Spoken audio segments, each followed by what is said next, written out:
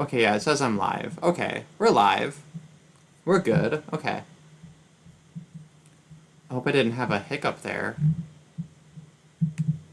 There's a chance there was a copyright issue because, I don't know if Alaska Thunderfuck cares I was playing that stupid song. I feel like no, but whatever. Anyway, did you guys hear about this? Lady G? So this was something, I guess it was Lindsey Graham has an alias called Lady G, because Lindsey Graham is a homosexual, a closet homosexual, who propositions gay prostitutes, and apparently that's the name that they're known by.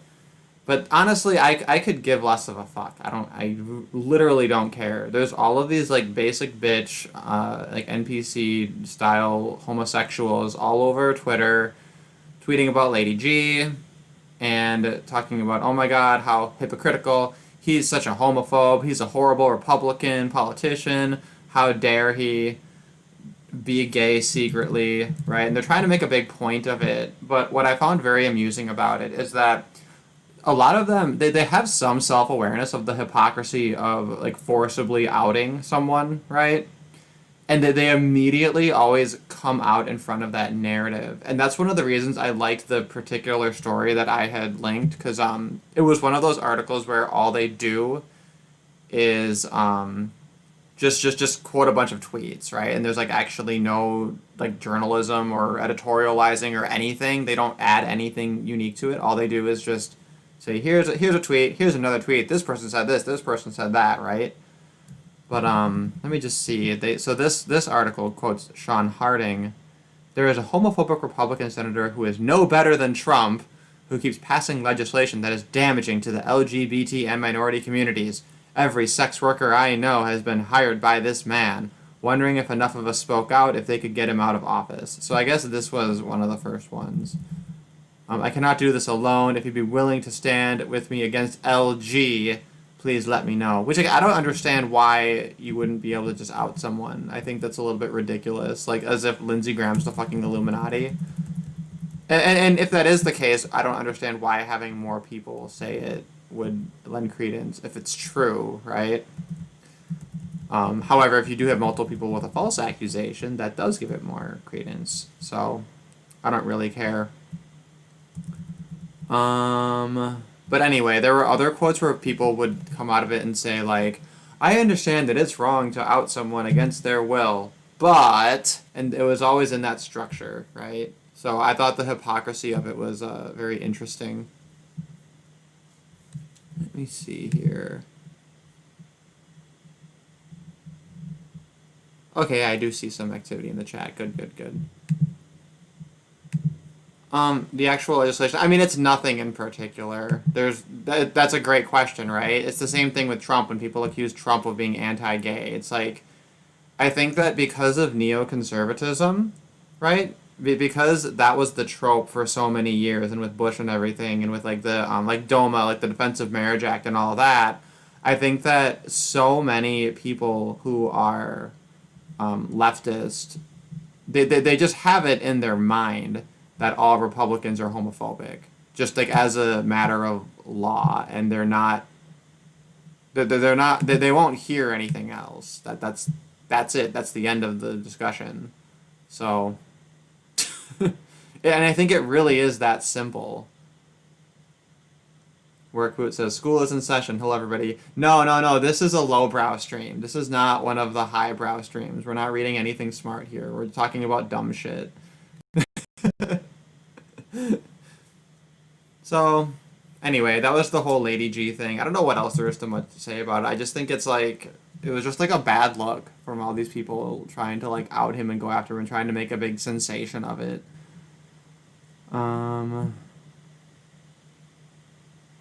Yeah, that was all. I just wanted to note that because I thought it was kind of... That's the kind of story that we would definitely have covered if we had been doing like gaytriarchy, right?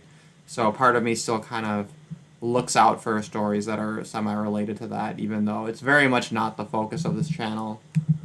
But hey, since it is Pride Month, right, we might as well talk about some things related to that. The other big news I think you guys heard about was this Supreme Court ruling regarding LGBTQ workers that are protected from job discrimination. This is one that I. Oh, it actually no, this is different. So the news. There's the one that I talked about or alluded to in my video where I made it about Shu on Head blocking me just to give it like a silly drama angle for fun.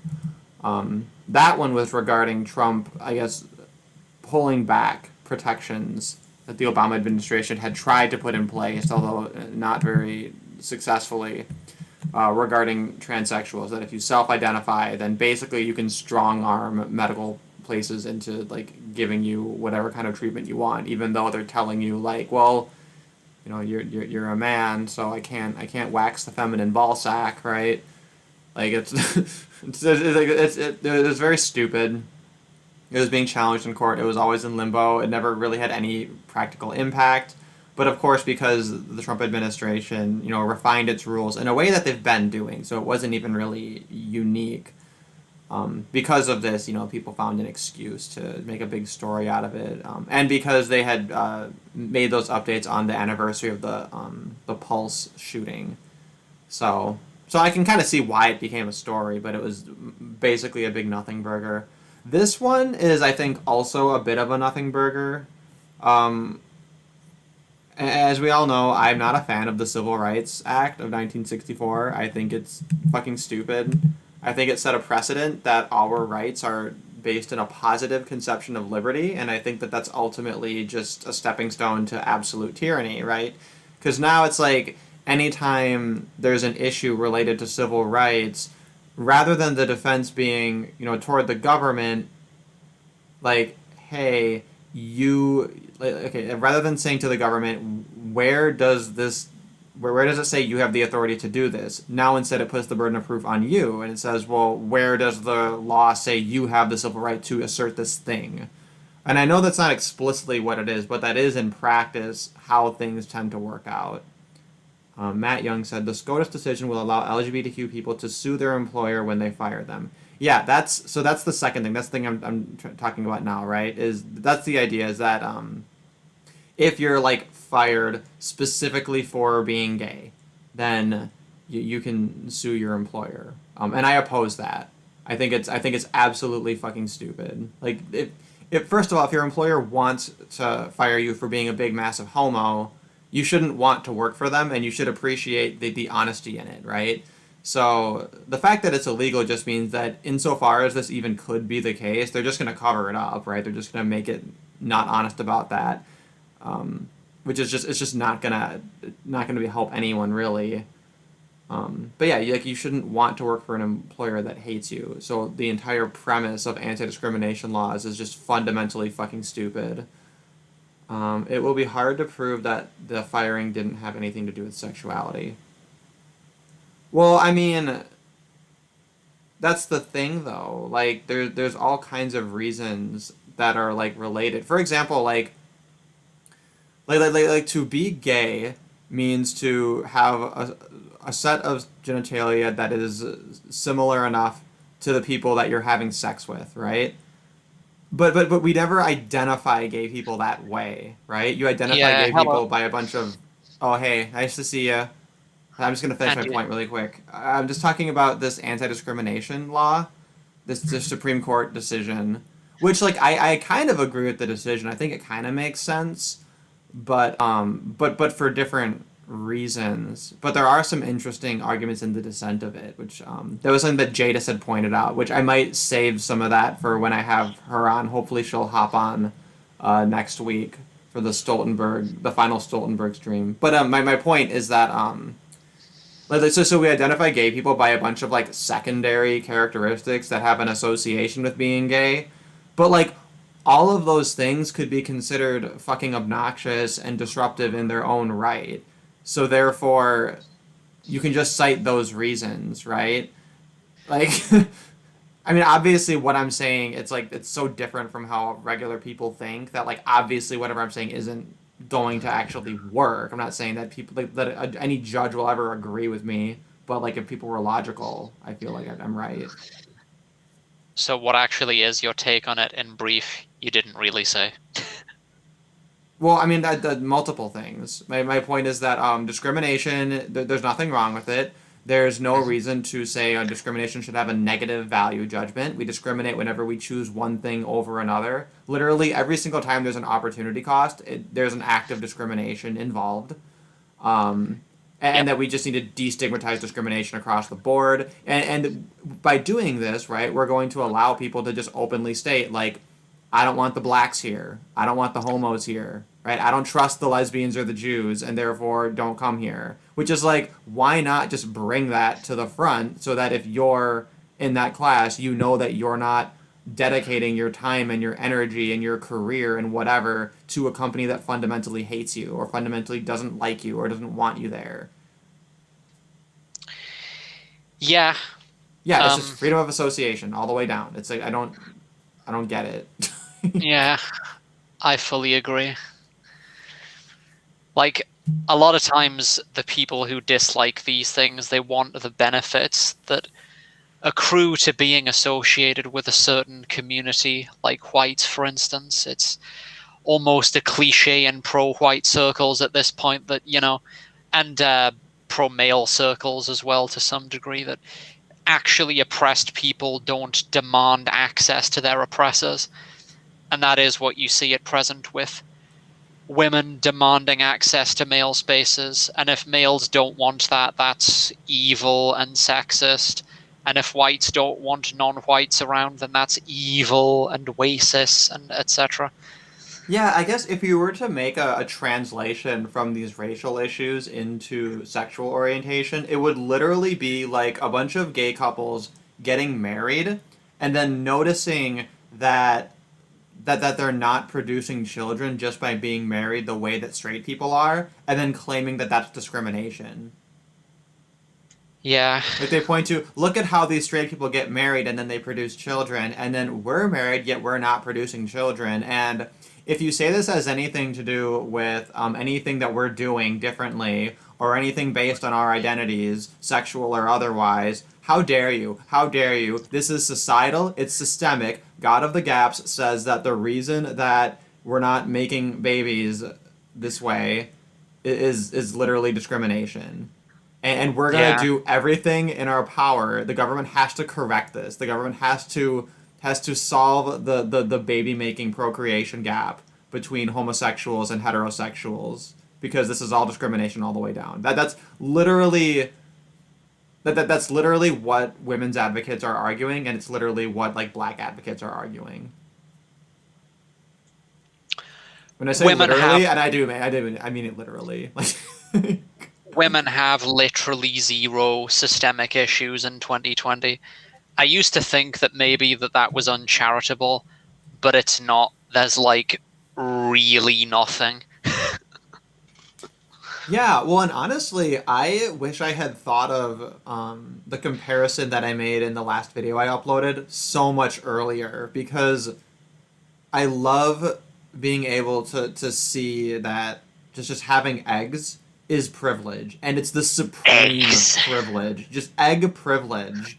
Okay? I will hear fuck all about any kind of privilege. I don't care if it's male privilege, white privilege, straight privilege, cis privilege. I don't care if it's literally like the privilege of having four functioning fucking limbs. We need to talk about egg privilege. That's the first Except privilege. it's even more crazy than that, because sometimes, like, even infertile women, like women whose eggs aren't working, have all kinds of advantages over males. And like, even if you look, just being a male to female transsexual, for instance, you'll get all sorts of people will still treat you differently. So it's not even that you have to have eggs; you just have to look as if you have eggs. Yeah, It's amazing. the eggs is just that's just the outer shell of a much deeper thing. It's even like eggs give you so much privilege that the perception of potentially having eggs, even if you have none, or the perception of at one time having had eggs. Yeah, Like it's literally like it's amazing, isn't it? having had money. It would be like if you dress up in a three-piece suit that gives you all the privilege of actually being wealthy. To some extent. And that's the thing too, Yeah. is I put it strictly just in terms of like wealth, which is like that's not even like there's all kinds of other benefits too. And that actually is, that's a good analogy, because if you wear like an expensive suit, you know, even if you didn't buy it, let's say your rich friend bought it for you, people probably will treat you like a bit differently, because they'll look at you as though you have wealth, but it's nowhere near as strong as like the reproductive advantage of just looking as though you have eggs. Yeah. Yeah, well, and then Like the it's, other thing yeah. too is even if you actually have the wealth, there's still this kind of social distinction between old money and new money, right? So even if you want access to all of the prestige and the privilege related to being super wealthy, like not only do you have to have the wealth, but you have to like have it and be enculturated in it, often over like at least a couple of generations. So it's like it's like the opposite effect, right? Where like any trace of a potential of an egg being there works, even if it's not actually even there or there yet, or if it just was there. Whereas with wealth, it has to not only be there, but like be there consistently over time long enough before you start to see the benefits. So like really it is like eggs are the supreme privilege. Yeah. It was funny, those two exchanges we got into on Twitter a couple of hours ago, wasn't it? That was fun, actually. Like, I should start backing you up in Twitter arguments more. It was fun. Yeah, okay, so I get that.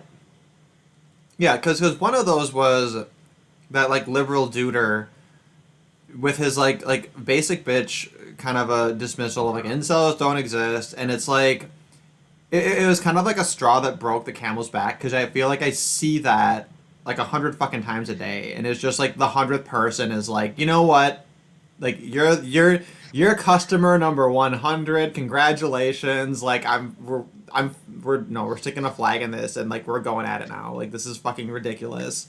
Because I don't know why it bothers me so much because it really doesn't matter that much, right? Like the only way it matters to an incel is like incels just need to be allowed to have their space, and like I think that most of them they don't necessarily care that people think they're losers or whatever, right? It's that it's like actively okay to shut down their spaces and to hate them and to call them all terrorists, right? And like this guy wasn't doing that. He was just like saying they don't exist, which is like Well, it's erasure is that, and nothing. also that this is like a problem of modernity to a large extent that was nowhere near as bad in the past.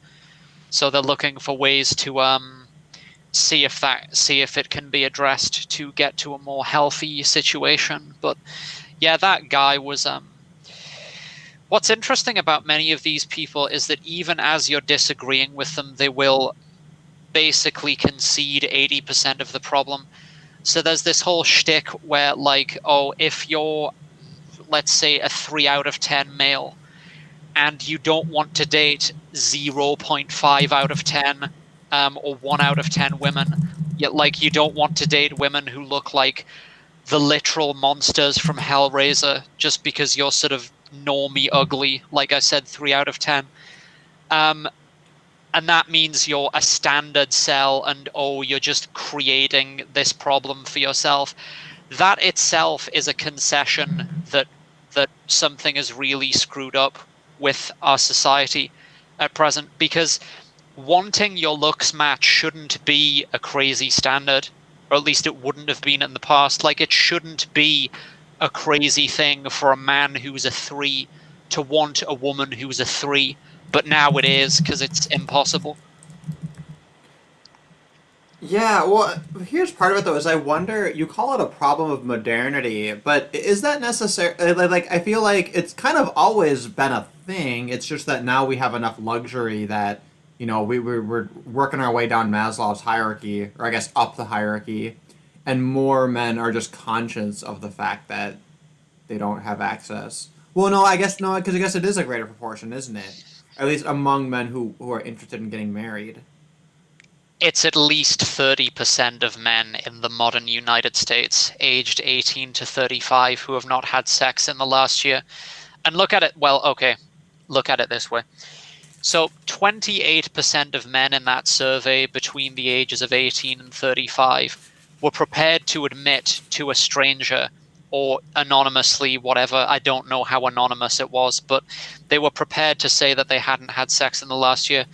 And 50% of Americans, and this was a separate study, not broken down by sex, which was annoying, encompassing the same age bracket, said that they were single, which makes sense because that's an easier thing to admit to, just being single.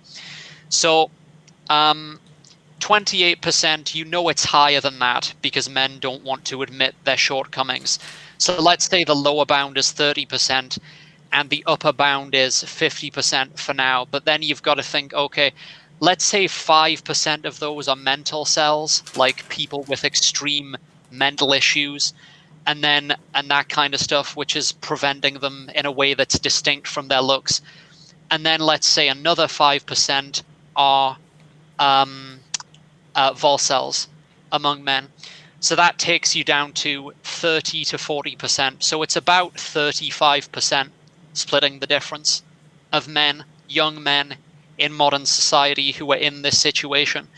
If you look at marriage rates in Victorian England, and I've got sources for this, it was like 10% in most places that I looked at, approximately 5 to 10% of men who never married. So yeah, it's a lot worse now, like at least 3 times worse.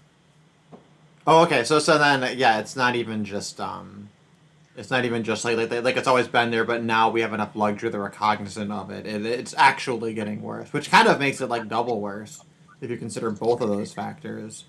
Well, and the other thing too is that so part of it is the problem of like we use the term incel, right? Involuntary celibate, and it does create an opening for people to then say, well, in theory, you can just you can look smacks and you can go to the gym and you can do this and you can do that and you can I don't know, like take bones out of your elbows and stick them in your knees so that you're taller by a couple of centimeters and that matters or whatever, right?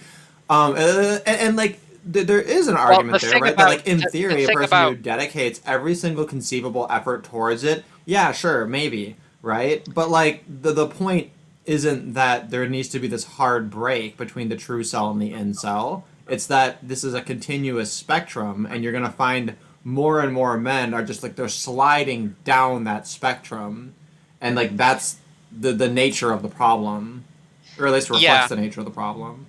I mean that's sorry, what was I gonna say? Um, oh god, I'm struggling to remember it now. Um, hang on. Well, I mean, a significant portion of men who are in sort of the normie the normie range in that like 4 to 6 range. A lot of them are basically these near cell types, like the average guy. That's the guy who's in the position of like just beta bucks a 50-year-old bro, or just move to the Philippines and completely upend your entire life, that kind of thing. And yeah, and it does change by the year as well. Like Face and LMS was able to beta bucks a single mum 10 years ago, and now he's not. Now he's getting nothing. I think he said he used some sort of program to excuse me, swipe right on, I think it was 19,000 women on Tinder, That's ridiculous. So it just like and loads he automatically, got, just does them all. yeah, and he got nothing. So yeah, it's fully over for him. Oh yeah, and I remembered what I was gonna say. God, he must be Those, really ugly because he's smart and and he's funny and has a very nice voice. And yeah, you'd think some women like assuming he really is as ugly as he says, they'd be willing to I don't know stick a bag over it or whatever. But I guess women aren't men. That's the issue. yeah, Didn't you like say he was gonna have a gay arc? Maybe he needs to call me. um, no, that's someone else. His image is actually, I'll send it to you. This is him. See, I'm gonna predict before I even look at it that I think he's kind of cute because I have like weird standards. Okay, go on. Let me see. Why is it not loading? It's taking forever. My computer is like reluctant. Oh, he's black. No, Yeah. I'm actually surprised he's black. He doesn't sound black at all. I think he does. I don't know. For a black guy, he seems okay. His nose is kind of funny, but that's it. Yeah, but he could give you like a really detailed breakdown of all the things that are wrong with his face. Well, Like yeah, but according that's to no him. way to sell it. Maybe he needs to just flip it. Maybe he needs to say, well, here's all the good measurements of how my face is. I don't know. Mm. I'm actually surprised. I was expecting something a little bit more creature feature. I don't think he doesn't look bad. Yeah, that's what I thought, but Yeah, I'm kind of apparently surprised. it's Or, over or, for him. or like the other one you sent me, who is the head of some big board, who is what a cute cell. He was very pretty. Oh, Nadjit. Yeah, he's Yeah, the he's extremely pretty. Like I don't. his problem isn't his face though, it's his height. He's 5'2". Oh, I see. So like Well, you know what I at learned that recently though. height at that height at that height your face doesn't even matter. It's just like over. Hmm. Yeah. I remember though there was like a viral Twitter thread of this very tall woman with her very her handsome short Ching Chong Chad husband, right? And it was this whole thing Chang. that's like Chang, that's the term for an Asian Chad. oh, that's the term. I like Ching Chong Chad.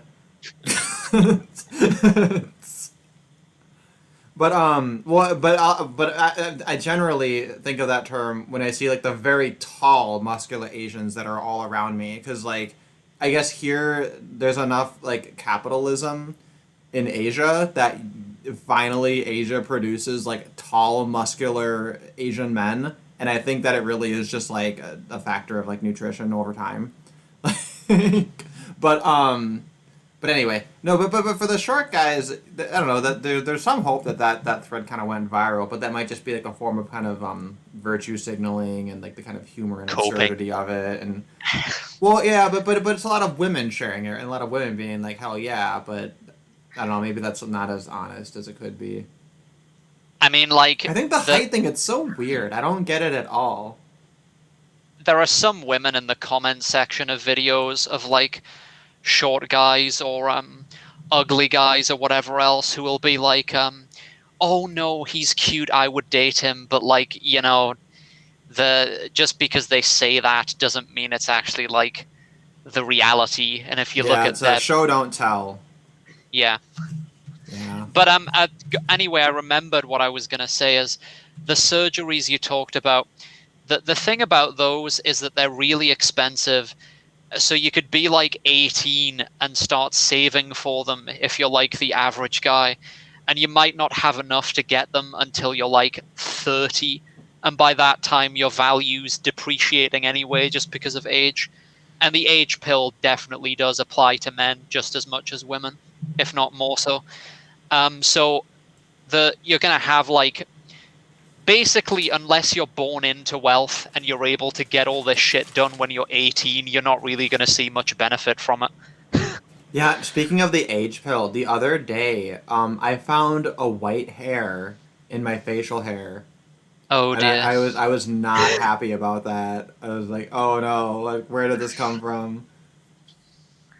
Brutal. That Yeah. is brutal. I think I don't know. Am I too young for that? I'm not sure when you're supposed to have that. I think some people have it. Where I see a lot of people though who are much younger than me who start to have like the occasional white hair here and there. So I don't know. I had some when I was really young, like as a teenager. I had like one or two, but that was because of like a stress-related illness was causing me to like sprout gray hairs. It was really weird. Yeah. You know, I also had like the last couple of weeks I had like really bad skin, which has cleared up. So I think that I just had like a little bit of this like mental stress over the past couple of weeks a little bit. So I'm just gonna chalk it up to that and just use that to cope and move on. But It is. Yeah, that is a great word, isn't it?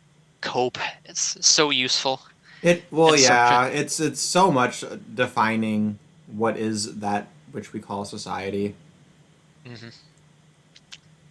But also though, one thing about weaves, like because I've been trying to educate myself a little bit over the last few days so that I know what to talk about on the weave stream, and I still have no fucking idea what direction this is going to take.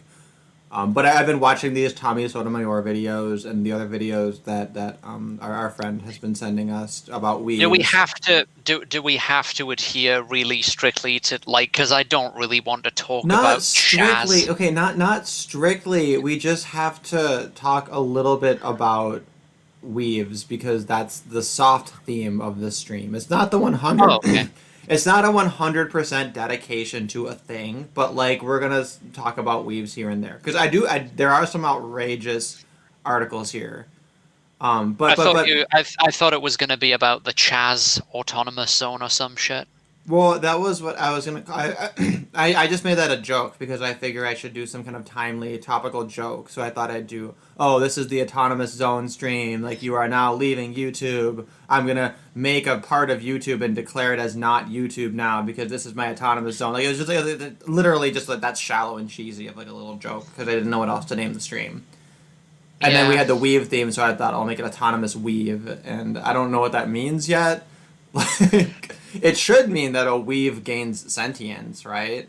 Like, which would be an amazing cartoon or movie or whatever. I would watch it. I'd watch a horror movie of it. But anyway, no. But I realized this. This is another avenue for radical men's rights activism.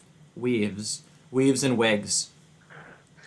Because I mean, you know where I'm going with this. Yeah. Men bald. And balding is a serious issue for men. And men, they try to replicate having their hair. They try to, if they can't, do the hair transplants or whatever, they try to mask it, they do whatever. And it does an amazing thing for them. It makes a huge difference. And I thought, well, fuck it. Why don't we normalize wigs and weaves and shit for men? Yeah.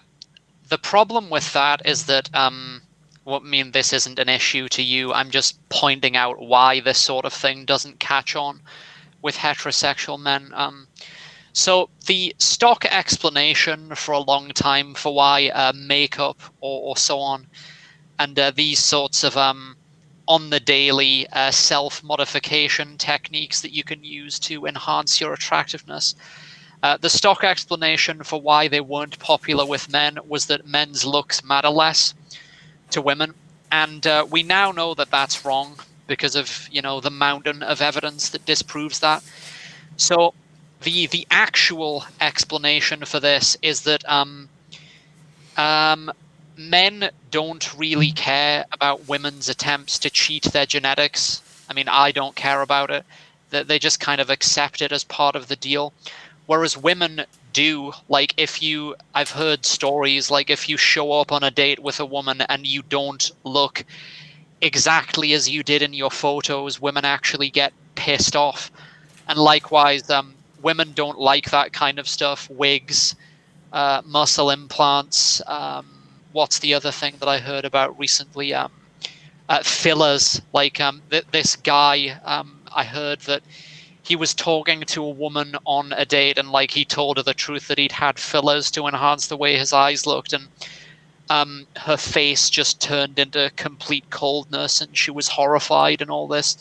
So like if you try to cheat your genetics in any way, women actually get pissed off. You're just supposed to, if you're a genetic failure, you're just supposed to accept that fact as a man, and that's why it's taboo for for men to wear makeup, with the sole exception being places where using tons of makeup is embedded in basically the celebrity culture, and is therefore like basically if you can meme wearing makeup into being a really high status thing, then women will accept it. I only know of one extant example of this, which is South Korea, and historically, I guess the French aristocracy and English aristocracy in the 18th century. But I yeah, guess maybe an exception is that you have there's an acceptance of like using makeup in movies or in theater, right?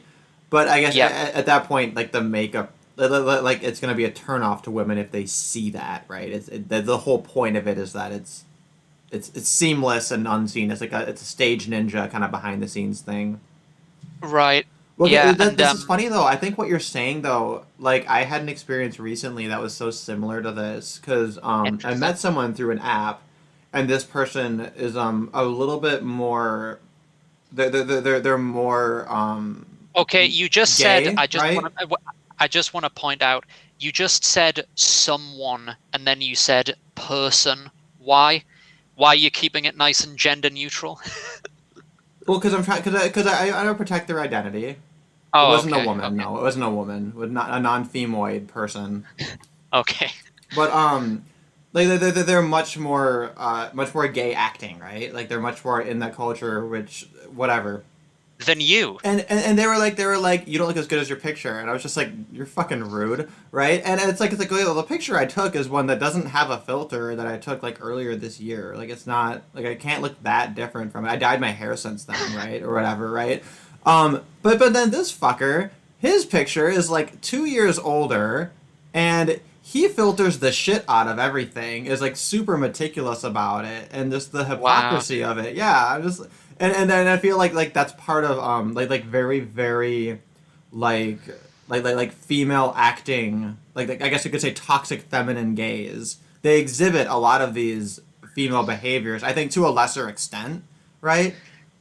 But Um, there's absolutely no sense of like irony in that, and I pointed that out. I was like, dude, like you're using this, and he's like, yeah, but I was thinner in these pictures, and I'm like, that's the fucking point, like, which yeah, is like, well, yeah, because I I wasn't gonna make a fucking issue of it. I think Prince of Queens said this, and also my mother, actually, interestingly, that there are certain gay men who will just calc or like copy all of the the most tedious aspects of female behavior, basically, and make that their identity. Which I guess is kind of what you're talking about. Maybe, yeah, but I wonder how much of it is actually kind of genuine. Like they're genuinely acting like women. Obviously, it's going to be expressed in slightly different ways, but like the exaggerated form of all of like female vices and flaws is going to be in drag queens. Which I sent you a message about this because I had an epiphany earlier today. Because I've been watching RuPaul's Drag Race a lot because I just like sometimes want like very very like low IQ entertainment to just like fade out to a little bit. And I've been listening to all their like pop albums, and I dropped like 20 fucking IQ points over the last 2 weeks, just like That delving into this drag shit. But like I realized I was like, oh my god, when all the turfs and people complain about drag being blackface for women, they're 1000% correct, and blackface is amazing. Blackface is our highest virtue. We need blackface for everything because it puts a mirror to all of the most like absurd toxicities of a given culture. And I want to believe that because we have such a thing as men basically mocking women and mocking all of their excesses and everything that's dumb about them through drag, that at least some percentage of women look at that and they kind of have to laugh at it, like, oh ha ha ha, I'm in on the joke. I'm not like that crazy. Like, oh my nails aren't 6 inches long, they're only 2.5 inches long, ha ha ha. But like had we stigmatized drag to the extent that we stigmatize blackface, then like women would like literally be drag queens, and it would be an absolute fucking hellscape. Well, it's also just really sad and pathetic that there are so many women who are willing to like claim these cosmetic immaterial things as like the the main locus of their identity. Like there's this oh god, what's her name? Like the black American woman who looks like a transsexual. Wendy something. Has like a talk show in America. Wendy Oh, Wendy, Williams, the is that Wendy her? Williams show. Yeah, yeah. Yeah. That you. I I remember love how you just described her as looking like a man. Really? I don't think that's her thing. She's yeah, basically she's a B version of Oprah, right? She's like Oprah but shittier, and I guess a little bit thinner. yeah, but like she had this thing where she talked about how the an episode of her show wherein she talked about how aggrieved she was about men impersonating aspects of female identity. I don't know if she was talking about male to female transsexuals or this kind of thing. And and she said wearing dresses, wearing heels, wearing makeup, and this kind of thing. And she had a whole shtick about gay men. She said, "I don't care if you're gay, blah blah blah. You shouldn't be doing this." Words to that effect, because you're appropriating femininity, female identity. These are things that should belong to women, is essentially what I said. And I just thought that was such a pathetically pampered bourgeois attitude. I don't know if I've talked about this before, but like the word bourgeois is associated with female French aristocracy at the time that they became corrupt.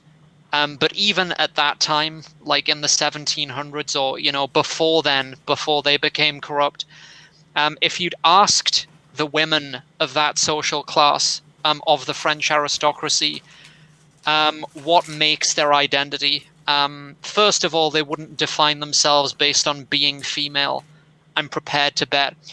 And they would say, oh, some aristocratic bullshit. I attend these events and I perform these social functions and I define myself in relation to my nation and to my people and my husband and my children and this kind of thing.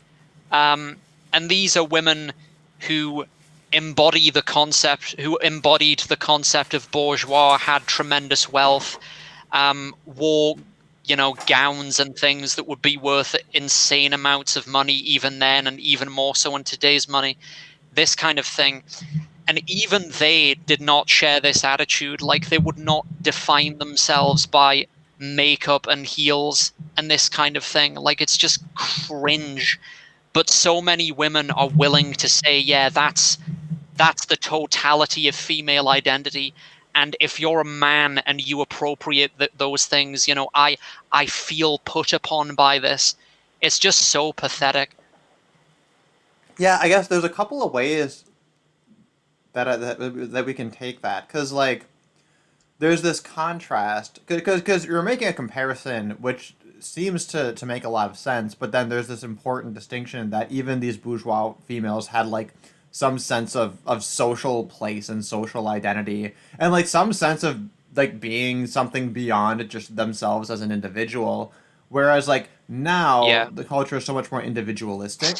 So it's like they've taken all of the most like vapid and shallow imitations of that culture, right? But now it's just like literally all about me. And now when you look at I remember when I was looking into makeup, right? So many women, they have like a psychological problem, right? They have like a cluster B, they have anxiety, they have something, and then and then they use makeup as like a way to cope, because like they feel they have a self-esteem issue, and it like helps them through it, right? And like that's now more so the culture of makeup, is it's like a drug they become dependent on, right? And then like they need to use this makeup and they need to use these things and use this fashion in order to feel good about themselves, as opposed to it being like, oh, I'm gonna go to this party, do this thing, support this charity, and I need to look and act a certain way and reflect these certain things and whatever, or having the wealth Right. reflects that my husband is taking care of us and fulfilling his duties or whatever. Um, so I think that's part of the expression too, right? Is that like the culture, as it became more individualistic, it also became like more like neurotic or something. So I don't know. I don't know exactly where to go with that, but I just like that was one thing I noticed, is like that's part of the contrast. There is kind of a there is kind of like a vainness and a shallowness to individualism, if a person doesn't have any like sense of direction or any goal in their own life. Because like obviously if it's more of a social thing, you're kind of given like a packaged deal of like, here's what you can do and how you can be valuable. But then the other way, I'm trying to think, what was the other direction?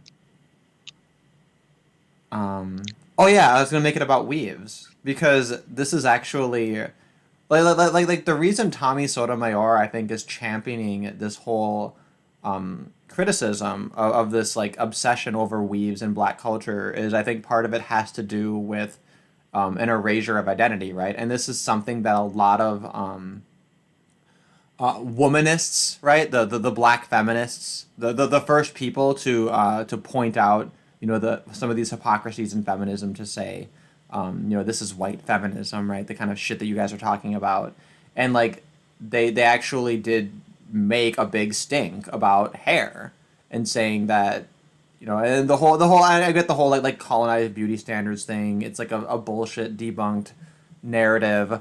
But there is something too, I think, this idea that, people are using like fake hair and replacing their natural hair as kind of one of the more extreme like forms of like makeup and of defining oneself through like this cosmetic arsenal. Yeah.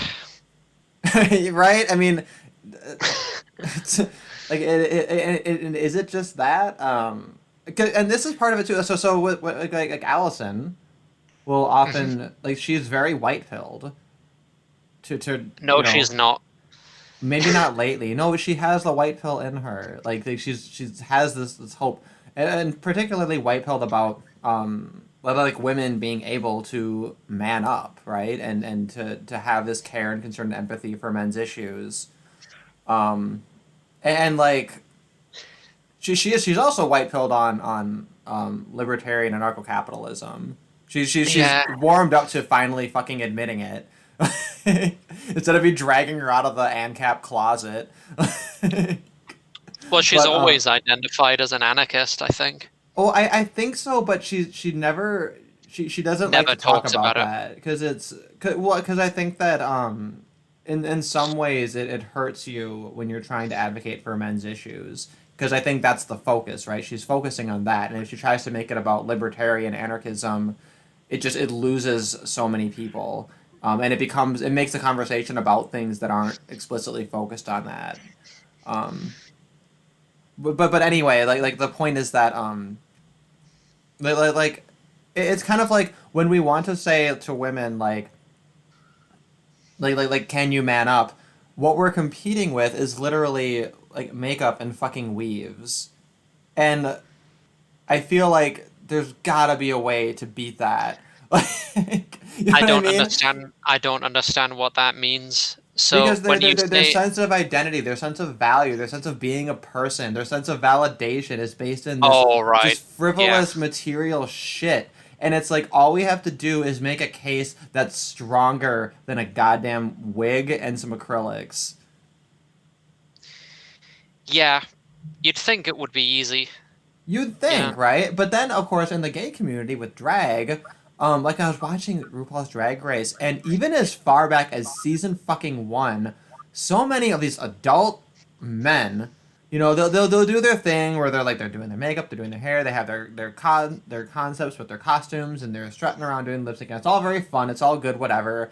But then they'll have these like emotional asides where it's like, I just want to be an inspiration to the children because I imagine like little gay boys need to see an empowered drag queen so that because if I had seen that I'd be so much better, and it's just like no, like no children should be exposed to this, and especially not the little gay boys. Like I'm sorry, like this is not for them. Like it, right? And then it's but like they're trying to make their sense of validation and identity based in this like superficial retarded noise, and it's almost I guess in the realm of drag it's because it's subversive, right? It's a subversive thing, it's an ironic thing, it's kind of a funny thing, and in that sense there's a political element to it, so I can kind of see like the male appeal from that angle, but ultimately it's a lot of superficial shit, it's skin deep, it's foundation deep, not even So you skin deep, right?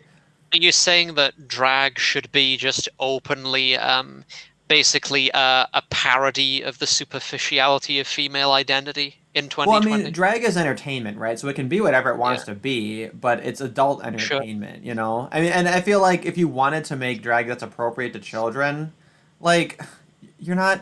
it's not gonna be drag anymore. It's gonna be the closest thing to drag that's child appropriate is the band Heavysaurus. And it's dinosaur Yeah. metal. It's a metal band, and they all dress up like dinosaurs. It's like Barney. It's like 5 different Barneys all playing their instruments, and they're actually good musicians and actually make great songs. Like they have a Or cover like, of When Johnny Comes Marching Home, and it's metal, and like their music is great. It has the Shrek effect, right? Of being like child appropriate to an extent. Shrek is a little spicy for children, but you know, but it has the Shrek effect of like it appeals to young kids, but also they package in something that's there for adults too. And like that yeah. would be the approach to drag is like you'd be a drag fucking dinosaur. You wouldn't be a drag like fucking satanic goat monster with a swinging fake dick up your ass or whatever and like it's all bedazzled and shit and then you're gonna like, oh, but I'm reading a fucking book in a library, therefore this is child appropriate, right? It's like I mean, sometimes it depends how they're dressed. Sometimes they just look kind of like pantomime characters, which I guess is kid friendly, but yeah, I take your point generally. Yeah, Oh, by another the thing too way, is like I'm like if people want to be all gender fluid, they want to challenge gendered roles and gender norms, like that's all good and fine. But there's mhm, there's a whole wide world of voluntary, non-abusive ways to do that. yeah. By the way, I found another photograph of Najid. He is an interesting specimen. I'll just send it to you.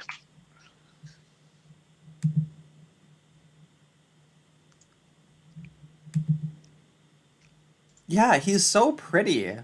I don't. Yeah, He's just he too really short. is. He's He just a short cell. he really is a bizarre specimen. Like it's so tragic that he's that height. It's You know? yeah.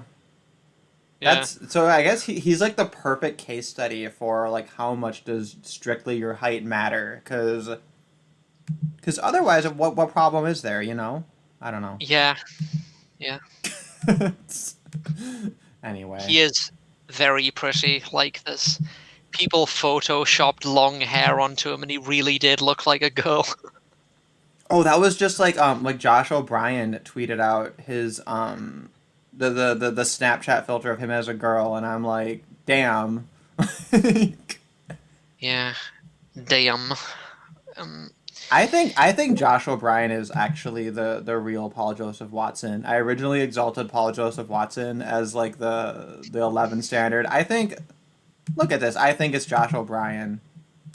So it was like he did you his think like before and after with the Chad filter, and I'm like, he looks better before being Chadized. you Obviously, think Paul Watson's women handsome? fucking disagree because women have like the worst taste. Yeah. What were you asking? If you think Paul J. Watson's handsome. Why is that a question? Of course I do. Yeah. Yeah. He looks less attractive when he has like the crazy like long hair that he used to have, but he got rid of that quick enough. I like long hair generally speaking, but yeah, it definitely doesn't work for everyone. I want to like long hair because of what it represents. It's like free and more natural, and I Yeah. see short hair as like a symbol of being a fucking slave. But I just have like an undeniable attraction. I just noticed this fucking before and after. It fucking like added hair to make it look like he has like a widow's peak. I think that's really funny. Wow, that's brutal.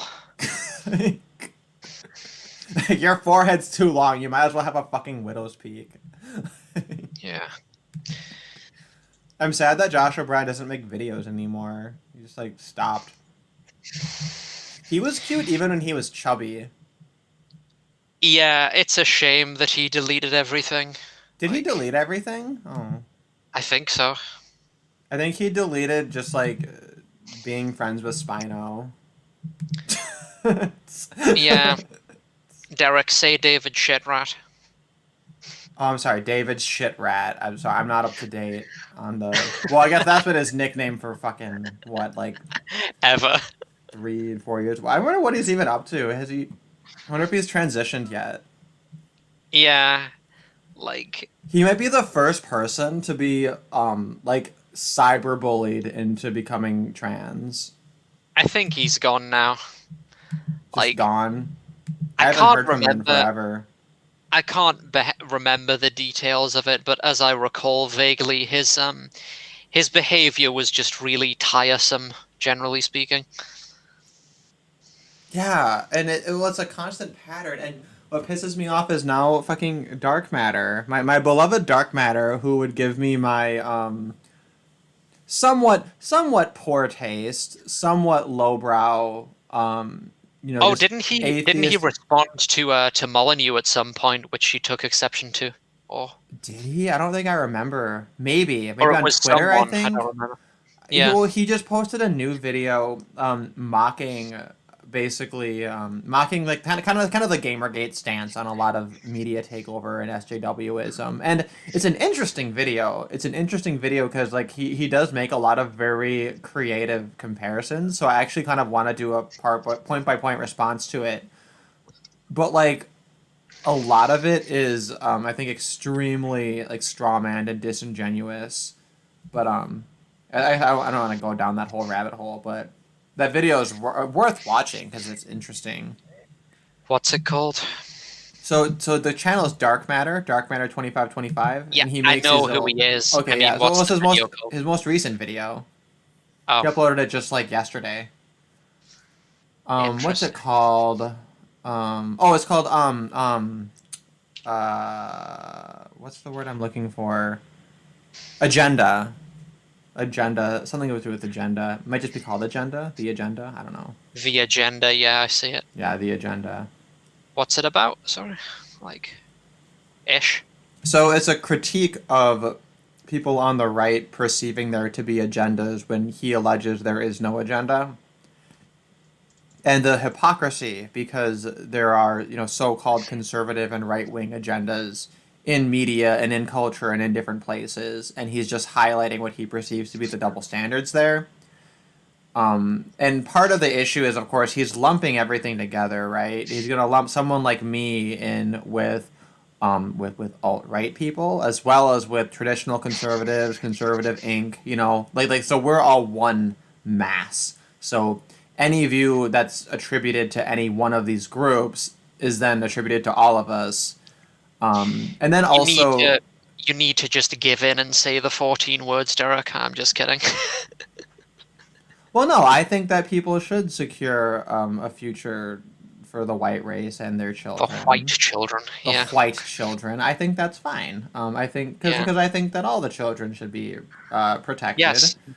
Yeah. No, I don't necessarily think that every particular ethnogenesis is like a thing to just be like cherished or whatever. Like I don't really have a particular problem with like race mixing or anything.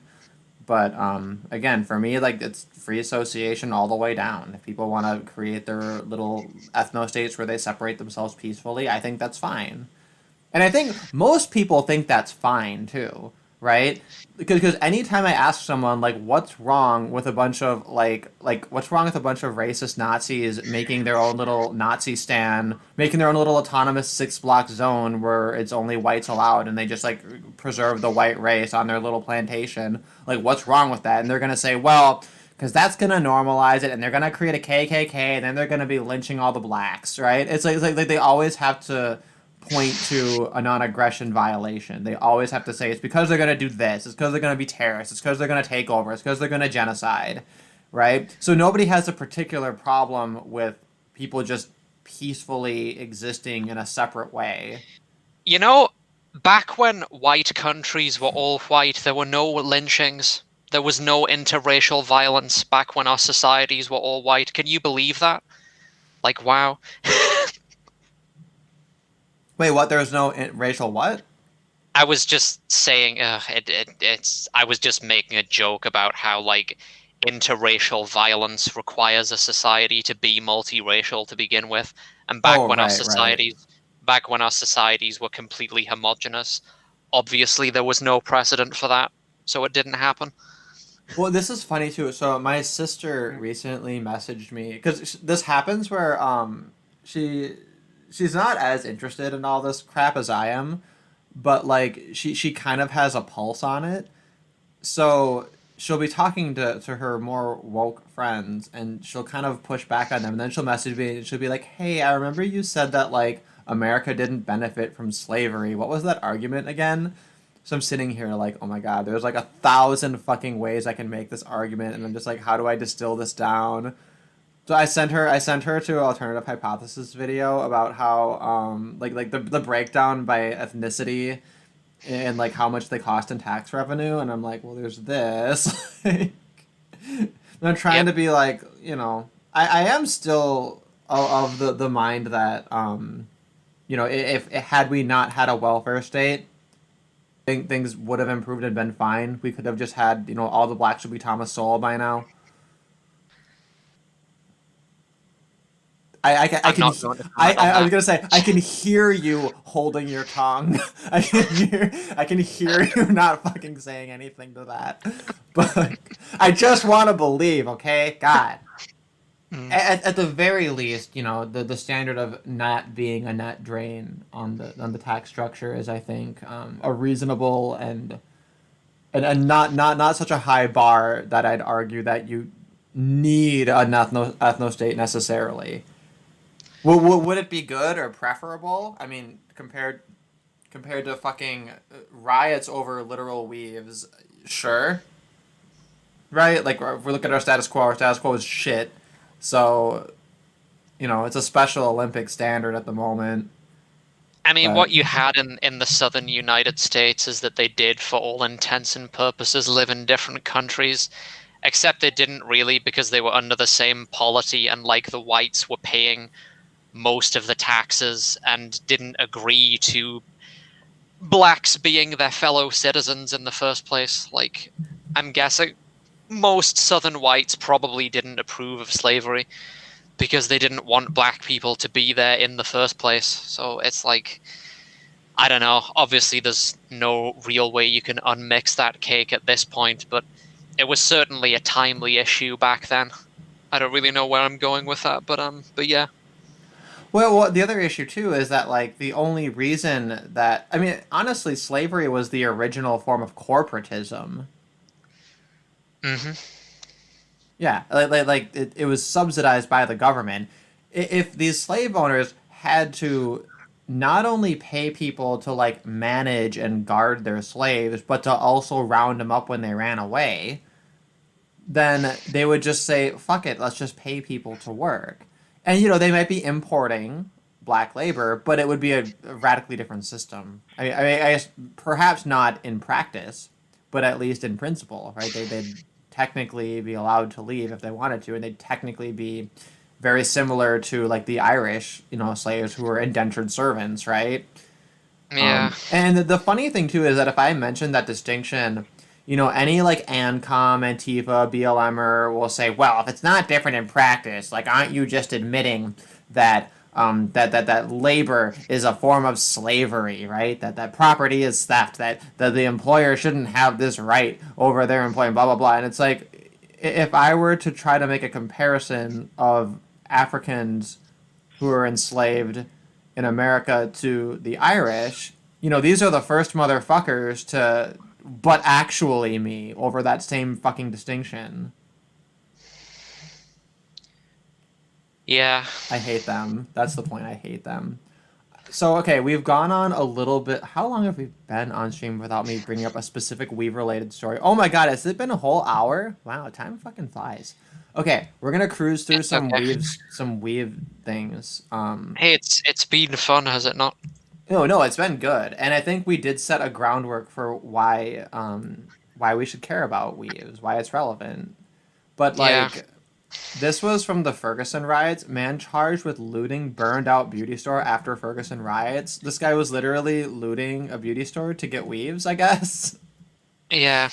If you don't mind, I'm going to go and piss, and I'll be right back. Oh, I thought you said pace at first. Just like pacing around. Let's see. The latest charge was filed. Actually, since you're hopping off, I'm gonna play one of these Tommy Sotomayor clips. Oh man, I had this shit. Man, I had this shit all like loaded up, and now it needs to reload because I have too many tabs open.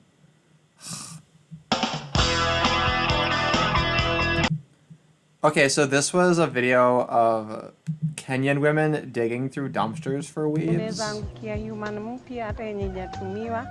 Maybe mtu alibaya akaona imembo hiyo kala akatupa. Sasa hiyo maybe au vijana wanaweza nusia so mbili na mimi naweza. I like the sound of her language. It's very ethnic-y.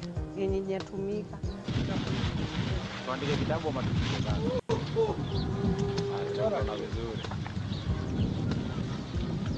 Black women are disgusting. Yeah, Oh my God. Zinatumiwa kutengeneza kofia. Oh my God. Na hawa mama ushona na mashini, lakini hizi ziko ready kushuka. Juu zitafuliwa na zirudi mpya juu ya texture yake. Na saa zenye ni mingi pia zina boosting mtu kwa life juu ndio kazi niko nayo. This one can be recycled and plated because it's human like type hair. This like this one is a because it's matte. Yo, they are digging through trash for hair. But you know what those hoes won't go dig for? Gold, silver, palladium, platinum, diamonds, none of that. The Jews had to go out there and force them to work for that stuff. They didn't know what was important or what was impressive or what was worth a damn in their own damn communities. They bring up none of the natural resources, none of the oil, none of the minerals. But you're in a trash can digging for hair so you can sell it or use it. For those who don't know what they're watching, these are Kenyan women who are going through the dump, recycling hair extensions. Thank you, Chastity, for sending me this. This is nuts. Look at all I'm getting their hair. Oh no! Oh no!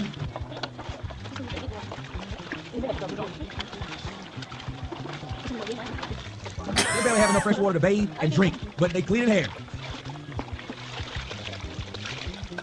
Jesus Christ. Hata tukichapa hizo za dump site, so zikagua hizo take, na zikaguanga zile ziko at least poa, tunaosha, and then tunazitrim venye nisema white, tunazitrim, ndio. I just heard a very weird noise. Are you still alive? I was just watching that fucking... There was a video of a bunch of Kenyan women going through like a landfill to find weaves. They're digging through piles of trash and finding weaves and then taking bags full of weaves back, and then they put it in bowls of water and wash it with soap and just kind of like rinse it out a little, and then they to use it or sell it. And it's a fucking Tommy Sotomayor. He's like, man, these fuckers got oil, they got gold, they got silver, they got platinum, and like they didn't get any of that shit till the Jews told them to, right? But then, because they're out here fucking getting hair out of the fucking dumpster for their weaves. They don't have water to drink, but they have water to wash their fucking dumpster weaves with. This is amazing. Yeah, in Africa, is this, like... You said Kenyan or something? Yeah, in Africa. Interesting. Yeah. Kenya used to belong to Britain. Would be interesting to see what it looks like nowadays. Yeah. Yeah, why did Kenya turn into Hong Kong? Indeed. But yeah, so okay, I had another. Okay, so that was there was the Ferguson thing. There's not much to comment on the Ferguson thing. It's just like Duder fucking looting the weaves. But let me see here. But there was what was I looking for? Oh, this is the gelato story. That's for later. No, that's this one. I think we don't need. It's a Chaz story. What am I looking for? It was having to do with. Let's see. Whitehead is charged with second-degree burglary and misdemeanor theft. His bail was set at $10,000. Okay, I don't really care about this. He lives in St. Louis. Anyway. No, but the other story was about a woman fucking murdering people for weaves. Where is it? Weaves. I read a novel by Clive Barker called Weave World some years ago when I was a wee lad teenager. It was a lovely book, filled with like graphic sex and violence, which was great. I vividly remember some of the funniest lines from it, and it was a depiction of an idyllic, ethnically homogenous Britain with a sense of community and cohesion and purpose, and it was just lovely. And it concerned the excursions of a man from Liverpool sort of ducking back and forth between some kind of alternate dimension that he entered through the countryside, like this portal to another dimension. I'm severely glossing over some of the details. And Wait, was it like a literal portal? Like this was like magical realism? yes, yeah, that's exactly the genre, actually. Yeah, Oh, like okay. urban fantasy kind of a thing. And it was like an action adventure story where he would go back and forth between this alternate dimension and Britain. And it ended with him falling in love with the female protagonist and then going to live with her in Weave World. And that was the name of the alternate reality, was Weave World. Yeah, it was great. But it wasn't about weaves, it was just called that. Yeah, I can't even remember why. Because it was woven or something. Yeah, something like that. There's probably some like subtle textual reasoning that's like meta. Yes. Yeah. Yeah, like weaving alternate worlds or something. That's Yeah. the kind of shit I hate about books. Like, Yeah. like I don't want to fucking read it. And the characters all talked like, especially the lead male and female, they talked like philosophers in a Socratic discourse, and like had these weird waffly conversations about the nature of reality and sex and like the human condition and all that stuff, which obviously, like, as a 14-year-old, I just loved that. Yeah, you know, there's a place for that kind of stuff. Well, shit, I feel like that's a little bit of what we do on the channel. We bring fucking queer weirdos on here to talk about their fucking competing theocracies and shit. Yeah.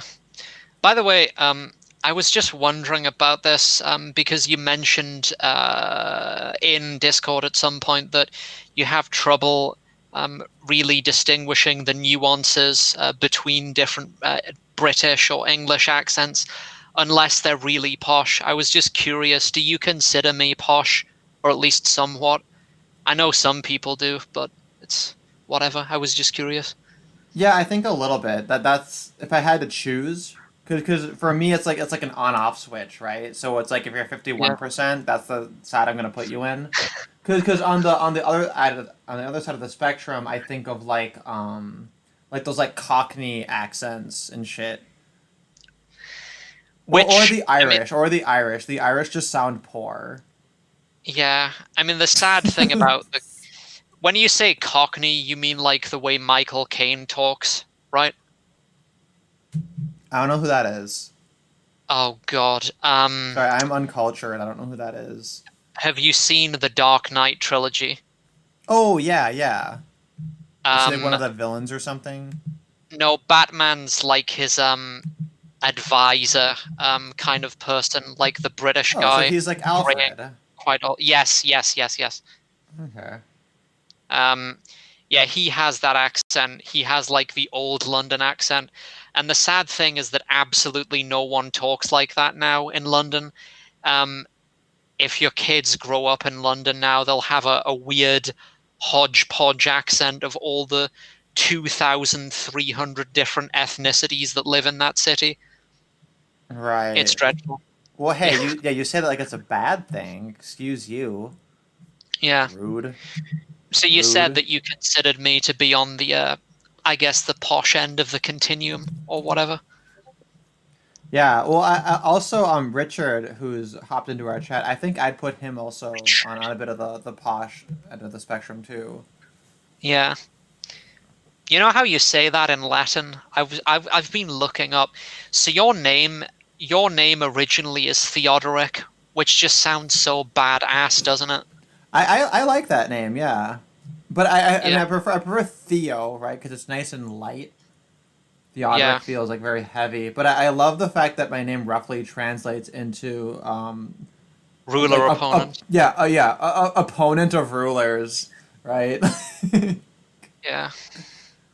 The other, Yeah, because that's the second funny observation regarding me being ANCAP. Because the first one is that they say when people talk about government, they're actually talking about their fathers.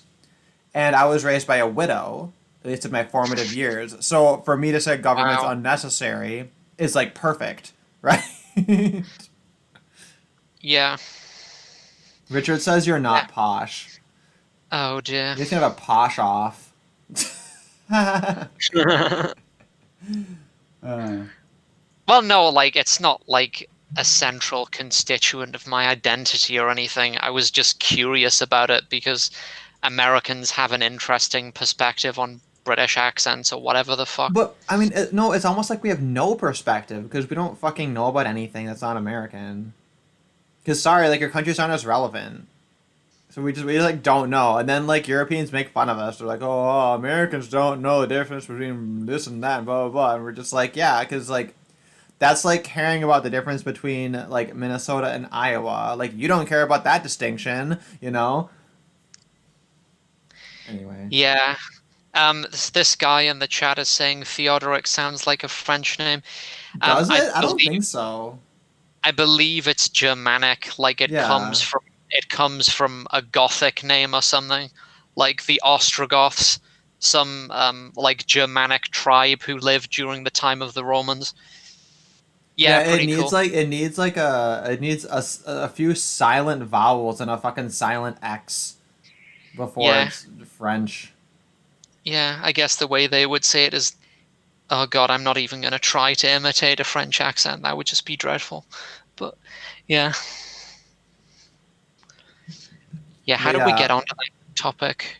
It was just a thing that was brought up, which is fine. So I don't know if you're looking at the stream now, but I have this photo up here from this news story, which this is from 2017, so it's kind of old. But this is woman accused of triple murder over hair weaves. And if you just look at her, this just fucking cold, dead-eyed stare. It's fucking terrifying. I look at this person in her face, in her fucking cold, dead eyes, and I fucking believe this bitch will literally murder me over a weave. She will murder me to scalp me and take my mullet to wear it because she wants it that day. Like, I 1000% believe that. Like, indeed. Hi, Fleegan. Hello. Hey, nice to have you. There for the chilling. Is it the 1,000 weaves there? Yeah, right? Jesus. But no, so she murdered a couple and their baby to get a weave. My god. Right? It's the most outrageous fucking thing I've ever seen. Wait, Richard Orr says that happens a lot in the UK. You must be referring to something in the chat. I have no idea. This has to do with names. This isn't in the UK. I don't think people get murdered over weaves that often yet. Yet. We're working on it. It's so We're getting weird. there. I mean, it's horrible when someone murders someone for drugs, but at least you can understand that the person is fucking addicted and in pain if they don't get their fix. But are weaves drugs? I actually love that you brought up that comparison because I brought up that comparison earlier where I said it's almost as though cosmetics, makeup, acrylics, you know, it's almost as though it's a drug addiction. And for some people, you know, like you might be like a drug addict and then part of recovering from it is getting into this stuff because it's like a new drug, you know, which obviously it can be less harmful assuming you're not going to fucking murder someone over it. I just feel like this bitch should have gone to a fucking landfill, a fucking dumpster in Kenya and gotten her weave. That's like way less work than murdering people. Shit.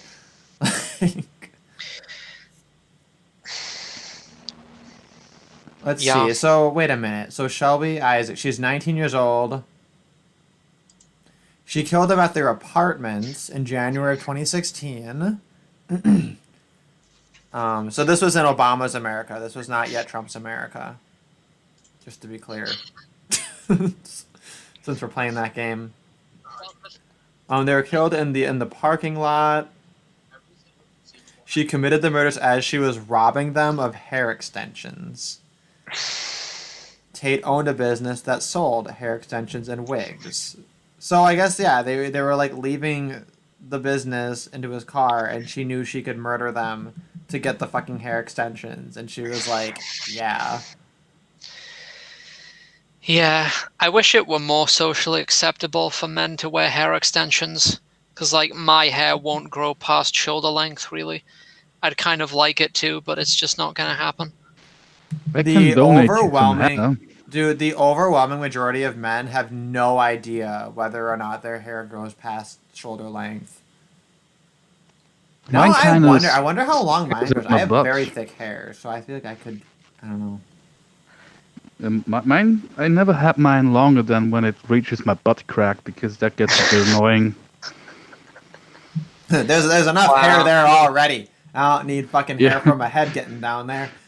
Yeah, I don't want a fucking turf war in my butt crack between the ass hair and the head hair. That's funny. You have a fucking ass crack hair ethno state of invading immigrant hair. I'll be right back. Shit, you can shave They off see your the- beard though, make into a weave. That was a good recommendation. We have fucking Jay Willie keeps talking about how he wants to make a weave out of the hair he shaves, and he cuts his hair and never hobbles together his hair to make the weave. Sorry, I'm what just his stuck problem on the mental image, like the sophisticated head hair comes down in the dark neighborhood down there, and then the ass hair is like, "What, you think you're better than me?" I was like, "What you up to, bitch?" Like, this is gentrification. God, now I actually would love to see a cartoon of like different hairs having personality that way. Man, I could pitch that to Netflix. That was like one of my favorite South Park jokes. This is one not everyone knows, but there's one that prominently featured Netflix, right? And it was like Netflix employees answer the phone, and their answer phrase is literally, "Thanks for calling Netflix. You're greenlit." Yeah, but this could actually be like probably not for kids, like an adult animated series about different kinds of hair. Like the dirty ones need to be raunchy and low class. But Oh, absolutely. principled. Oh my god! And then Like, you have there's gonna be one straight hair in those curly ass hairs, you know, like every once in a while there's Hello. a straight hair. Paulo says this cartoon would be considered racist. Well, yeah, it's gonna be funny. Of course, it's gonna be racist. Name a funny thing that's not racist. Name a non-funny thing that's not racist. I hear that the BBC reinstated the Karen hair Mr. episode. Hilter episode. Ooh, that's good. This would be a series that, like, I think would need maybe 6 episodes, right? It'd be a little mini series. Because I feel like once it goes on to, like, a second season, it's going to be, like, a little much, you know? But No, it's like with Faulty Towers. You can only make so many episodes that are good, and that's its own piece of art, and it's okay if that's the end. yeah, exactly. Just, like, kind of let things live. Like, I think Buffy did that well, right? Buffy lived exactly as long as it needed to, which was a long time, but it's good. It had a nice, respectful sending off. They tried to ban an episode of Faulty Towers in Britain recently that... Yeah, the one with Mr. Hilter, right? Yeah, the one that implicated World War II. Apparently that was too impolitic to air, so they got rid of it. It was silly. I heard that the problem was that there was an older character, like an old dude in there, saying certain slurs, which are not acceptable. Racist. Yeah. And I'm like, it was in the episode, it was clear he only even used those words because he's such an old person from a different time. Yeah.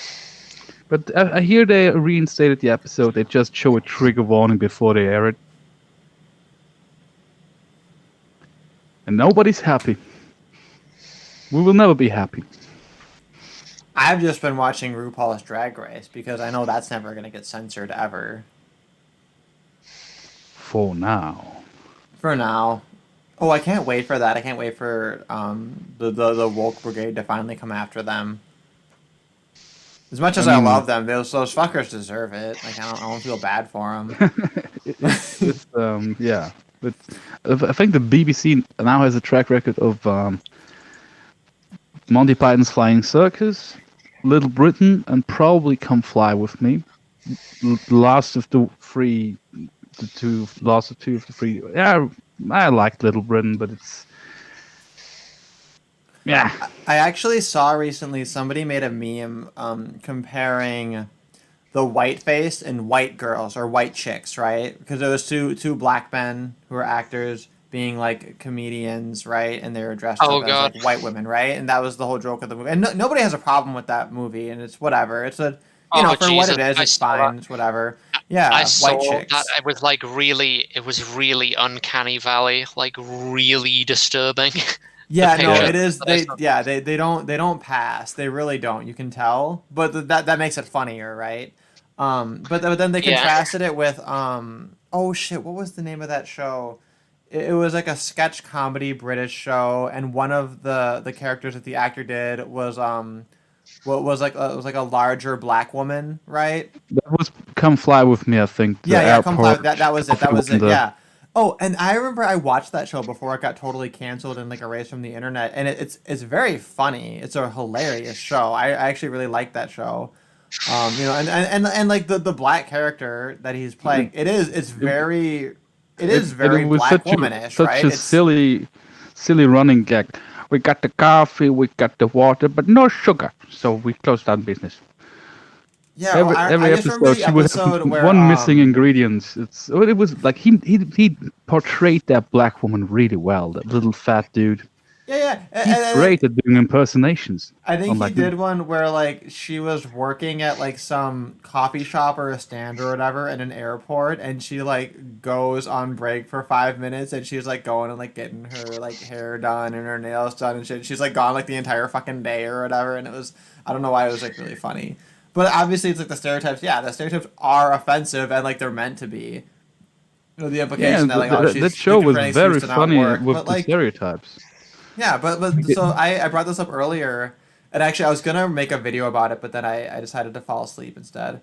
About drag as blackface for women, because it totally is, but that's a good thing. It's a good thing, and we need to bring blackface back, and we need to have every kind of face back, because comedians need to be empowered to like mock the vices of particular communities, and they should be allowed to do this in like a targeted either sexualized or racialized way, because that's the only way that like we can in a kind of lighthearted way kind of expose excesses of certain communities. And I think that ultimately it would result in communities just like having better behavior, because you know like there's some level of critique and scrutiny that's like, oh, like you're doing this thing, you're doing this stereotype, like don't indulge in it too much, you can do better, right?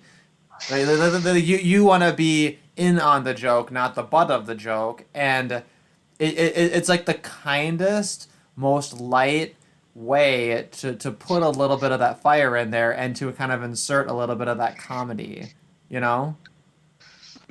Yeah, but I don't even know how people like the people who kowtow to the people who want to ban all of this. They probably don't have a sense of humor themselves, because no honest person could say, "Oh yeah, I saw that. I thought that was racist." Well, it is racist. My point is, it's racist and it's good and funny. Like I'm gonna take that stance. Not all racism, sexism is bad, but yeah, I get what you're saying though. That they couldn't. Yeah, if they got that it was funny, their takeaway wouldn't be, oh, this was like a horrible, oppressive, racist, awful thing. Yeah, also, I must apologize. I still have this coding in my head that I use the word racist as purely negative. Like, a racist thing must be a hateful thing. Whereas... Yeah, no, and me too. Yeah, I have that coding as well, definitely. I'm making an active effort to, like, really... push that envelope, right? Because I think we do need to stretch that Overton window and say, you know what, like, a little bit of racism, it's fine. It's like a little bit of sugar in your coffee, you know. Maybe it's not ideal, but it's not gonna kill you, and maybe it's part of a balanced fucking existence. Like, embrace it. Yeah, especially with shows like those. Like, they also had like the posh English, Scottish English, all the stereotypes of their own groups. Like, they made fun of every fucking stereotype. That's the whole joke. Yeah, and I always say more is more. That's my motto. More is more. If I had to get a tattoo at gunpoint, I would get that phrase tattooed somewhere on me.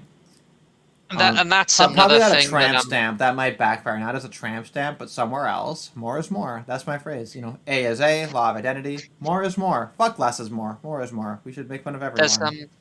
that just reminds me, like, there's so much diversity even within the native British people. Like, in the 1940s, before any diversity, I guess, came to our country, like, the indigenes of different areas of the British Isles effectively spoke different languages.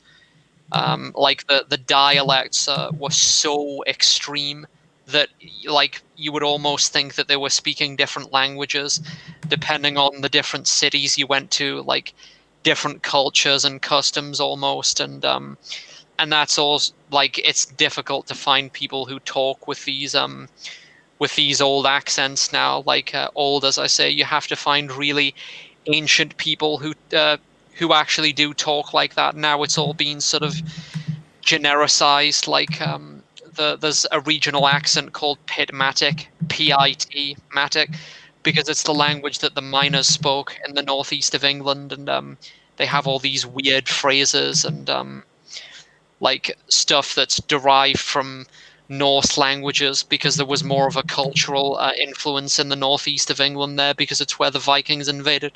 All kinds of stuff like that. And yeah, like, there was already plenty of diversity here before diversity arrived, is basically what I'm saying.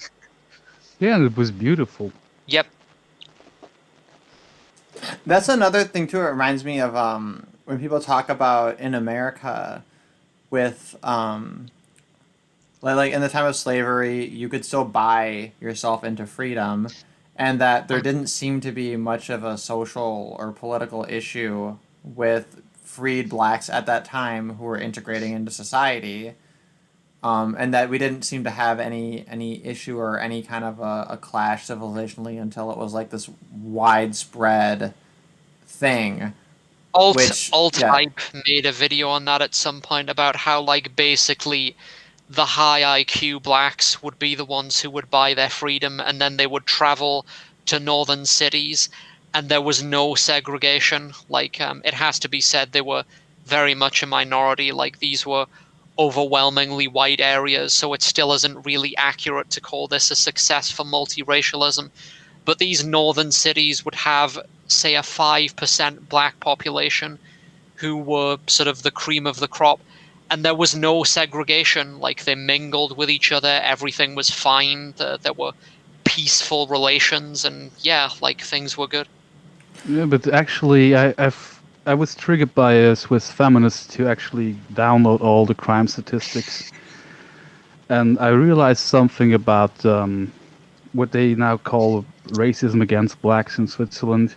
It only really became an issue when enough poor people who were criminals existed here, when there was just, I don't like to say normal black people, but when these were just migrants that had a job, like, there was no structural racism against them.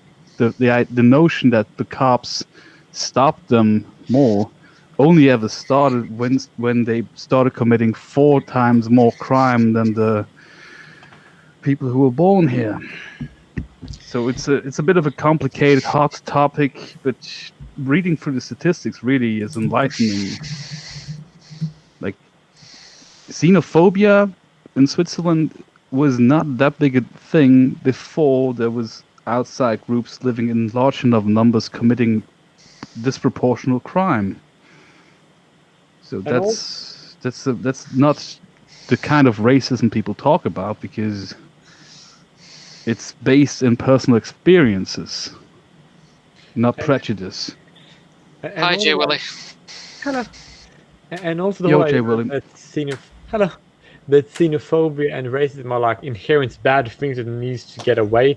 It's like completely weird to me, because why should people not be racist or xenophobic? Because I actually talked to a black taxi driver, right?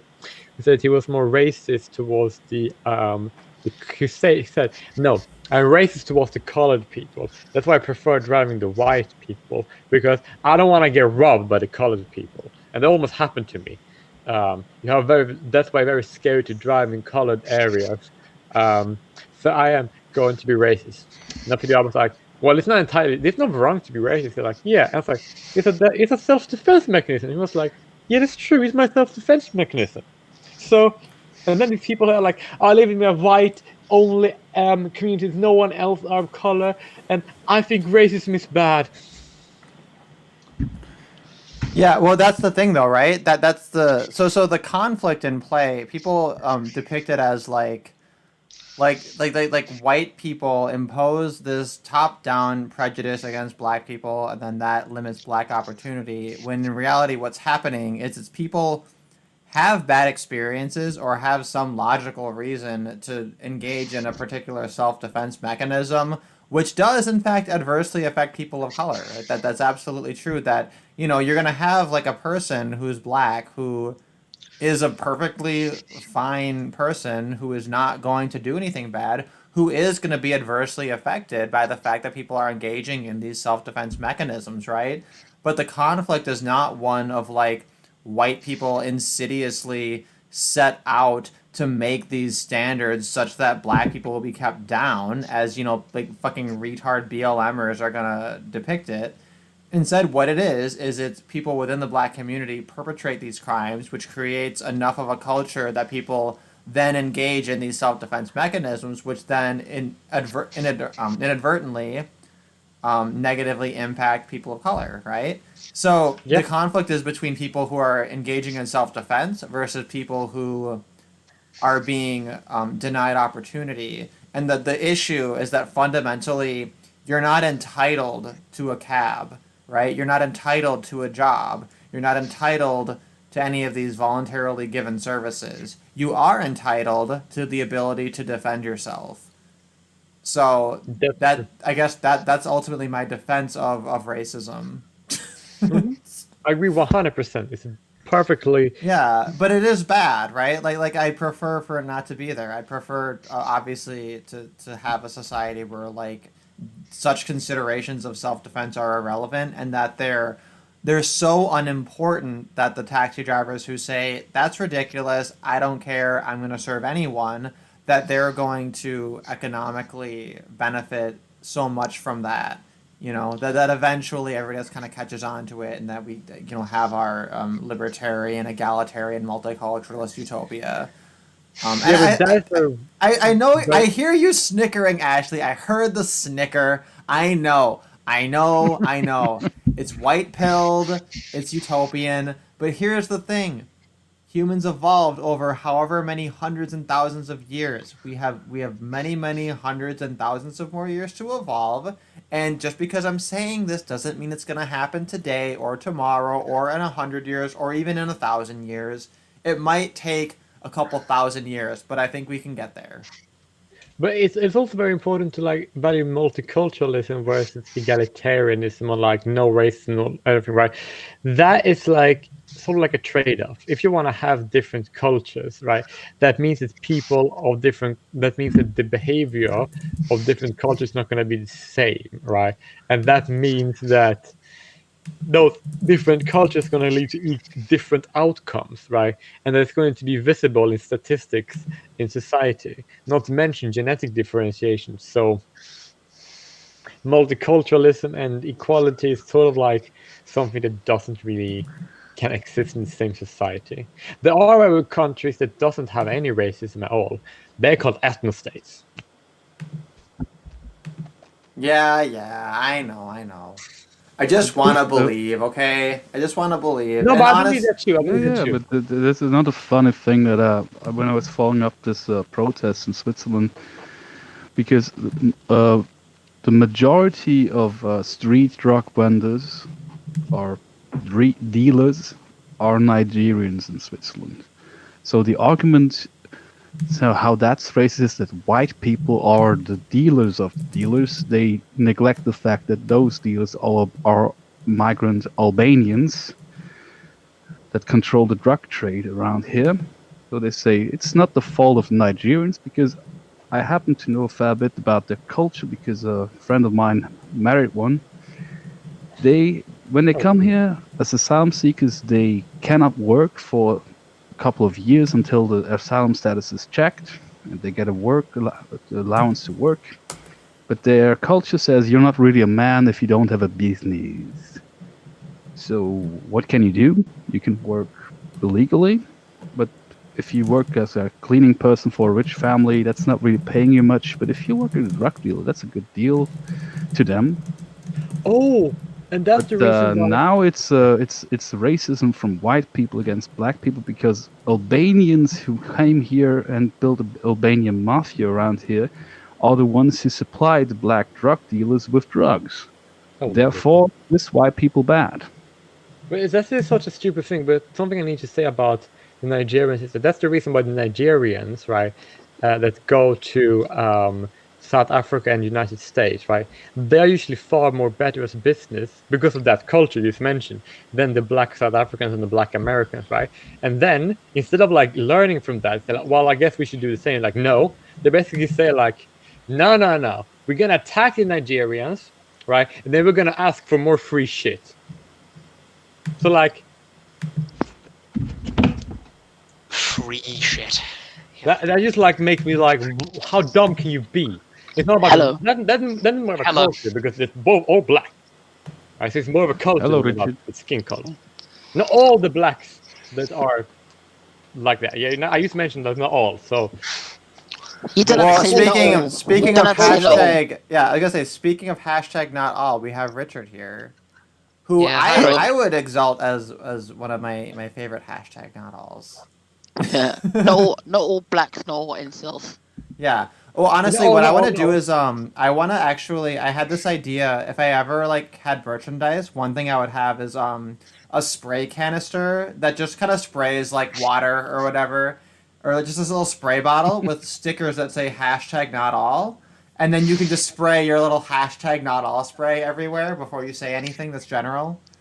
There were riots near me on Saturday, so Oh, I'm sorry. Wow. it's okay. So it happened. It started in Hyde Park, then it came down Central, then South. What did? The whites. Oh, I can't pronounce my arse. So. Wait, oh, I'm sorry. Did you say riots? I think you said the whites. Yeah. yeah, that's what I heard too. I was just imagining rows and rows of Jared Taylors like stormtroopers No, but marching they tried through to. saying "Konnichiwa, Konnichiwa, my the white black- brothers," and they're just The marching Black through, Lives Matter people goose-stepping. tried to come down my way, so but the people stopped them. So they didn't. So the people stopped them coming like down. So Yeah, but Wow. you're staying inside anyway, so you're safe regardless. yeah, but That's my area is good. kind of like it's like a mix. So it's like you got white, black, Africans, and Jamaicans. But what's left of us anyway? Because all the Jamaicans have moved back to their country. So Oh, you're part Jamaican. yeah, Oh, no wonder pretty you and cool. Natty are friends. yeah, You're a Jamaican squad. Okay. yeah. So in also my sorry. I'm go on. short. I'm shortened as well. So I haven't left the house since March. So Yeah. Is that like absolute? Like you literally haven't gone outside at all? no, I've got no spleen, so I can't leave the house. What the? Brutal. Hmm. Yeah. Yeah, because I like for many months I considered myself quote unquote on lockdown, but that still included like going across the street, to grab a drink or whatever I at get the I get 7-Eleven everything. or- I get everything delivered anyway. So Yeah, and I think I that get- that is fundamentally very different because I at least step out into the outside world occasionally, Yeah. even if it's only for 10 minutes. I get But- free delivery because I'm on the NHS list. So Yeah, Yeah, well, like- double-edged sword though, because I do feel like, because it is nice to kind of see the sunlight a little bit. Also, we've had it here in Hong Kong. It's been super rainy, and actually, just the other day, we had sun showers. It was like flipping every 10 minutes between being rainy and sunny and rainy and sunny, and it was really cool because it was like bright and sunny while there was also rain. Did you guys get a rainbow as well? There's probably a rainbow, but like I think we're too close to China, so you don't really see things like stars or rainbows. So China don't have rainbows either. Yeah, well, that's the thing is like when I lived in China for a year and then I came back to America, I remember the first time I saw night and I saw stars and I was like, holy shit, I forgot that like the moon and the stars were a thing because I literally haven't seen them for over a year. Because Do they have of, like, crickets all the in Hong Kong? crickets? A little bit, yeah. Not so much. Mostly I hear fucking birds. Loud ass birds. Yeah. So I haven't seen Natty since March. So, but he's gone full FNO. So. Well, I hope you just don't lose your mind. You seem lucid, which is good. Yeah, I was gonna tell Derek about that. Like, I saw Natty on a stream recently. Like, she's gone full on. Like, FNO. Yeah, she supports repatriation and everything. Like, it's pretty cool. I love Natty. She always has super hot takes. Although I think sometimes I get on her nerves because I have my own takes, and I know she's also very religious, and I can't resist being one of those like douchey atheists. So she joined her local church not too long ago. So. And we all know she's fierce. We know that like she's someone not to be fucked with, and I poke the bear a little bit. But I think all things considered, she's. I'm just curious. Like, is she Catholic or something? Christian. Right. I don't think she's Catholic. She's quarter black, so she can't be Catholic. Was that it? Oh, I'm all about Luther's 95 Theses. I think he really just like tore the Catholic Church 95 new ones, and it's just like I feel like Catholicism should have fucking ended at that point, and I don't understand why it's still a thing. BRB. I got Afro now, sort of. So because I haven't been to the hairdresser since February, so I had to let my hair grow out. Oh, well, hey, what you can do is, if your hair is just long enough, you can get it altered, and then you can sew a weave into it, because this is the weave stream. I can't have that toxic stuff on my hair, so... Oh, that'd be bad for you. Oh, yeah. You need toxic chemicals to do a weave? Yeah, can you just sew it in? You can just sew it in with thread, and you can have, like, a natural, like, horsehair weave. It doesn't have to be a Kenyan dumpster weave. My hairdresser said she would like shave my hair off and sell my hair because it's that natural, but my hair doesn't grow that fast. Well, if it's curly naturally, it takes for a huge fucking time for it to grow. Yeah. But I would also like to say something about weaves, and that is that I was actually growing out my hair before to make a weave for my friend, but then I couldn't get to a hairdresser and the edges got torn. And then my classmates, who were also my roommates, they made me this haircut. But I think that was on the previous stream. Yeah, no, I was making fun of you before you showed up about how you said you were going to make a weave out of your hair and then you didn't. Oh, yeah, that's because it was too much things going on and I couldn't like keep the hair. It was too much. Yeah. Whatever your excuses, whatever. But you denied someone. You denied someone this glorious wavy blonde weave that they could have had. But they're gonna have it later. It's just gonna take longer than expected. Okay. Blonde weaves sell like crazy in the black community though, so. Pardon? Blonde weaves sell like amazingly in the black community because they want blonde hair. So. Makes sense. I hope I'm blonde. Yeah, I have a bunch of money in my cupboard from when I shaved my hair. Did you cut it or did you shave it like down to the skin? No, I put it in a ponytail and cut that part, and the rest I just shaved with a trimmer. That was about 11, 12 years ago. So now I have the same length of hair again, with a little bit slight balding. I did not know that actually. I remember, okay, 15 years ago, I was working my very first job at a convenience store, not a convenience, like a pharmacy, right, slash convenience store. And I had this coworker who she was black but part Irish, and she had red hair. And I told her like I've never seen a black person with red hair before. Is that natural? And she was like, yeah, like this is natural. And she was like, really, you've never seen that? And she was like bewildered by it. And I was bewildered by her. I was like, really? That's actually natural? I had no idea. I don't know. That's Is crazy. it, is it, That is can it that happen. weird? Is it that weird? I felt like in hindsight, I feel like, oh, that was kind of like a bit of a tism tinged conversation to be I like, didn't know that that happened naturally. I just knew chimerism, where when people get a bone marrow transplant, their blood type and also their hair color can change based on the bone marrow transplant. But apparently, mixing can also cause that. I didn't know that. I thought like red hair on black. That maybe it's rare. Well, I think I know how it happens, right? You need to have one black.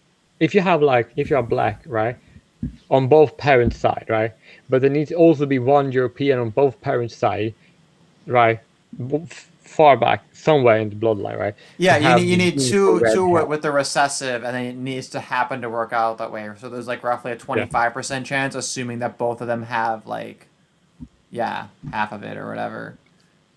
But like I mean, yeah. one girl I was like living with, right, when I was living with in Cape Town, right, she like lived in the same like house, right, and she had a baby, right, with a guy who was of European descent mostly, right, or entirely, and then their kid together, right, he had white skin and blonde hair and a really small nose and pitch black eyes, and his mother was completely black. That reminds me of my sister's cat. She has a cat that's all black, and I had to look for him to like I forgot why to like either like feed him or give him something or whatever. And I was like looking around for him and I couldn't find him. And then like I check under her bed to see if he's under there, and I just see darkness, and I'm looking around, and then I call his name, and then I just see these big eyes just bam just like materialize. Oh, Because he's so black. He's so black that he just like fades into shadows. Very, very cute cat. I love black cats. I think they're very beautiful, very cute cats. yeah. No, that cat was a There little should be no fucker. black cat shaming. No, absolutely not. But man, those cats. Superstition is not good.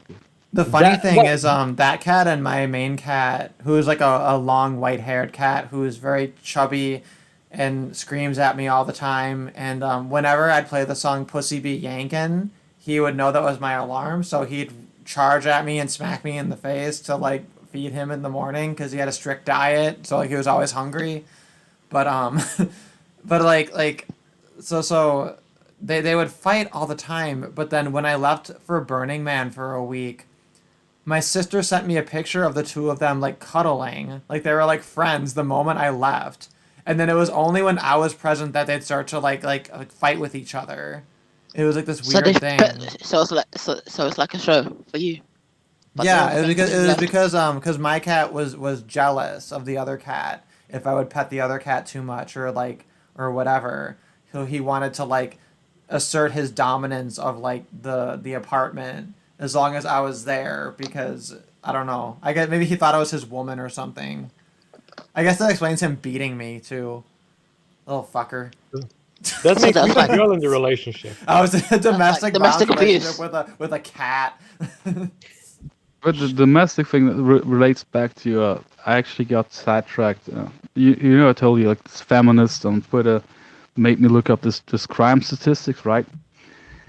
Because she said every other week of the year, a woman is murdered by her partner or ex-partner in a domestic dispute. I Yeah, was like, partner. that's- It's curiously gender neutral. That sounded like a high number, but it's not that far off.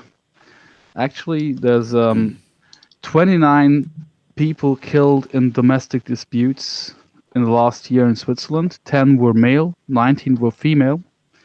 So 19, that's like 0.36 if you divide it by the amount of weeks, so that's not 50%, that's not every other week, that's every third week, and for the men it's every fifth week.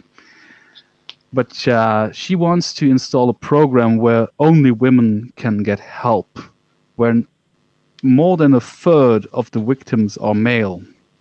But that's because feminists tend to be female supremacists who only want to help women. The main courses that are mostly guarded by feminists is the same belief that makes men hate-worthy, and that is that domestic violence is something that men do to women, even though those are false statistics.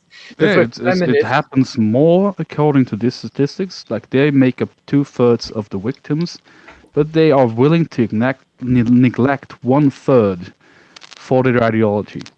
Yeah, I mean That's that the is thing, the though, most is, guarded principle among feminist ideology, and it's also the same that makes it rational for feminists to hate men and to promote their hate as policy, and that is that feminism is definitely hate.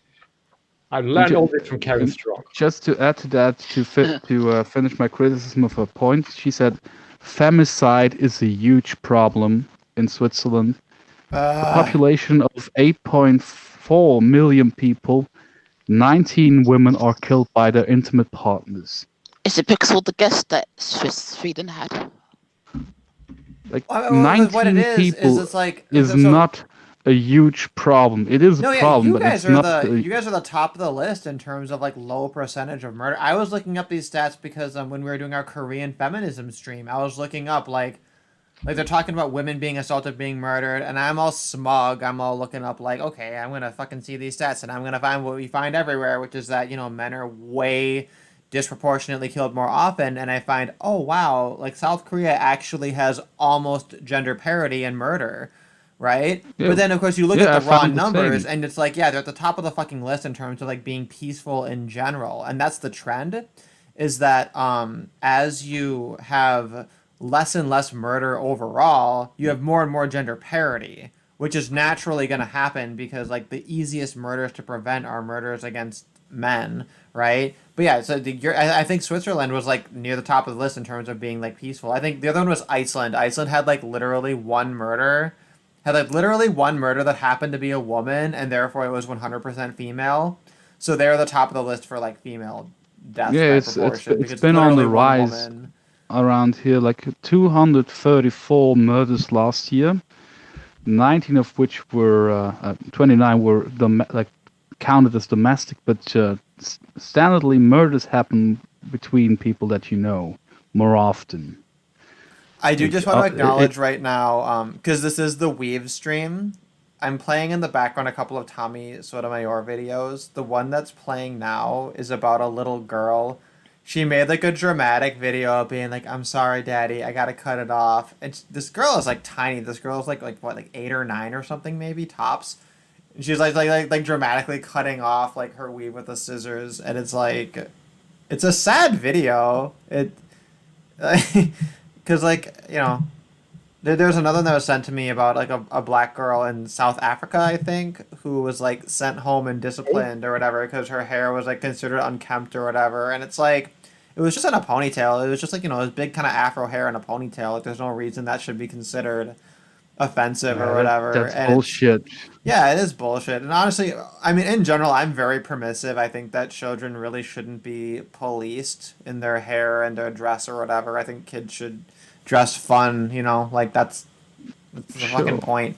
Man, like some of the little kids I see, like they have the cutest little outfits ever. Like these little girls who have like little bows and like flowers stitched into like the straps of their little dresses, and it's like all throughout, and then there's like sequins and like all these crazy things on it and like lace and everything, and it's all like super over the top. Like if an adult wore that, you would just like roll your eyes. But on like a little girl, it's like, oh, I think it's so cute because like they're supposed to wear like fun things. And like little boys who have like hoodies, and like the hoodie is like the shape of like a dinosaur's head, so they can transform into a dinosaur, and it's like, hell yeah, like that's how little kids should dress, right?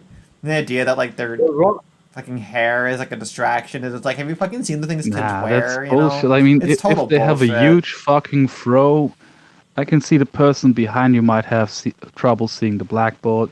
But Yeah, move a again, desk, right? Move a you desk. can't just Who tell cares? the black kid with the huge afro to sit in the back of the classroom because Yeah, or just you move them to know. the side. You know, just like, hey, we're just gonna Across scoot you the over. park.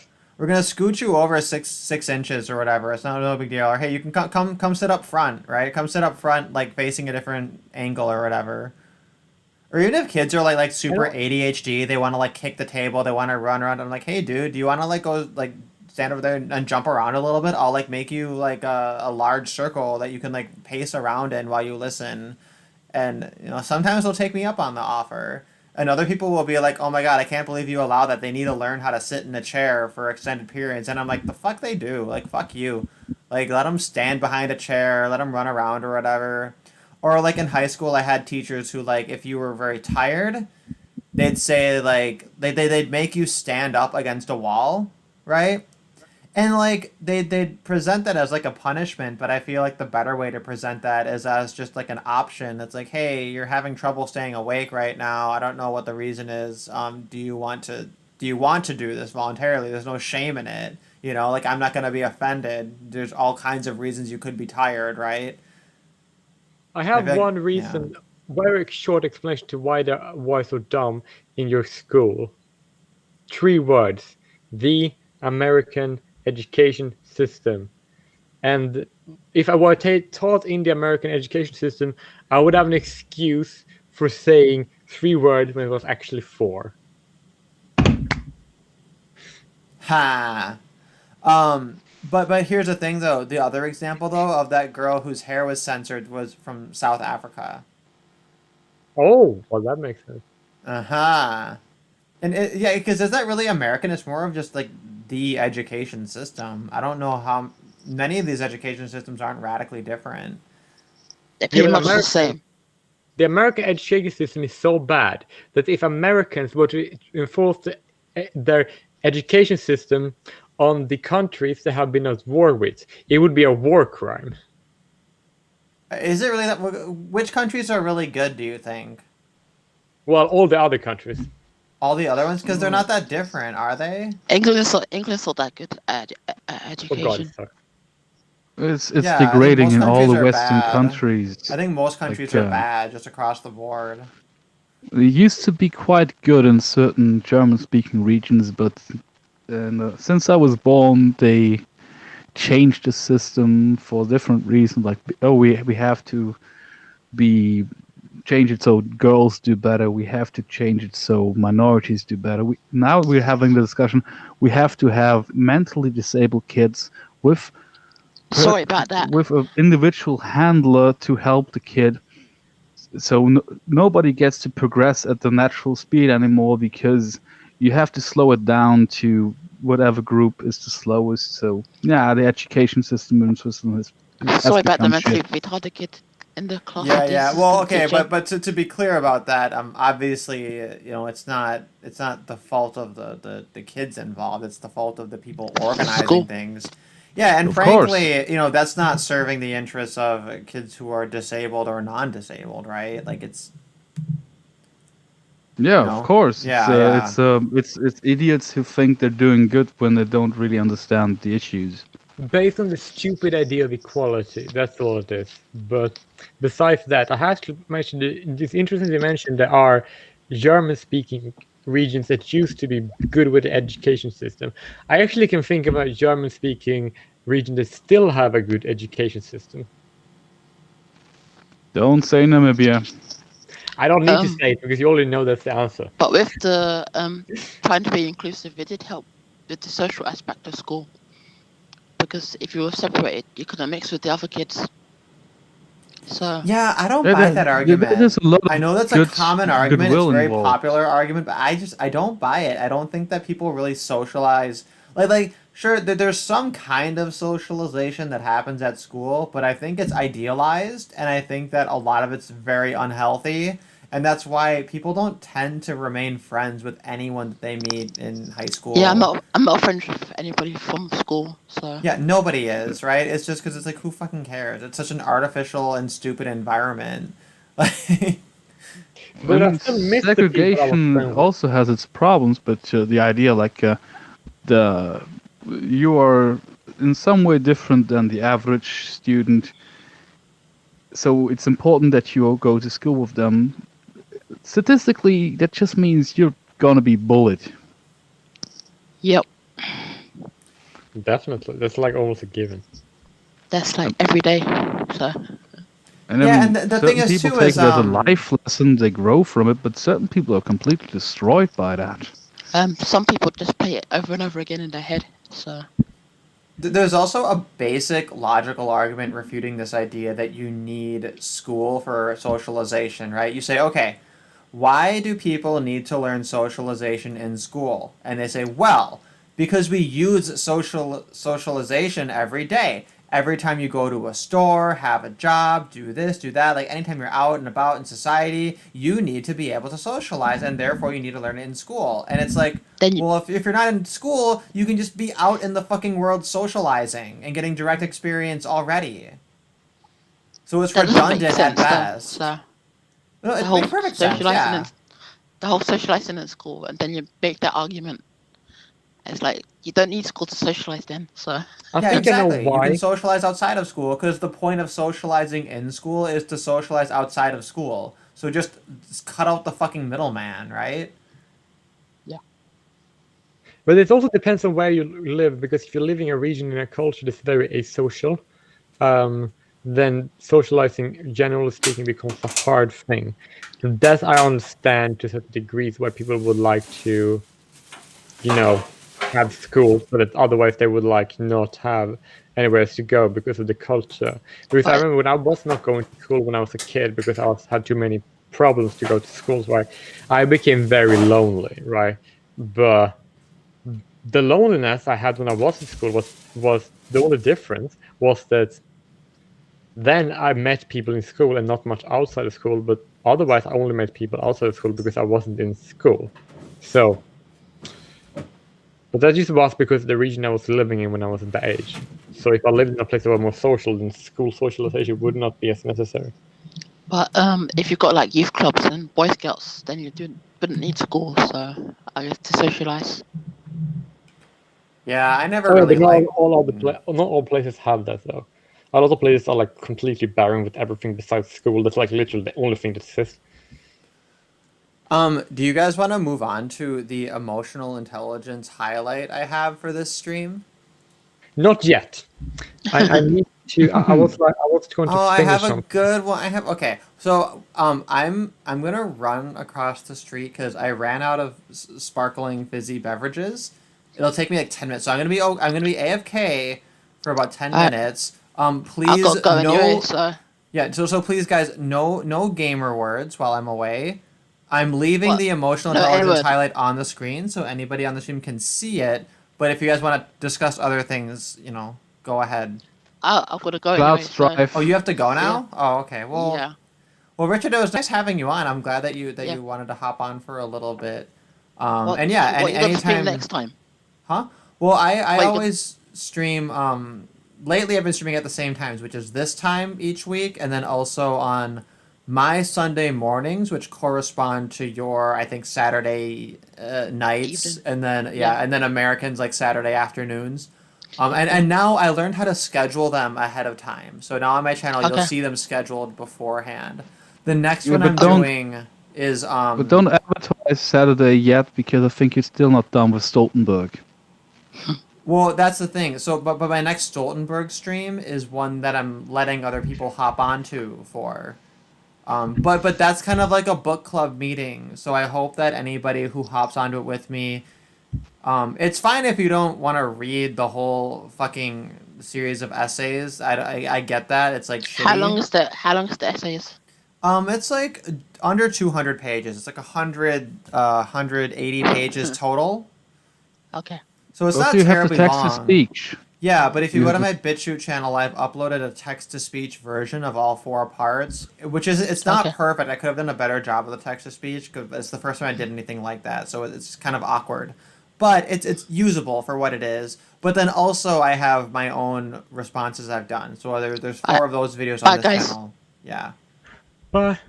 But Have a good so time. so there's 8 videos and a PDF. The PDF, I made a link to it, which may or may not be expired at this point. but you can also find it. There was some like stupid radical feminist blog that had a link to it that you can download the PDF through, like kind of slowly.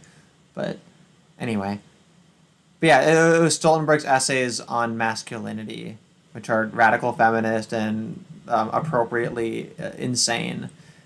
Oh, he's already gone. Okay. he really did have to go. But yeah, it was nice having him. And that my general thing with the channel is like, if I see a friend of the channel and I know that there's somebody who, generally likes to hop onto streams, I like to toss them a link.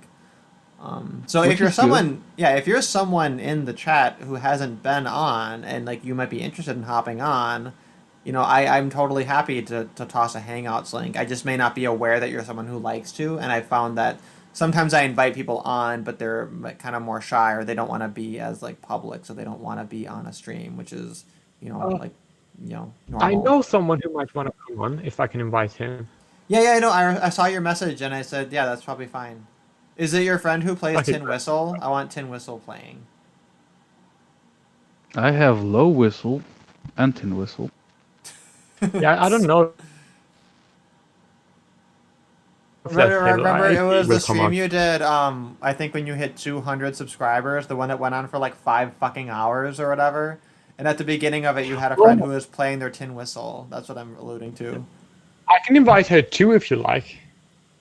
I mean, yeah, sure. If they're interested in discussing some of this stuff, the next things I have is this Meghan McCain tweet, which is my emotional intelligence highlight.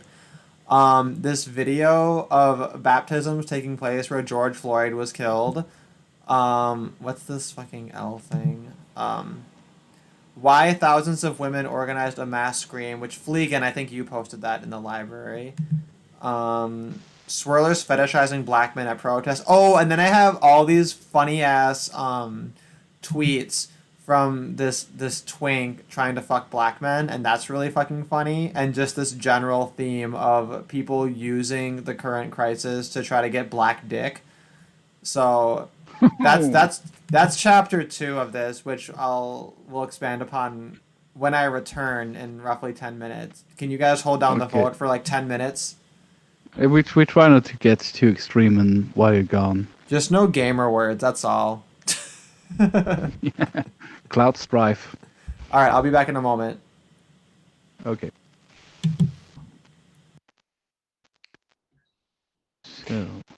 So now I'm back to my regular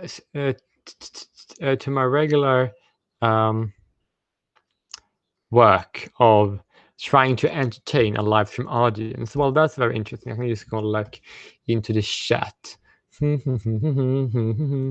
Oh, by the way, someone had to say something. Just go ahead and speak. It's perfectly fine. It's even preferable. Well, let's see what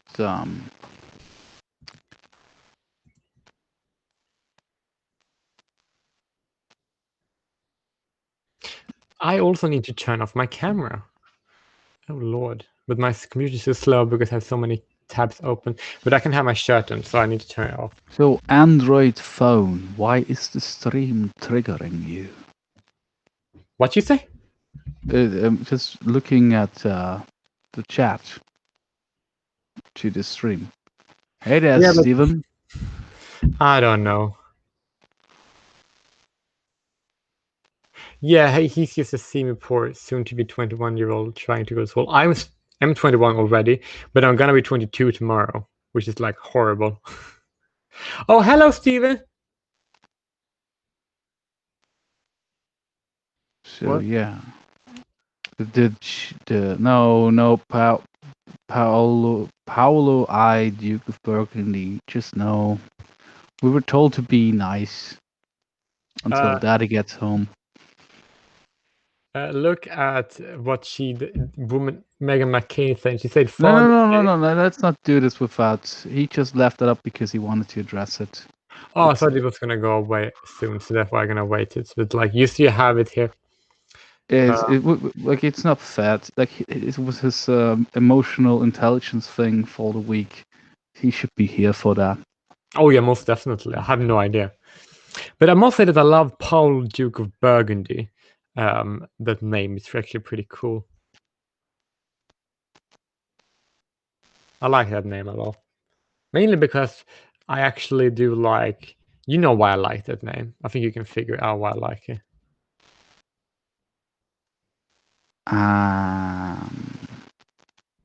Not sure. Right. Well, I do like it because there were the Vandals were Germanic people, and some of them were called the Burgundians, who established the kingdom of Burgundy, and their descendants are mixed with the Romanized Celts, who became the Arbitans, and some of them became the Romans, who both two people live in either France, Italy, or Switzerland, which is pretty cool. Can you tell me how they look so I can be aware on the streets? I'll tell you soon. You can tell them if they speak French, probably. Because the French-speaking Swiss people are descendants of Burgundians. So they look like they do. And to answer the questions of the chat, what's the state of South Africa during the quarantine? I would say that it's quite messy because they shut down so much. They shut down a lot of the shops, and a lot of things were shut down for long, and a lot of jobs were lost. So therefore, that was horrible. And therefore, and crime was escalated because there's less privacy, there's less like people out, which means that the more criminals out, right? And that means it's more dangerous in the towns in South Africa than it was before the lockdown, which is pretty bad. And it's very bad for the economy too, because the government don't want to help minority-owned businesses at all with the lockdown, even though they force them to be to not like be opened. So basically, they're using this virus to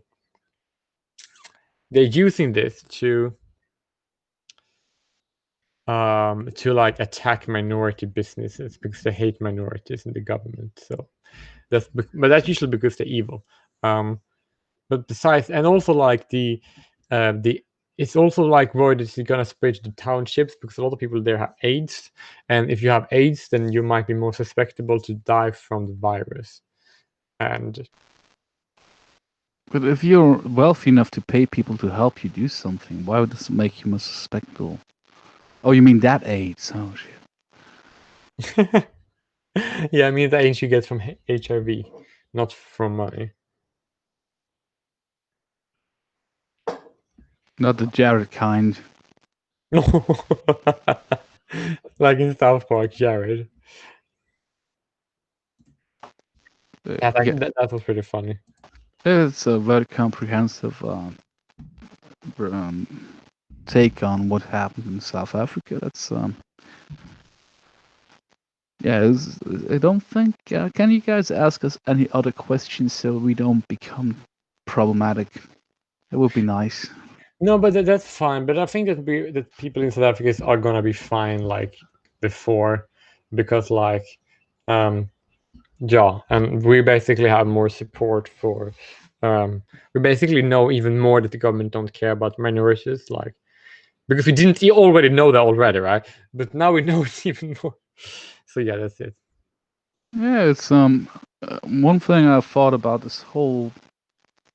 I'm not gonna add an adjective to this crisis because I don't want to take too many sides, but it really pointed out certain problems in the system in literally every country in the world.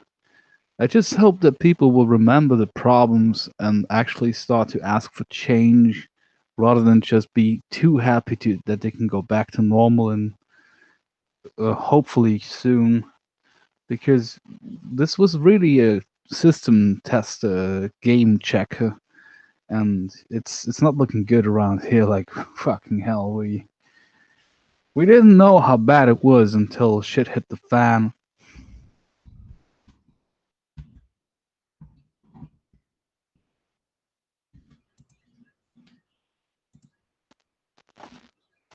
Yeah, same in South Africa. It was like, but I'm just happy that I just want things to go back to normal.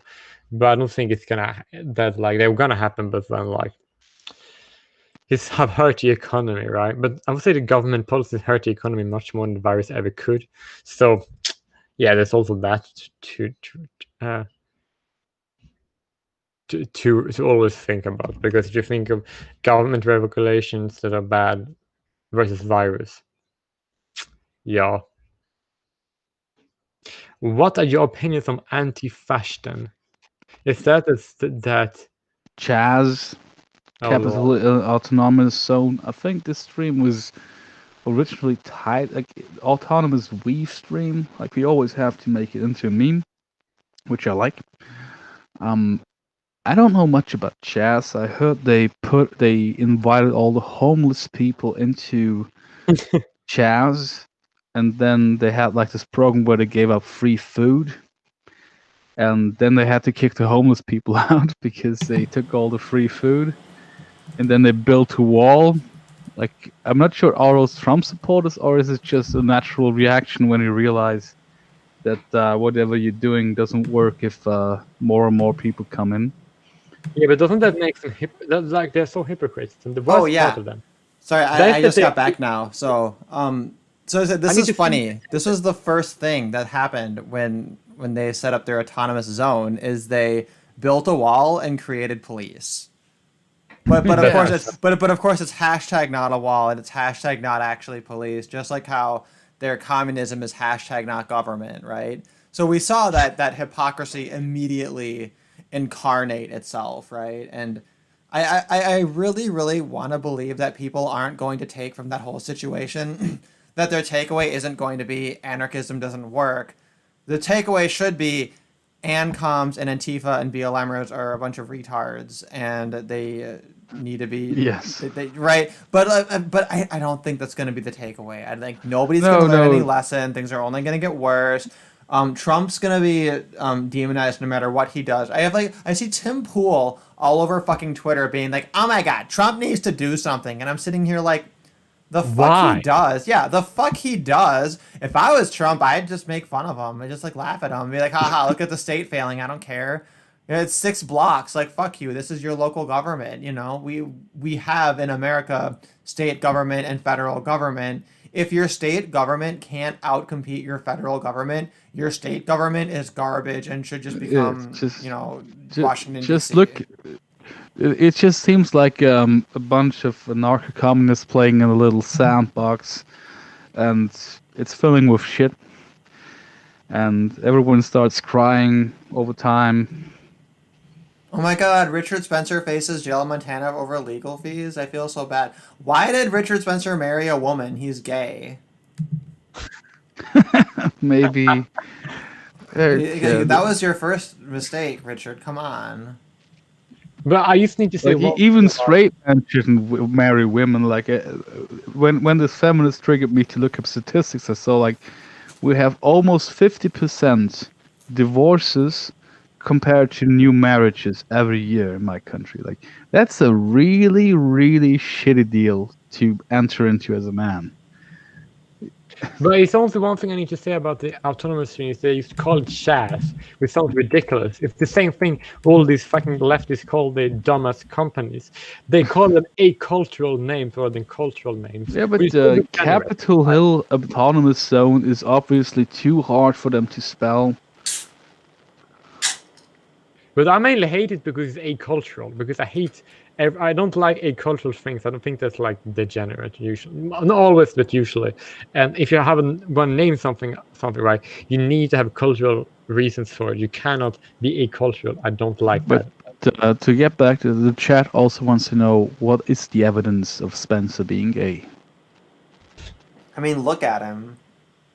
Yeah, I can see that. He has a gay face. He talks like he's gay. He just seems like a homosexual. I don't know. I guess it's the gaydar is off the charts. It's not just us bullying him, calling him gay. He just like really seems homosexual. He just seems like he likes dick. I don't know how else to describe it. Richard, you're right, embrace your true self. Stop hiding. It's 2020. You don't need to hide anymore. Doesn't people call him Dick though? Is he what, Dick? People call him Dick as like a name. Because his name is Richard. Oh, Dick. Yeah, because Dick though is there's a new word for smegma. No, yeah, that he's gay is just like a conspiracy theory. He has big gay energy. He just has the energy of like there's sort of like a closeted gay peacocking that's usually manifested in either you go into like conservative politics, right, in a really flamboyant over the top way, and often in an anti-gay way, but not necessarily. Or you do this closeted gay peacocking in the direction of like religion and becoming like a priest or a bishop or whatever, or like the Pope. So those, so like that's what you see. Is you see, yeah. So But we kind of didn't go to the emotional intelligence highlight because you were gone. yeah, well, So, oh yeah. if So, you but wanna yeah, go but that's what I was back to gonna say. that- Basically, the whole thing with closeted gay peacocking is it's like instead of going outward into reality out of the closet, instead there's a reverse momentum, which is to go backward further into the closet into Narnia. And you know, Richard Spencer he's Aslan. He's a wonderful lion. I love and appreciate Richard Spencer. I love him on Twitter. I think he's very funny. Probably a Fed. Who fucking knows? But Didn't that's too you bad. steal It his sucks that he's title? dealing with divorce though. I feel bad for him because like people like divorce attorneys should all go fuck themselves. Like they're the worst people. Yeah, They shouldn't especially get after what any Karen money. Strawn said, like her divorce attorney kind of told her, why don't you tell the court that he abused you or the Yeah, try to children?" egg it on. Like, you know how much money's on the table, right? Come on, bitch. Like, just That's just right. evil. Take him to the cleaner. We can take him to the cleaner. Why aren't you taking him to the cleaner? What is my time worth if you're not doing that? Yeah. Like divorce lawyers is what makes me believe in the existence of Satan. Hmm. All right. So here is our emotional intelligence highlight of the week, or the stream, or whatever. I'm not sure if this tweet is real or not. I combed over Meghan McCain's Twitter and couldn't find it. I think she might have deleted it, but I guess we could count the characters. It's probably literally exactly the number of allowed characters or whatever, but we'll take it at face value. This was allegedly tweeted on the 15th of June of this year. Father's Day is 6 days from now. I am a 35-year-old grown woman and I am dreading it like crazy. We really have to start an alternative rebranding of the day for those of us who have fathers who have passed on. What the? Yeah, I mean, so it's part of a series, right? There's a series of attacks on Father's Day, which is they have like greeting cards that are for mothers on Father's Day, right? And there's this whole like coping of like if you're a single mom, you know, they don't like Father's Day because a lot of children don't have fathers. So then people will give that. People will give a Mother's Day card and then also a Father's Day card because they're like, oh, you're a single mom, you're doing double duty, is the implication. But of course, this is an interesting angle, allegedly, from Meghan McCain, which, God, if you wanted any fucking more proof that John McCain is pure evil, the fact that he named his daughter Megan with the H spelling, Meghan, that should have solidified it, okay? You don't fucking spell Megan Meghan, okay? So Meghan. Meghan.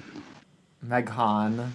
God, I hate it so much. It's the worst spelling. It's not how you spell Megan. What is that? Some Irish shit? It just seems I'm not poor sure. and wrong, so I assume it's Irish. Yeah, they have Mac in the first, so it must be some type of Gaelic. It's either Irish or Scottish or Manx. And The irony looking at is if you America, switch the G Irish and the more like H, you get Megan, and that's actually closer. But that's literally Megan is how we pronounce it. But no, it's Meghan. So I think you're gonna pronounce it Meghan. Mega. You can pronounce it Mega. Meghan. Her name's Mega. Well, GH makes me think J. Makes me think it's going to be a soft G sound, so I think it should be Meghan. Mention. Meghan McCain. Which Meghan is ironically a more aesthetic and like beautiful sounding than Megan. Meghan, I think, is like prettier. Because it almost sounds like magic. But anyway, fuck ever. But maybe anyway. It's this fucking argument like, oh, my father died when I was 7, so I'm very upset about the fact that there's Father's Day, because it reminds me that my father died. Like, if your father died, you'd probably think about that every other day sometimes, and then it's been too long, and it's not a defining part of your personality anymore. Well, but This is also, just like, such a weak argument. it's, I mean, okay, her father was John McCain, right? Who died, like, what, 2 years ago now? And frankly, exactly one person mourns his death legitimately, and it's her. Like, everybody Yeah, else so is fucking tap dancing. I danced and I sang like a faggot. I was happy. I was literally like, I found the one open grass field in Hong Kong, and I was skipping and twirling and singing "The Hills Are Alive with the Sound of Music" when I heard that John McCain's tumor was victorious. Okay, because fuck him. I'm glad he's dead. I literally 1000% grave dance on that motherfucker. I'm glad he's dead. Give his tumor a fucking Medal of Honor. It earned it, okay? So Meghan McCain has the unfortunate role as his daughter of, like, having to either pretend or to actually be sad about him dying, and he's a shitty person. Also, that she basically shat on Father's Day, and she's allegedly a Republican. That says more about how right wing the American right really is, or how little right wing they are, right? Wait, sorry, what shows that? I missed the first part. That they don't seem to like Father's Day, because that's something that the left idiots tend to do. Yeah, in, like, the social sense, I see what you mean. I mean, because that's the thing, too, is that Yeah. you'd think, okay, so my father's dead, and my response to not wanting to be reminded that I don't have a father is to erase Father's Day rather than to, as Steven recommends in the chat, why don't we just visit the graveyard on Father's Day, right? Because yeah, I grew up mean, with a dead father. I was raised by a widow, right? So for Memorial Day, Father's Day, or whatever, that was a thing. Is you might just, like, visit the grave, like, drop a flower off there, yeah. and, like, have a I'm moment of I'm silence. actually gonna make that a family tradition of this. Thinking about this, like, we only go there on his birthday and on his death day. Why not on Father's Day? Yeah, and Like, she's saying, okay, an alternative rebranding of the day. So it's like, what, Father's Day should also be, like, Dead Father's Day?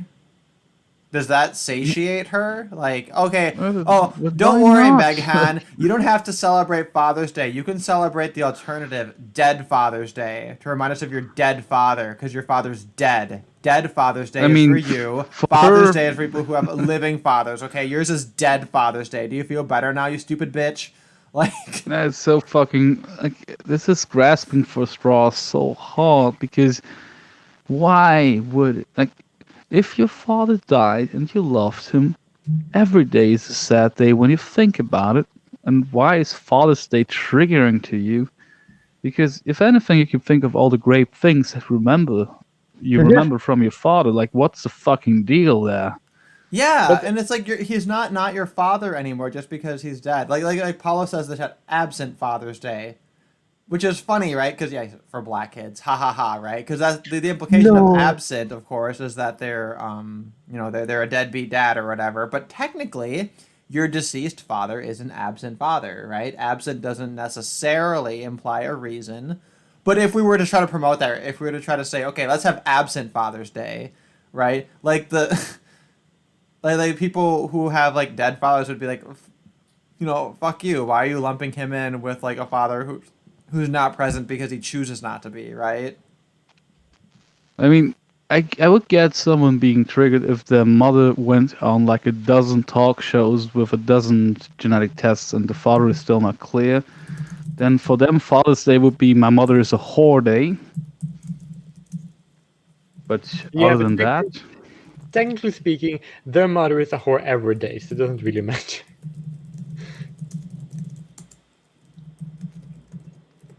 Yeah, I just think it's and it's like weird. Like, why did she insist upon a social rebranding?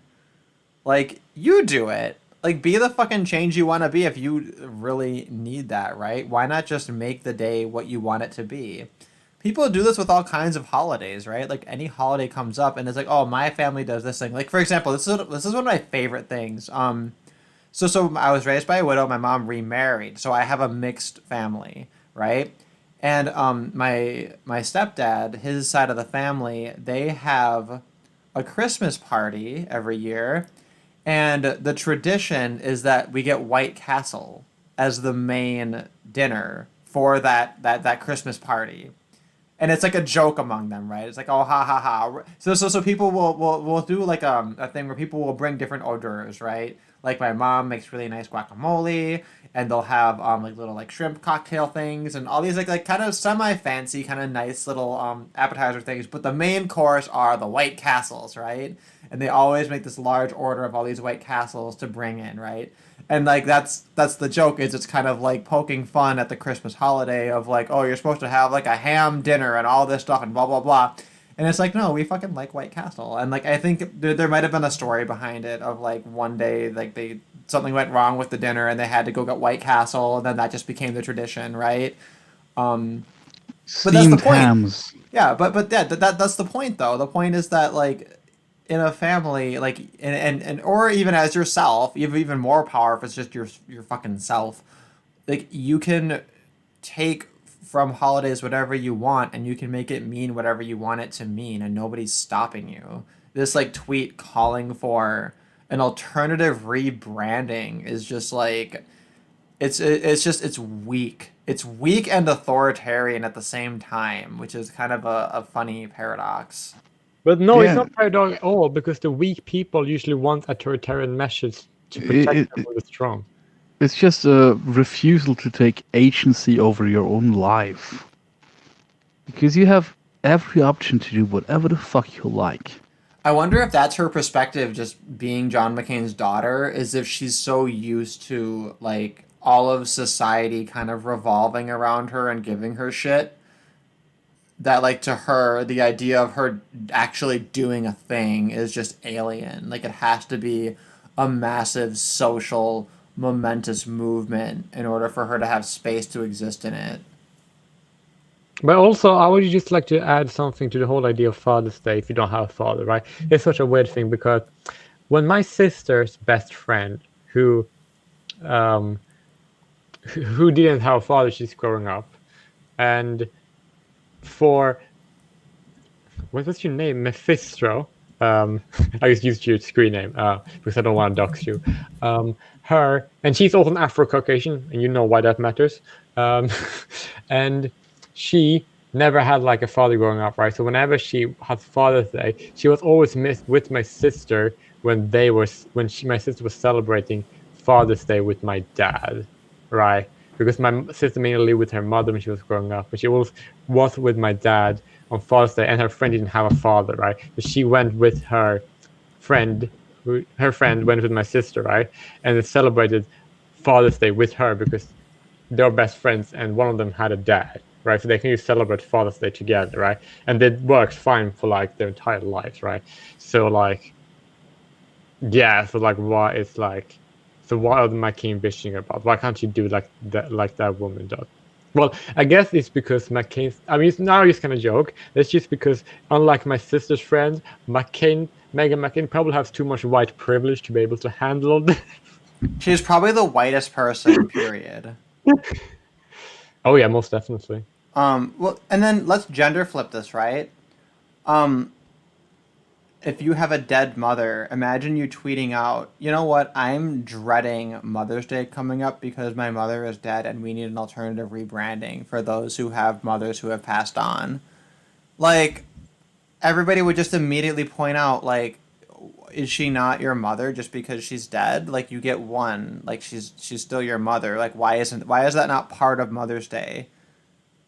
You know? Yeah, like, and I actually have very interesting you brought that up, because when I have kids, right, my kids are most likely not going to have a mother, right, because I'm gay and I'm going to have a boyfriend, then we're going to have kids. Does that mean that Mother's Day is somehow not a thing because I would not raise my kid with a mother but with another father? Well, it's gonna be Bottom's Day. It's gonna be the effeminate Daddy's Day. It's gonna be. Like, So you got a father and a feminine daddy, and the daddy is the. Well, I guess in gay culture, daddy would be the top, which is like paradoxical. Apron Day. Apron Oh no, Day. that's sexist. No, but I don't. Children should not be like aware of parents like love life in detail. So that would be Yeah, that should not Well, be a thing until they reach a certain age. But there's groups out there, which I'm not going to name, who think that small children need to be exposed to those kind of concepts very early. Because I wonder, is there a way to kind of clean it up? Instead of Father's Day and Mother's Day, you're gonna have like Sissy's Day and Daddy's Day. no, because I don't want to date. no. It Femboy should Day. be Spendus Day and Earnest Day. Wait, what is that? Spender and Earner's Day? Yeah. Oh, I like that. That's cute, actually. Yeah, but it's still the undertone. You don't want kids to expose to that either. So that's like you just have Father's Day, right? And then when it's Mother's Day, you basically just celebrate your grandmother. There's that too. Yeah, because with Mother's Day, you're kind of celebrating any mother, right? Like if you're, if you have a niece or a nephew, you might say Happy Mother's Day to your sister, right? Because yeah, I do right. that all the time. Yeah. To my sister when it's Mother's Actually, Day. I missed that. I missed that one. I have I have a niece now technically, and I missed the fact that Mother's Day doesn't just mean my mother. Like now she's also a mother, which is funny. Yeah, I used to work at Hallmark, so I should have known. Yeah, I got no excuse. Yeah, that's the real emotional intelligence highlight. Maybe the femoids are right. Stay-at-home parent and breadwinner's day. Yeah, homemaker's day and breadwinner's day. I kind of like that. Because, no, I have an idea. Oh my god! No! Fuck you! I have an idea. The traditionalists are going to appropriate the gender fluid narrative. We're going to say, oh my god, we need to smash the binary, okay? Mother's Day and Father's Day, fuck you. That's sexist and homophobic. Instead, we should celebrate two different kinds of roles that are necessary to a family, regardless of your sexual or gendered identity. Mother's Day should be Homemaker's Day, where we celebrate homemaking. We celebrate cleaning a home, caring for everyone. We celebrate all this unpaid labor that just goes unacknowledged. We need to have a Homemaker's Day to celebrate all kinds of homemakers. And then we need to have the Breadwinner's Day to celebrate those who go out into society and earn things, especially the women who do it, right? We just market it that way. And then what this is doing is it's actually telling people, it's psychologically programming into people that these are the two roles that two parents, regardless of gender, should have. But you can market the whole thing as this like gender neutral, fucking gender fluid bullshit. Bam. Yeah, I usually don't Give me a guy. I deserve a prize for that. I deserve a Nobel Peace Prize. I'll wait for my medal so I can reject it because fuck those people. But another thing I realized when I was on the John, if you have a single mother that never bothered to find out who the father was, so she has Papa State as a husband, do you celebrate the state on Father's Day? Oh my god. Oh, that's funny. Brilliant. That is funny. That's very funny. Yeah, it's literally Uncle Sam. I mean, I guess in theory, you would give back to the taxpayers on that day. I don't know how you do that. I'm sorry, little Johnny. We're gonna have to donate your lightsaber to Goodwill. Yeah, you donate to a charity. I don't know. Cozy up to a glory hole. Like, I don't know. By the way, the glory hole thing, was that real that in the American state they advocated for having sex with glory holes to help I saw not that. Yeah, spread the virus? something about what that was there was some like CDC guideline about finding creative ways to have sex and art, like saying like you should like use berries or whatever and like not make like mouth to mouth contact or whatever. And the extrapolation of that is like literally the government's telling us to like fuck through glory holes. A glorious time to be alive. Yeah, I know. Honestly, everybody's talking about 2020 like it's the apocalypse. Frankly, this is probably the funniest fucking year that's ever existed. I agree. Like, assuming your life didn't get ruined, this year is Yeah. so goddamn funny. It's hard to top this year. This year, Yeah. especially what happened if you're living in a, if imagine well when you were a bit, all of us were younger, right? Think about a bizarre possible future that is crazy, like that of a movie, right? And then that is the year we are in right now. That's pretty fucking hilarious. Yeah, Yeah, I mean- like, I can't wait to tell stories of this year in the future because. Yeah. And I wonder, are things going to get weirder? Because all signs indicate yes. All signs indicate we're going to have a fucking COVID every year from now on, assuming that Republicans get elected. We're going to have Republicans that do nothing. We're going to have conservative ink that just gets worse and worse and worse. The media is not ever going to learn its lesson regarding woke SJW bullshit, so that's just going to continue unimpeded. So all of our media is gonna suck. Anything on YouTube that's remotely edgy is gonna get nuked, unless it stays below 1,000 subscribers. So this will be like one of the last bastions ever, I think. Yeah, What I else? like how Fucking certain everything. people are speculating. Oh, what's next? China and Aliens. India's war, and then Oh yeah, today I what saw I heard a little in bit. I never. Kashmir, 20 Indian soldiers were killed by Chinese without guns, like with the clubs.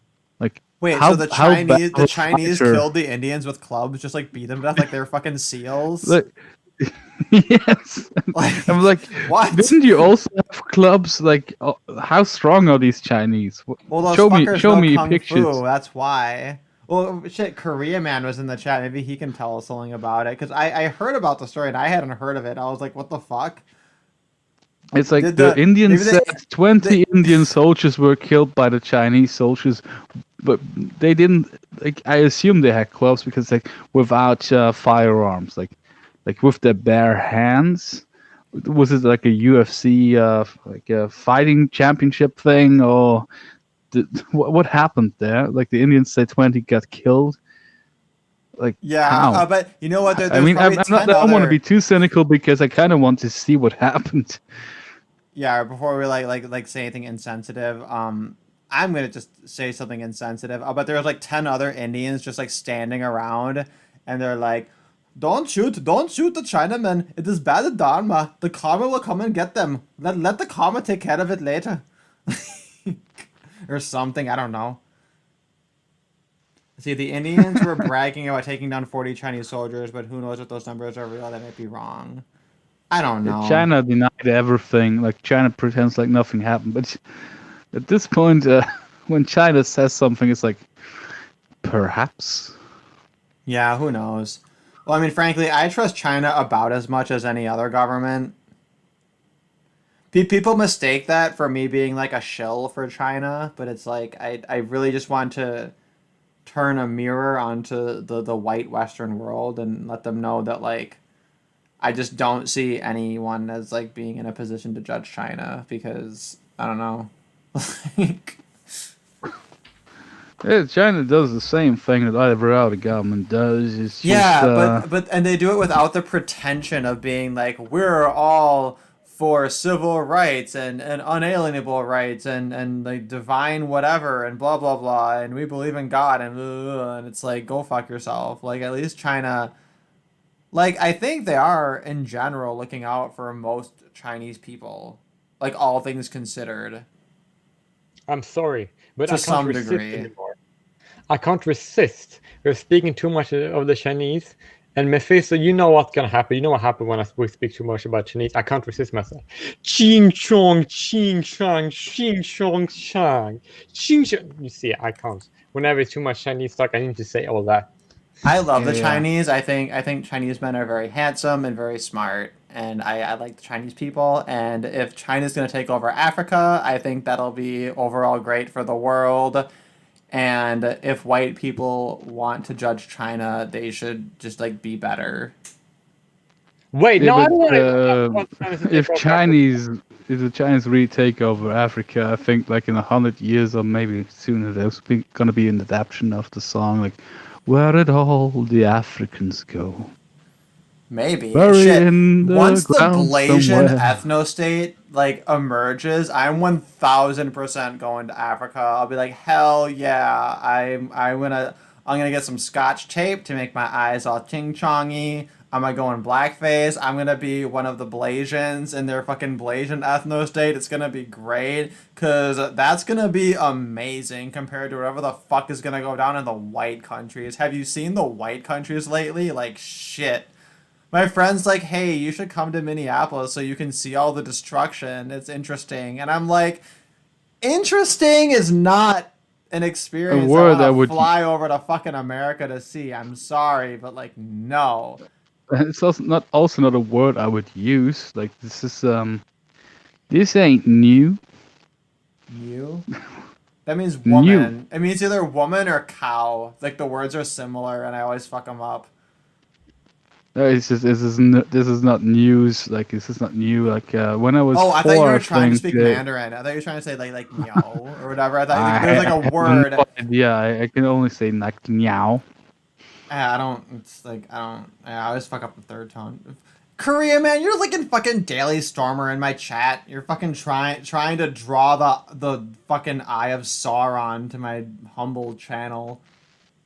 Daily Stormer's fucking funny though. They had an article making fun of Heather Heyer, which I loved. People thought it was in poorest taste. I thought it was hilarious because she was a fat Antifa fucking worthless bitch who died of a heart attack and not of getting hit by a car. 1000%. And I'm like, sorry that anyone even thinks that anything else is the case. But I also need to say one fun part about the Chinese. I need to say that I also love the Chinese very, very much. I love all races, and everybody who talks to me in Discord know that. But I also would like to say something else important, and that is that it's super funny, right? And that is at the what's the face? Yeah, the Murdoch episode. They actually have a Murdoch episode where they were playing against a bunch of black guys with their team, right? And the black team were called the African Kangs, and there were Jews who owned it, and their coach was Jordan Peterson, and he basically didn't believe in team play. That's why they lost everything, and they were called the Cucks, right? And then when they were beating the African Kangs, they were basically the Jewish coach basically replaced that with a robot called Mecha Heather Hires. But isn't that tough, Yeah. man? When you're Oh, are you dragon? talking about the Murdoch episode where they had the Mecha Yeah. Heather Heyer? That was a great episode. Fucking hilarious. I would have preferred him coaching the team fighting the Chinese, and he would be like, "It's tough, man, fighting the dragon." That is fucking brilliant. But it's also all this chat we talked about recently with China in Africa. It's gonna be with the Murdoch episode where China takes over America. But they said like, degenerate Negro rap is now banned by order of Sherman. And the Murdoch thinks they're like the Chinese are based for banning. Yeah, all that the was in black- Yellow Dawn. Honestly, the moment that I become any number of like friend with any of my people I meet in Hong Kong, I show them that video as like a test. It's like my litmus test to see if they're like based enough to tolerate me. Oh, that's smart. Some of them are. Some of them are just like, that's really funny and they kind of get it. Otherwise, they like don't get it, but at least it doesn't offend them enough. But Asian people usually don't get offended unless they're like these westernized Asian Americans. They're like super offended, but they're also usually pretty decent. But Asians usually tend to be like not as offended as cocked Westerners with a bitchy face. I just heard the other day from my mother's boyfriend, who was a teacher, they had like a Chinese exchange program where Swiss class would go over there and Chinese class would come over here. And it was very funny to me that when the last time before he retired, he went there with a Swiss class, and the Chinese school asked them to play a game of soccer. And Swiss school children, they actually kind of almost adults. They just came there in like trainers and stuff, and the Chinese had like this soccer uniform and the proper shoes, and they lost like 9-0. it was kind of funny to me. Like they were so ashamed. I hope nobody had to commit harakiri. I think that's a Japanese dust, so you don't have to worry. No, harakiri is, I think, is the Chinese term. Oh, No, well, that Japanese sounds it's very seppuku. Japanese. Seppuku. Okay, Harikuri. seppuku is Japanese, but harikuri No, also maybe sounds both are. Japanese. Maybe both are. I know seppuku is more ritualistic, where Yeah, someone has I think to those are slice just your two head Japanese off with a terms. katana. But I mean, I thought honestly, harakiri was the Chinese, Asians, but I might be it's wrong. really not as different as people say it is. You know, Ray Murasami is trying to champion Pan-Asianism because, as we all know, all the different Asians totally get along and will totally see common interests together, and absolutely nothing is gonna go wrong with her feminist, anti-colonist, pan-Asia approach. That's totally reasonable. It's literally hashtag as reasonable as Claire's secular Coranism, obviously. Totally 1000%, viable, sure. But I Oh say, my you know God. what? When it comes to the different kinds of Asian, you can't choose just one. Because if you choose just one, that's like having one chopstick. You gotta have at least two. True. Mm-hmm. True. Yeah, Rei Murasami is so weird. I offended her because I criticized her feminism. I invited her to kind of hop on here, and I wanted to kind of befriend her because I think she is very interesting. And she's smart. Wasn't She's that not a the she's not a dum person? dum, but she's a leftist. So she's a feminist. So like she has some blind spots, but where she focuses and applies her mind, I think she is very intelligent and very interesting.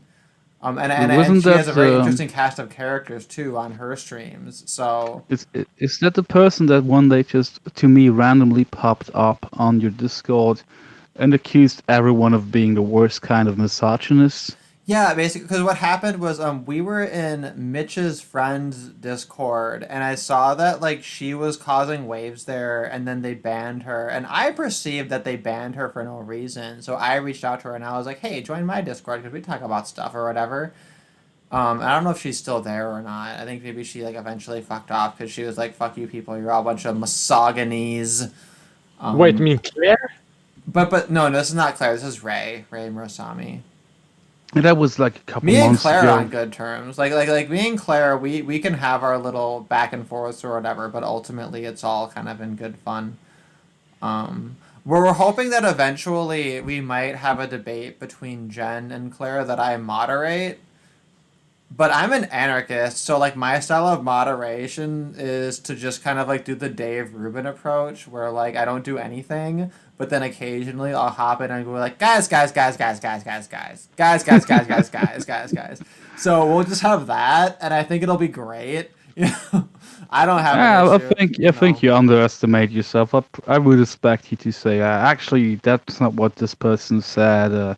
Just answer the question, that kind of stuff. Basic Okay, well, moderation. this was brought up a couple of weeks back when my friend Sydney hopped on the stream. She said like your greatest flaw is that you overestimate everyone else's intelligence, and I think that there's a point to that. I think that's my greatest downfall. Like as a moderator, for example, if it like devolves into just shit slinging and like being an asshole and like whatever, I'd be sitting there like, okay, the audience can tell this is all just a bunch of ad hom. It's not relevant to the argument, and I'll just let them parse it all out. And I'm not gonna step in and like police them to not insult each other because like fuck it, that's like pedantic and insulting or whatever.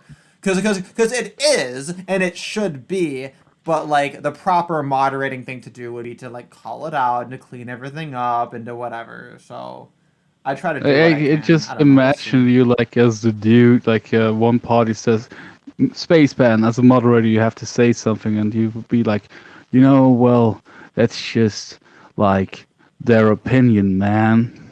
I would say all of this is ethically permissible but morally heinous. Continue.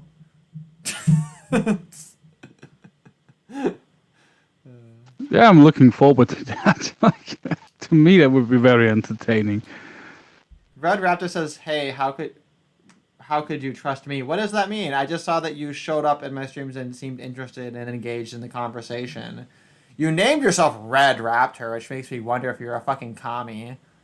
But like, obviously, the Korean man with the Chinese characters, he is some kind of commie too. But I trust him. I don't know. We have our points of departure, but it's fuck ever. But yeah, Jen versus Claire. I mean, it's always Jen versus Claire. They're always at each other's throats. And I think they both enjoy it to a degree. Especially, Claire definitely enjoys it. I think Jen is more on the defensive.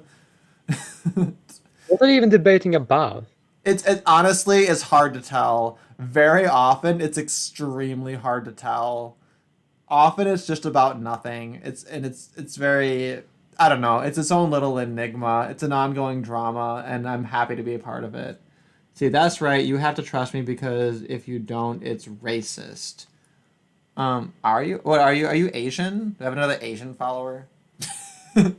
People thought I was Asian. People looked at my picture and they're like, "Are you Hapa?" And I'm like, "Maybe."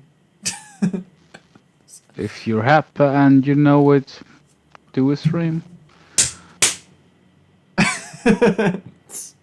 If a character is happy and she's in the Hunger Games movie, she will be recasted as Jennifer Lawrence. Anyway.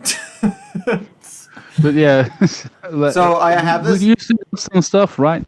So yeah, I feel like I wanted to make sure there wasn't a point that I missed before we wandered off. Which again, rambles are fine. Let me just make sure I didn't miss anything. The We only talked about thing the I wanted to Indians for a say little was, bit. I don't know much about that. I should probably look into it. Korea It's had very mentioned that fresh. China's already more advanced than the U.S. And honestly, I lived in what's considered a rural town in China. And yeah, the infrastructure, okay, the actual buildings probably weren't, because China has like a much more like humid climate. Like things are like less developed in terms of like the actual building and structures or whatever. But in terms of things like the roads and the way that like everything is set up and the way that like the crosswalks and everything are, it was much newer than what you'll see in most of America. So like he's not wrong in saying that. And like it bothers me that like people in America, they just think that like China's full of a bunch of just like retarded bug people that just live in squalor, when it's like it's really actually quite developed and civilized to a degree. For all of its faults, like I'm not saying don't ever criticize China. Like if you want to criticize anyone, that's cool or whatever. But like I think that there is a serious problem of underestimating China and the quality of life in China overall amongst people in the West. when it comes to technology, I only have one experience when I was working on a video game that ultimately got abandoned because the Germans I worked with abandoned me. It was a Chinese framework, and I was working on it, on the game I was working on, and I realized there was some really big flaws with things that should work one way and not the other. So I contacted them, and they said they would work on it, and I waited half a year to fix like 1,000 bugs. But it really, at the end, I just contacted their German liaison, like, why haven't they fixed this? This is a very essential feature. And he said, I don't know, I'm going to quit this because I think they just don't care what non-Chinese people have to say.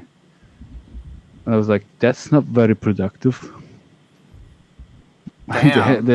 What do you even do with that? I don't even know where you go with that. Like, it was just like, oh man, the sunken cost fallacy, and this was huge for me because I worked on this for like half a year. I had like this 2.5D game with everything working to a certain degree, but the occlusion didn't work. And this is a basic feature. Why doesn't it work?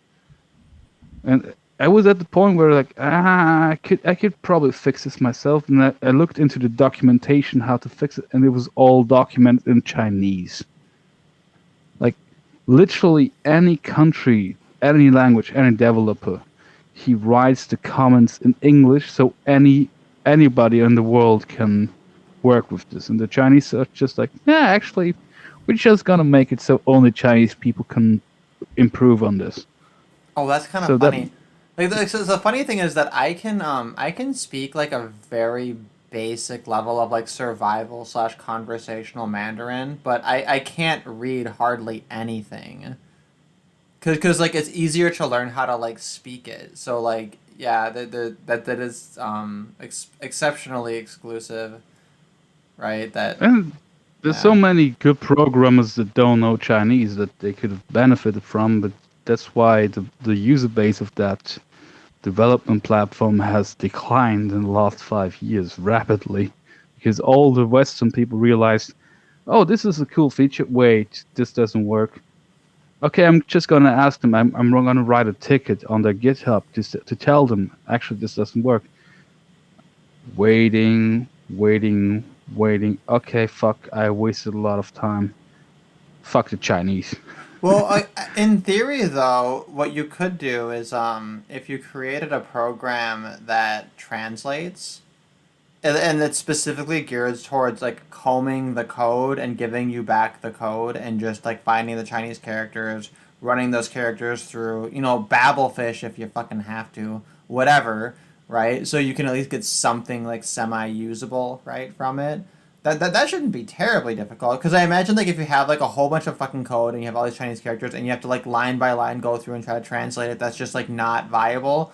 But if you have a way of just like finding a way to like scan it, take all the Chinese characters, translate them, and put them back where they are in the context of the particular code, then that might actually be something, like if this is like a major like repetitive kind of problem, right? I'd imagine that would be one way to solve it. Yeah, and now that you mentioned it, that might be a thing I want to delve into the future. You could sell it, frankly. You could sell it to companies. You could say, hey, is China, outsourcing your shit and then putting it in fucking moon runes? Let's fix it. Yes, that's a very good idea, man. Oh, I appreciate that. I just back in the day, it didn't really matter anymore because the graphics guy went into a psychiatric facility, and the story guy just was like, if he's out, I'm out. And like, you guys were the ones who never delivered the work. I was the one who basically built the fucking game from scratch. Oh god, I hate people. Not you guys though. Man, I had that shit hate occur. people. You guys know this. I used to work at an answering service, right? And like, so an answering service, what you do is you answer the fucking phone for many different companies, right? But fundamentally what you're doing is a very simple thing. You're answering the phone and you're taking some messages, and those messages are either being automatically emailed, automatically recorded, just automatically sent, or whatever, in some form to the company that's hiring you to take the messages for them. And some companies have you answer the phone for them when it's their lunch break or when it's after hours. Some of them have you answer the phone for them when their call volume is just too high. Some of them have you answer the phone for them all the time and then redirect you to them after you've taken specific information, etc. So there's complication to it, but it's fundamentally such a simple fucking thing, right? And like, I witnessed people in my company just like rage quit over it, being like this company, you're making it too fucking complicated, you're making it too stupid, you're too hard to deal with, you're not being reasonable, right? Like, you're demanding too much of whatever, and just fucking off. And then like, when specific people would leave, it would fuck things up like so hard. Like, we have like an especially like charismatic and emotionally intelligent and like socially awesome and like really, really well respected trainer who left. And then we're sitting here like, shit, now we have to fucking train our employees without him, and it's like obnoxious. And then we have like a guy who's really good at like programming the accounts and dealing with our customers and then finding creative solutions to create exactly what the customers want and everything. And he's just like, nah, fuck you people, I'm gonna fucking leave. And now everyone's like, oh my god, like now we have to make all these other accounts without him, and it's like way harder and blah blah blah, right? And it's just a constant thing. So like it's funny how that kind of shit works, and like I don't know, I don't know that the I didn't have a point to that. It reminded me of all that. Actually, quickly, I was rambling too much. My point was, I think the Chinese, the companies that do it like that, they stifle themselves. they're like all the rest of the world is kind of working together with all this programming knowledge, and if they insist on doing it like this, not only Chinese. I'm not sure if they're on the pinnacle of programming and shit like that, unless they all know English and just take the good stuff out of it and hide their own findings. Yeah, I find that hard to believe, right? I bet a lot of it is it's people who are native Chinese and they don't speak English, and it's just easier to find good programmers than it is to find people who speak English well.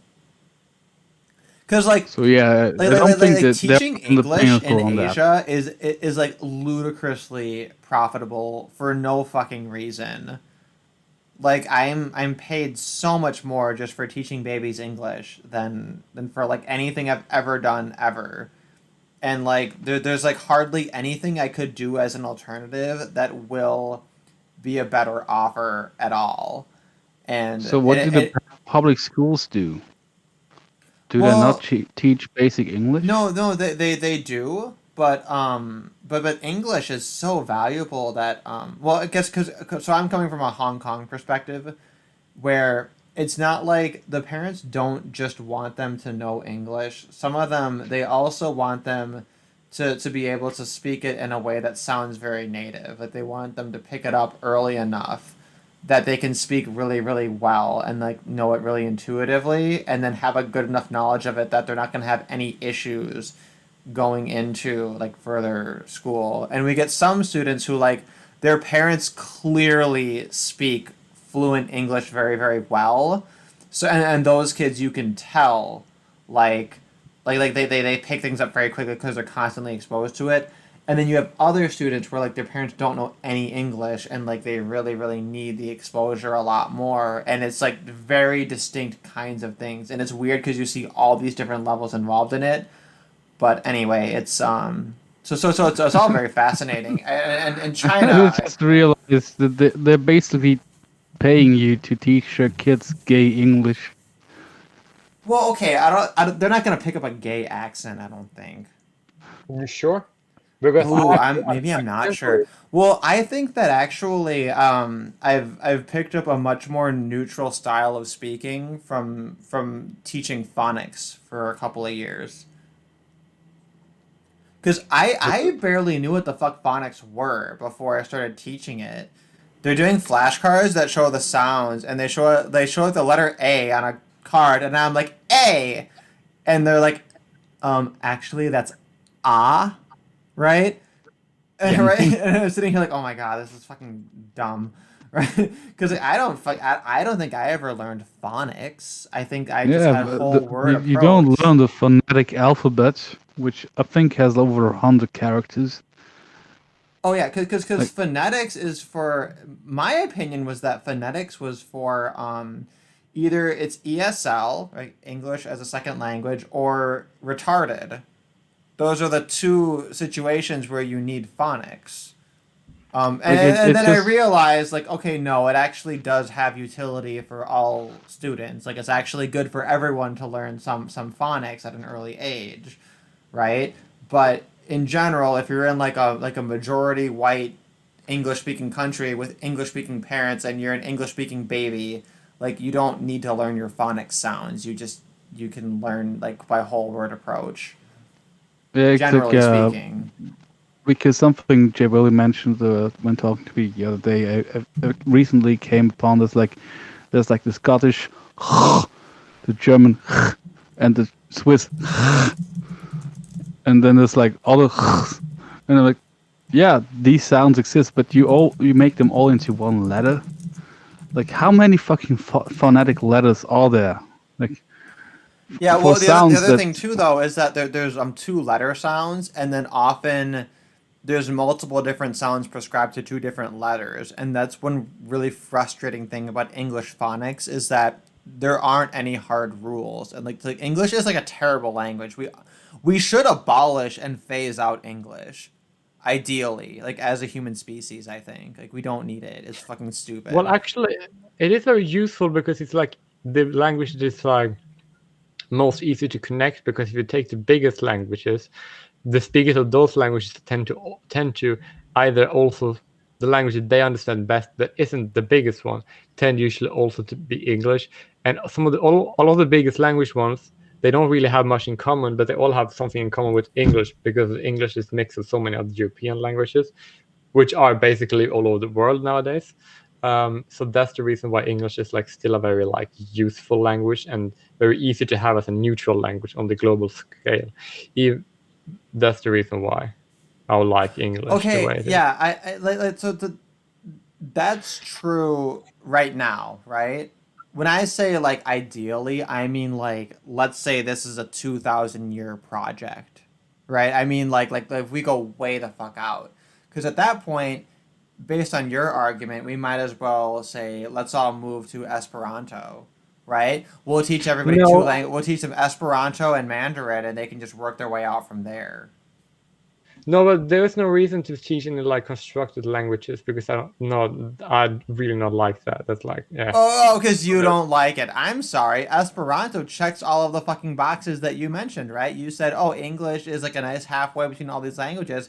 Esperanto is literally that, and like much more pure in that sense. But it didn't naturally grow. It doesn't have any cultural. Who cares? Oh, fuck that. Yeah, fuck culture. Culture's gay. But Yes, like that's like don't the you most like gay culture? Culture is for women and the blacks and the homosexuals. We don't need it. Fuck it. Culture. No, like, we're always, you can't not have culture. You can't not have Yeah, culture, but right? Esperanto has the same issue with the gender pronouns. Like, it sounds good in theory to the people who came up with it, but does it work? I think Esperanto's fine. We need two languages: Esperanto and Lojban. Okay, we're gonna have one language which is just this multicultural, gray, muddy mess of everything that's constructed and fake and retarded, and then we're gonna have Lojban, which is totally culturally neutral and pure and sounds satanic as fucking hell. Those are our two languages. That's all we need, and then we're good. Well, having culturally neutral languages is degenerate, in my opinion. So I would never. Of speak. course, it's degenerate in your opinion. You want an entire world. You want the Trapno state. You want the white Trapno state of No. blonde, blue-eyed homosexuals, and one of them is a literal trap, and the other one is like a perfect Adonis, Paul Joseph Watson man. Well, he's pretty hot. So. But And no, they're they're implanting the technology to foster fetuses and grow them in anuses to create anus babies. Once we create the artificial, I don't want. sorry, any of this. I'm combining your worldview with Toto's worldview with my worldview. This is what I want. Who doesn't want that? I think that sounds perfect. The I think best there's way nothing to wrong not with that. is to basically let the world not be like unified. To basically have the world divided. Self-lubricating anuses. You poop easier, you fuck easier. It's great. I feel so fucking privileged to be the token heterosexual here. Imagine if every poo was a lube poo. Smooth. The lube poo that took a pee. gross. The lube poo. But Hey, anyway, sorry. let's There move was on, let's actually, move on. before I went on to this, there was a serious question in the chat from Red Raptor about like what are signs of like not knowing language. What are some signs of a person going to have difficulty learning a language? I mean, there's a lot of signs. I feel like the earliest signs are going to be the non-obvious ones, which are going to be related to things like color blindness, but also related to like a delay in motor skills. Because if I remember I was looking at a chart of like Noam Chomsky, I think weirdly enough, fucking Noam Chomsky. I don't know why it's fucking Chomsky that we had here, but like he had developed out like milestones for like babies into young toddlers, things they should be able to do, and like it's fascinating to read this shit because you never question it otherwise. Where it's like looking at and focusing on objects, grasping objects, being able to crawl versus stand up briefly and then like run and then fall and then whatever, right? Like all these kinds of things that like normally are kind of taken for granted. And like I think generally what happens is a lot of like new parents, they really a lot of them carefully monitor these like milestones, and if their baby is like a month behind, they like freak out and have all this anxiety over it when it's just like there's some variance in it or whatever. But some of that could be an indication, right, that there's like some kind of an issue. um but like one thing is that like I remember like with like my little baby niece, she's like a like 1 year old, right? And my parents were mentioning like, oh, she loves dropping things. Like we hand her things and she holds them, and she loves to just drop them and watch them fall onto the floor. And I thought, oh, that's really funny. And I googled it. I googled like, why is my baby dropping things all the time? Because they just thought it was like this funny thing. And I googled it, and it turns out babies love to drop things because one of the first things they learn is how to like grasp objects and like move it towards and away from them, and like that's really really interesting and like very very stimulating and overwhelming for like a baby. And then the moment they realize that they can just release the grip and watch the thing fall and then hit like a floor, that's like a whole nother fucking level of entertainment to them, right? So like babies are fucking hilarious. Like that's the funniest shit ever, right? So like when babies just like joy drop of things being for no able to reason, they're doing it because it's like dropping things and releasing a grip and watching an object move through space away from them is like super fucking new to them. That's their fucking PlayStation 5, right? Yeah, they learn that they've reached a point where they can manipulate the outside world with an outcome that they can expect. So that makes them happy. Yeah, and they're making that connection. And this is around the same time that they're learning that when a ball rolls behind a couch, it doesn't stop existing. It keeps existing, right? So this is shit that's like it's totally like their brain is being blown out of their fucking heads over and over and over again with this like really really basic shit. And it's just a testimony to how like amazing and advanced and awesome human beings are. Even retarded human beings are awesome. That's literally the point where they overcome like 95% of mammals when it comes to mental capacity. Cause and effect. There's tons of mammals who don't have a concept of that. Yeah. And that's That's a very important distinction too. That's an important break, I think, in like systems of logic is do you have a conception of cause and effect? And even the animals that do have it doesn't go much further than that.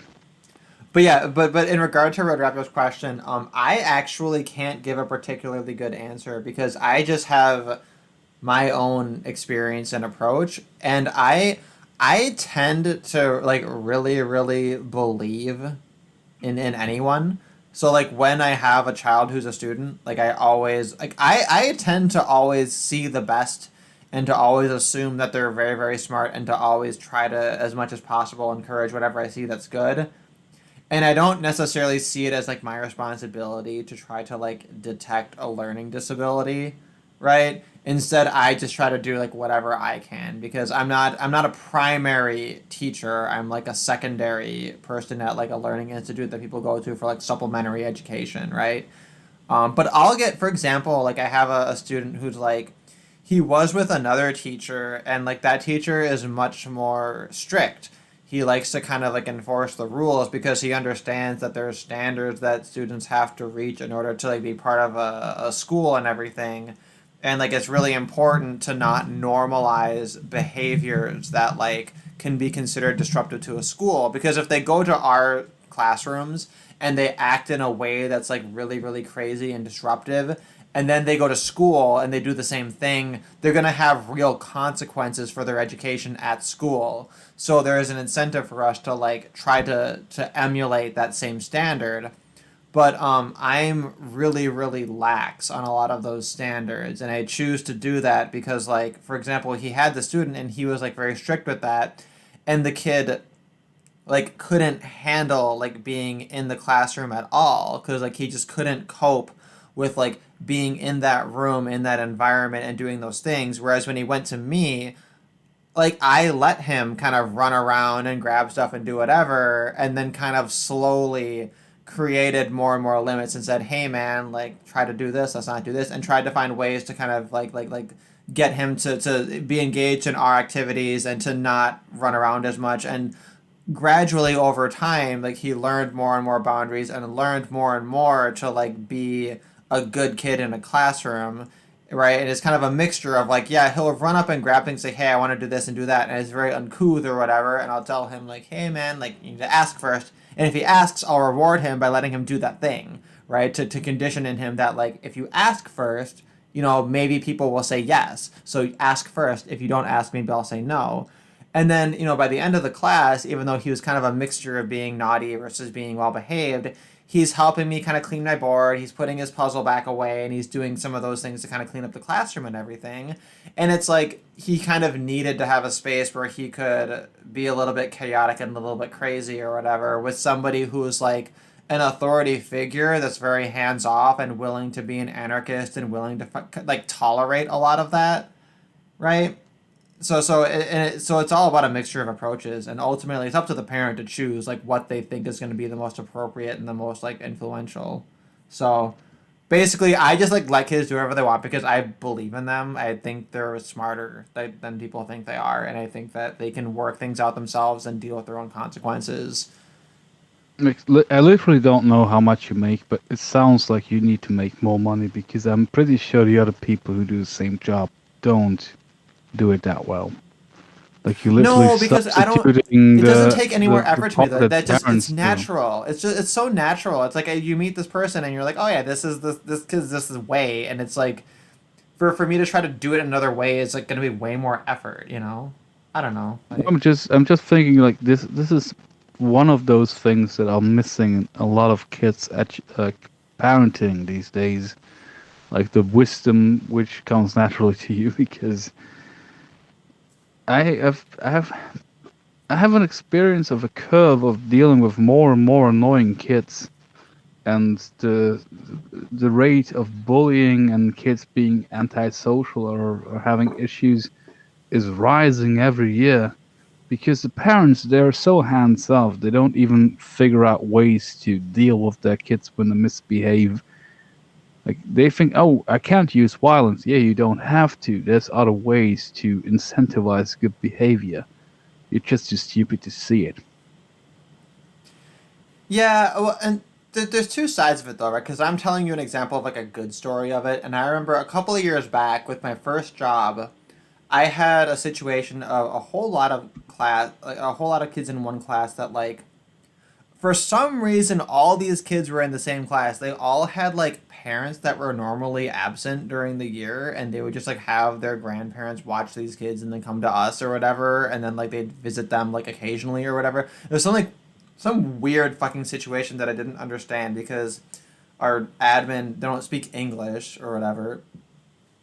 But like there was a situation like in a class I had where I think one kid, he like said some really really like inappropriate and really mean insult to another kid in the middle of class and like called him a mean name or whatever. And like at the moment I thought I perceived what he was saying, but I wasn't exactly sure and I was very hesitant. And like my inclination is to just kind of be hands off and let things work out. And then I realized after the fact that like that was a situation of bullying that I should have stepped in on and should have actually been more authoritarian and told him like, hey, don't fucking say that. Like that's not okay. Right. And like I didn't do it. Right. And like that stuck with me that I didn't do that. So there have been situations where like my approach has backfired, but I was able to see it at least in hindsight, you know? So some of it has come from experience a little bit. Well, that's natural, I guess. Yeah, you know. Paulo asked me, do you want to be a parent? How would you do it? And you seem like you're on board with the whole peaceful parenting thing. And yeah, so Paulo, I think you started following my channel sometime after the Gay Triarchy podcast was happening.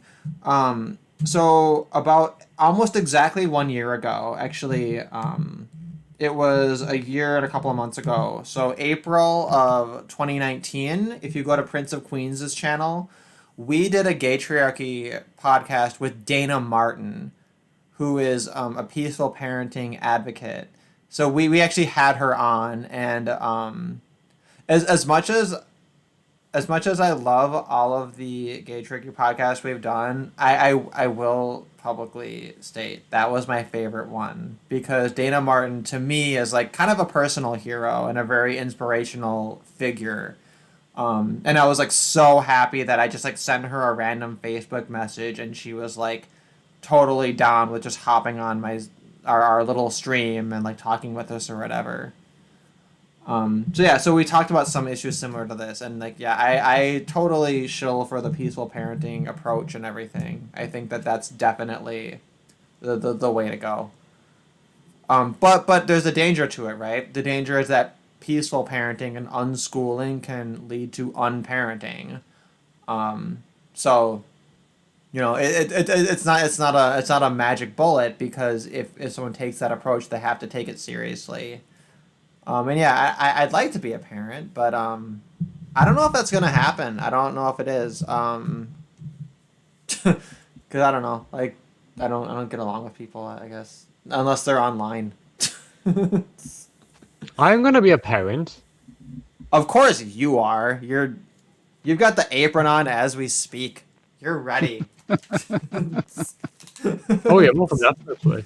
Like I will have a parent. I would like try to. I will probably start reading after I get out of college, and I have the money to do it, which I will probably get shortly afterwards. That's pretty fun. Hopefully. Up as a parent, man, like I want to have this beautiful. This gay person has children, and look how well they develop because they're so great with this. To tell all of the right wingers saying, "Oh, gay parents can't be good parents," like that. Actually, there's like this beautiful example over there. I'm gonna use it as my token gay example, if that's all right by you. Oh yeah, I prefer that because like that means because I want like because the important part is fatherhood, right? That is like the very important for children, right? The sexuality of the dad doesn't really matter. Like that's like, and also when people try to make studies and then the studies they cite count gay parents that are men in the same category as lesbians, and they're like that completely invalidates in every study, all the time, because it makes no fucking sense to talk to family structures that are on the opposite side. Both are more like heterosexual relationships than like each other. So it like makes no sense to like even put them in the same box. Well, and it's not very intersectional of them either. No, but it's usually people on the pretend right who usually does the conservative type because they want. Oh, I see. Yeah. Like these, yeah. These dumbass people these traditional people because they don't understand it. Like, okay, here's the kicker. How am I a virgin, right? Who's gay and I'm a virgin, right? And then I don't have sex out of marriage, right? And then who don't, right? Well, And you then have your cock sucked, so I'm not sure if you're a virgin. Yeah, and then I'm gonna have kids in a relationship, right? And I'm gonna raise them decently, and then I'm gonna replace the birth rate. Like, how am I somehow not as good as all these promiscuous heterosexual people with their abortions? Oh, that is actually a funny thing I heard today. There was a report on Nicaragua, like the development over the last 30 years. And this German lady actually said when they banned abortions, the rate of underage pregnancy went up by 100%. Like, you're arguing that banning abortion caused all of these underage ladies to get pregnant.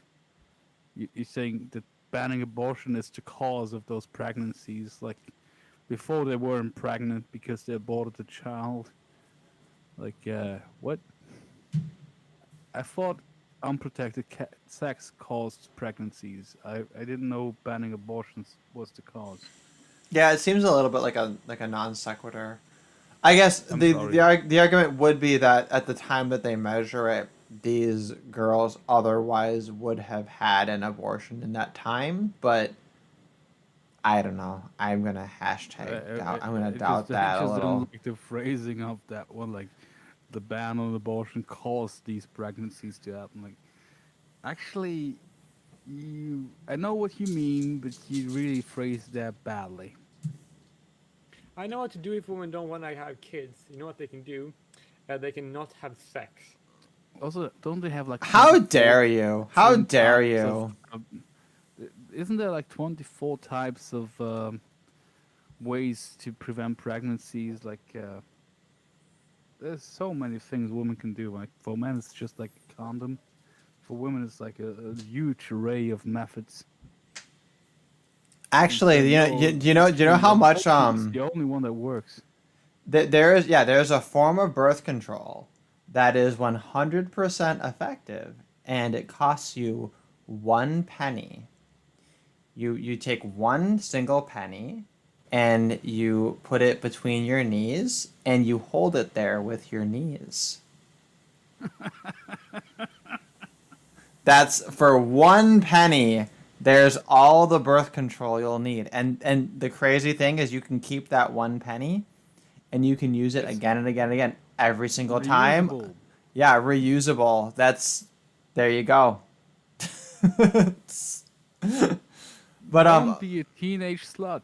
I'm sorry. So now that we're talking about the sluts, I have a whole series of like hilarious images that are topical towards this whole like BLM resurgence and Antifa retarded bullshit and Chaz and everything. And the first one is, I have it on the screen now. It's this conversation. This is the theme. It's white women who are absolute sluts who want some BBC, and the responses to it. You want So- to you want Jay Willie to do the second voice? Yes. Oh, okay. Do you want to? I guess you want to be the white woman, so I guess I have to be the black man. You can be the black man. I can be the white woman. Okay, sure. Okay. So you send a picture of, we don't even know what body part this is supposed to be. I guess it's supposed to be like an ass crack, but like she's white, so there's like no ass here. The funny thing is, this is supposed to be like a sexy image or picture or whatever. It's edited with like stars on it, but like we can't even tell, like, Which body part this is? no idea. No idea. I'm totally comfortable showing this on my stream, and Susan's Be not gonna her, ban it. Arm. Like this could be her armpit. Yeah, Susan. Well, actually, have you seen the video? It was really funny. This little fat kid. He like made a video of him. It's like a close up on his armpit, and he's like fingering it, and you're sitting there, and you're just like, "Holy shit, what is it?" And he zooms out, and it's his armpit. Legendary fat kid. It was wonderful. But anyway. Okay, you can begin. But okay, but then we can do another one, and then we switch the roles. Okay. Well, the next one is like the gay twink and just black men ghosting him because he's a fucking weirdo. I need you. Need me for what? Your dick. Better off praying to God. Oh my god. Why are you so mean to me? I ain't done nothing wrong to you. Cause I know my worth. Ain't no free fucking been doing that as a kid, so pay up or move accordingly. Okay. Consider reparations for what you've been doing to people for over 400 years, bitch. BLM. I can't do it. Just like, but I love this. This is actually, honestly, if you're gonna be a black person who's unironically pro BLM, that should be the attitude. Like, I'm all for men asserting their self-worth, even if it's like completely retarded and misguided. But let me see here. Let me get the next one up. That was just this woman. But like, what's so funny about it though? So that was one example of it. But like, okay, where's the next one? I have. But you need to hear something funny about this. That's like, why would he, as a straight black man, support BLM? Black Lives Matter as an organization, right? They don't care about straight black men at all. All the guidelines is basically a different way of saying fuck straight black men. They hate straight black men so much that they want straight black men to kill each other, right? So that they want to make the black community more of a matriarchy, if it's possible, right? They believe that straight black men are the fucking enemy, right? They don't, and that's why straight black men are not even allowed to be in leadership positions within the Black Lives Matter movement. They are an LGBT feminist group who are against straight black men. So a straight black man who supports BLM is more cucked than a white person who support Democratic Party. Yeah, okay, so there's a couple of things with BLM, right? Is that it should be male lives matter. Now, there's multiple reasons you can't put it that way, because it highlights the fact that white males in America are more likely to be victims of all these causes they're championing than black females. And the issue is that if you make it racialized, these black men will simp for the black females against the white males, which is its natural male behavior. And this is why I'm like really seriously considering abandoning the fucking MRA label. Is because like men are slaves and cucks and simps, and even under traditionalism, they're nothing but a bunch of house Negroes. So what's the fucking point? What's the fucking point of advocating for men's rights? And I've been seriously wrestling with this question over the past couple of weeks here. And my only reason not to do so is that I think, what about men of the future? Because it's not their fault that men right now and in literally every single other culture and every single other time period beforehand have all been a bunch of just obnoxious, simp-ass fucking subhuman scumbags. Maybe men of the future are better and are worthy of it. So I don't fight for men of the present anymore. I don't fucking care. Because honestly, men who kill themselves right now, these men, like, were all for, like, throwing every other man under the bus. For all this other time, right? And this is what black men are doing to white men now, because they want to simp for their black females. Yeah, but the black female in the BLM movement are lesbians, so what the fuck are they gonna get from that? Yeah, they're not gonna get their pee-pee touched. Who fucking cares? They're... Like, it's like, why would you simp for lesbians? That makes no fucking sense. Well, then you're like a mega simp. Like, then you're like ultra simp. It's like simp evolution. Like, holy shit. Because, like, they're like, the Black Lives Matter movement doesn't like straight women either, right? The Black Lives Matter is an LGBT feminist group who don't like straight people, who don't like men, who don't like white people, right? So if you are straight, black, and women, they don't like you, right?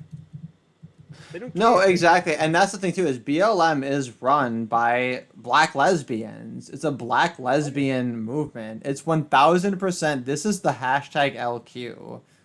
Black Knight Fool warned us about this, and like, as much as people want to shit on him, he's not always wrong. And like, this is something that's like legitimate. Like, we need to step up and fucking question some of this bullshit. So yeah, I'm not, Yeah, Fleegan hopped out of the chat, which I wonder. I hope he wasn't offended. I feel like if he had a... No, he wasn't. He usually never gets offended. I don't think so. I don't imagine. But the timing was a little bit conspicuous. So I hope he's not offended. No, he's obviously one of the exceptions to the rule of me not caring about men right now, because I think he gets the sentiment.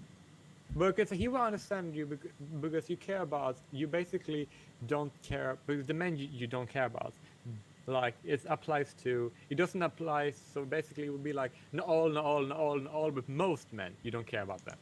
I care about men's rights advocates and their sympathizers, particularly their male ones.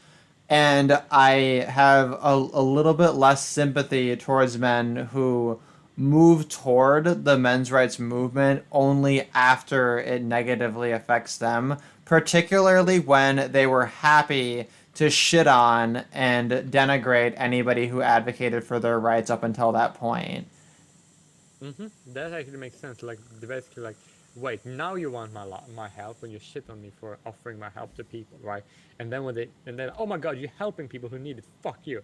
Like, hey, I need your help. Like, Well, and that's the wow, thing, and that is really? probably why, in the larger scheme of things, I've not been a very effective men's rights advocate, is because a lot of these men's rights advocates, that doesn't matter to them. They're like, no, I don't care that you hate me. I don't care that you publicly shit on me and hate on me and everything. Like they legitimately will say, like, you can spit in my face and I will still fight for you with every bone in my body.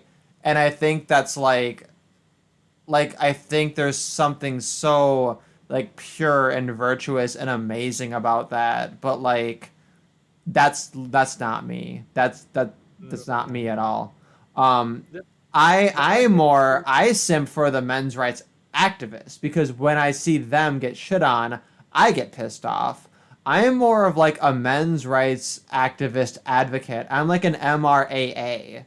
I'm not like an MRA. I'm like an MRAA because I watched these people build this movement and do this thing and create all of this the structure, this advocacy, these conferences and everything, and I think it's so cool and so beautiful and so awesome.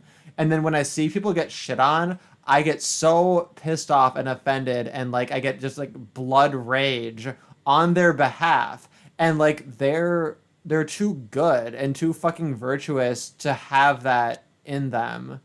And I'm not like, back. oh hey, yeah. You dropped There out was right a as I was yeah, like disavowing short men's rights blackout. advocatism, so I wondered if it was, yeah, I figured not. It's just I'm more worried about all of the open documents that I didn't save. Oh, but anyway, yeah, I'm having a transformation. I'm no longer a men's rights advocate. I'm a men's rights advocate. But Mm. I basically feel the same thing. I basically agree with the MRM like on everything, but I think it's like for me, I prefer open a more of a race-based, ethnic-based, identitarian mindset. And the reason by that is this because by doing that, right, the best thing to do is to make sure that men, right, are well built up and are very in good positions, and are decent enough for from that position, right? And that is a position that isn't like that most people have far more of an instinctual and a natural urge to like defend, right, and rally towards, right? This far more stronger than gender based, right? It's more of a natural in-group preference for men on that level than there are. I'm not saying that there is like common, but I think that it's more of a common thing than having a gender-based in-group preference for men, which isn't really a thing. So more like a male gender role activist.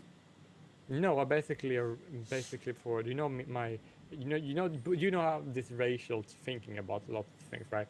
And I basically think that's like that's why I basically use the approach because that is like um, because then if you care about people on that level, right, you want the men to like be good and to do good and to be well off, right? Because if men are not well off, that means that the people that from that perspective that everything is going to break down, right? So that is an easier way of advocating for a more approachable position to care about men than to just care about men based on that they're men, if that makes sense. Like I don't remember. I saw a video the other day where someone was arguing like all of these white young men in the looting, rioting, or even in the process, like they they really ravel in this behavior because they have no strong principles because they have followers or they were indoctrinated into this like yeah masculinity is a bad thing. Like you should be ashamed of being a man. You should be ashamed of having a lighter skin tone, and that's their way of virtue signaling. And they don't have a place in the world as far as I can tell. Like if you're raised that way or if you're indoctrinated that way, I don't actually know what you can do in life. I know what you can do. Didn't you know that we talked about sort of like I have a lot of solutions, but I'm so embarrassed to like mention them on the live stream. So, but it's basic. But if that makes sense, but I do know what to do about that. Well, okay, these riots that are happening right now, it's the 5 minutes hate from Brave New World. Mm-hmm. It's exactly what it is. And the issue is that, like for example, though, 1984? the 5 minutes hate where they scream at this screen. Was that 5? I thought that was in Brave New World. In Brave New World, they had... I think it's... I thought it was 1984. Maybe it's in 84. Okay, maybe I'm conflating it with In Brave New World. There's a scene where they all go into, like, a room, and I thought they all had, like, an instance of, like, being rabid and hateful. But then there was also, when they paired... crossed their arms, I think that's 1984. Let me double check. I want to double check, actually, because I'm, like, confused about it. But it's the same principle. If I say 5 minutes hate... I actually also want to... Oh, you're right. Oh, it was 2 minutes hate in 1984. But there was something similar in Brave New World where, like, all the people, like, go into a room and they all, like, do shit. And maybe that was, like, an orgy or something. But I think that it's comparable. It's analogous. More like, Brave New World. Yeah. They already have them segregated into the groups that have orgies and the groups that are just grunts. Both so, like... have valuable things to tell us. We just need to listen. Yeah, like so that's the issue though, is that like this hatred is these riots are a 2 minutes hate, and like no matter what the consequences of all this rioting is, they're gonna find a way to contextualize it in a way that's gonna cope with their current worldview. So they're not gonna learn anything, and this indicates that literally every single fucking time a black man gets murdered for any reason. Literally, we had a passed out drunk dude disrupting the peaceful drive-through of a Wendy's who was talking to the cops and decided to steal their taser and then run away and then tase them, and he gets shot, and it's like, this guy was a piece of shit. Fuck him. I'm glad he's dead. Fuck him. Like, he's an awful person. It literally took me 5 days to find the original video that sparked all the hate with this one dude who said he was peaceful, he didn't do nothing. Like, the fuck he didn't. Yeah, the fuck he didn't. Like, this guy, I don't know who posted that, but the guy who said that, he was a fucking liar. He was on the scene. He saw it 20 minutes cooperating with the cops, being reasonable, and once they started putting the handcuffs on, oh, it's like this wrestling thing. Yeah, I can beat up 2 guys, and he can. Like that was the funny part. Like, well, yeah, and honestly, same with George Floyd. He was a resisting, violent fuck. Like he resisted getting out of his car, and once they wanted to put him into the police car, he started resisting again. Doesn't justify this Chauvin guy, but why? Honestly, just let yourself be arrested. Like, you did something wrong. There's gonna be some punishment for that, but why would you risk getting killed over something that would probably get you some jail time with a bad lawyer? Yeah, I'm at the point where it's like, just people who are clearly violent, criminal, fucking thugs, repeat offenders, resisting arrest. Because, like if you don't have to resist arrest, you can always challenge everything later, right?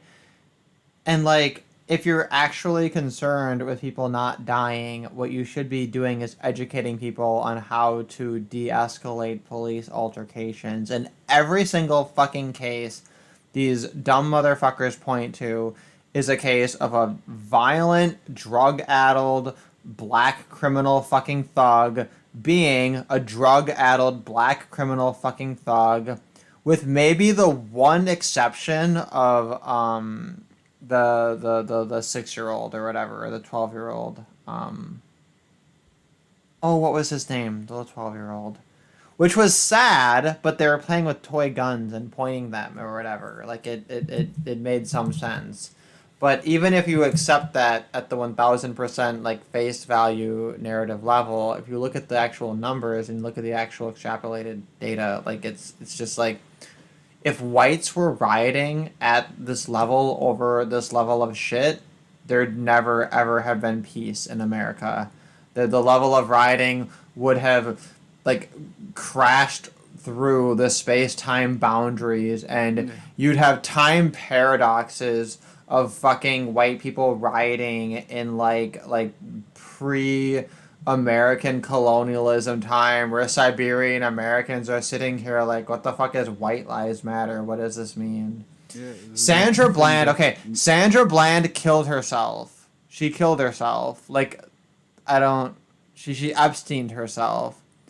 There's conspiracy theories about it. I'm not necessarily in the up and up about that. I'd be willing to hear about that if there's like something to it, but as far as I can tell, she decided to kill herself. She's one of the few women who successfully killed herself. Like, but that's about it, right? It's like there's like a couple of cases that kind of maybe are like unjustified, but otherwise it's just like it's Trayvon Martin, who is a drug-addled, violent fucking thug. It's Mike Brown, who was like a drug-addled, violent thug. There is George Floyd, who is a drug-addled, violent thug. There's Ahmaud Arbery, whose name is literally armed robbery, who had a hammer while he was jogging for no reason. It's just like, it's so stupid. It's so stupid and avoidable. And like, so why does society have to pay the statistically fucking... rare. Yeah, it's so fucking dumb. Like, And also, literally, like- the first thing I realized when I looked at the domestic violence deaths in Switzerland is like, in America, you had like 11 people that were killed by police while unarmed, with a population of 325 or however million people. Yeah, okay. Sandra Bland, her It's death such a was ruled a low number. suicide. She was found hanging in a jail cell. But some people argue that like she like was murdered and it was all staged. And it's like I don't know what the I don't know what the motive behind that would be possibly, but I don't know. Like I think it's dumb. Like okay, because if you want to raise a legitimate question about police brutality, the narrative is male lives matter, and that's not the narrative. And those are the questions that we need to be asking. My audio is high compared to the others. Okay, thanks, Red Raptor. I'm gonna decrease myself a little bit, and that should be good. I think I've had that on previous streams, so Yeah, you can't tell really. Like But this, the thing I really found appalling Okay. about this Atlanta shooting thing is like, if you look at the whole footage, I can't make sense of the moment where this person started to resist arrest. I can't make sense of it. Like, I can. If you DUI, I don't even know if you get jail for being arrested in a vehicle while being drunk. Like, do you go to jail for that? If it's your No. first offense, probably not. because you need to prove that he was driving intoxicated, right? And if he just No. got in a car and he was intoxicated, then he could have become that after like stopping the car, right? So there is no proof that he like were driving, right? So if they were arrested him, right, he would face no punishment at all. He would just not drive home in a car drunk. Yeah, which but would the make- only argument I would accept is like, what was my first thought is like, why didn't you aim for his legs first? yeah, the same thing. But not like Yeah. care about him because like he's a fucking idiot. I don't But think he, at the moment the policeman started shooting, this person was face towards him with a taser in his hands. So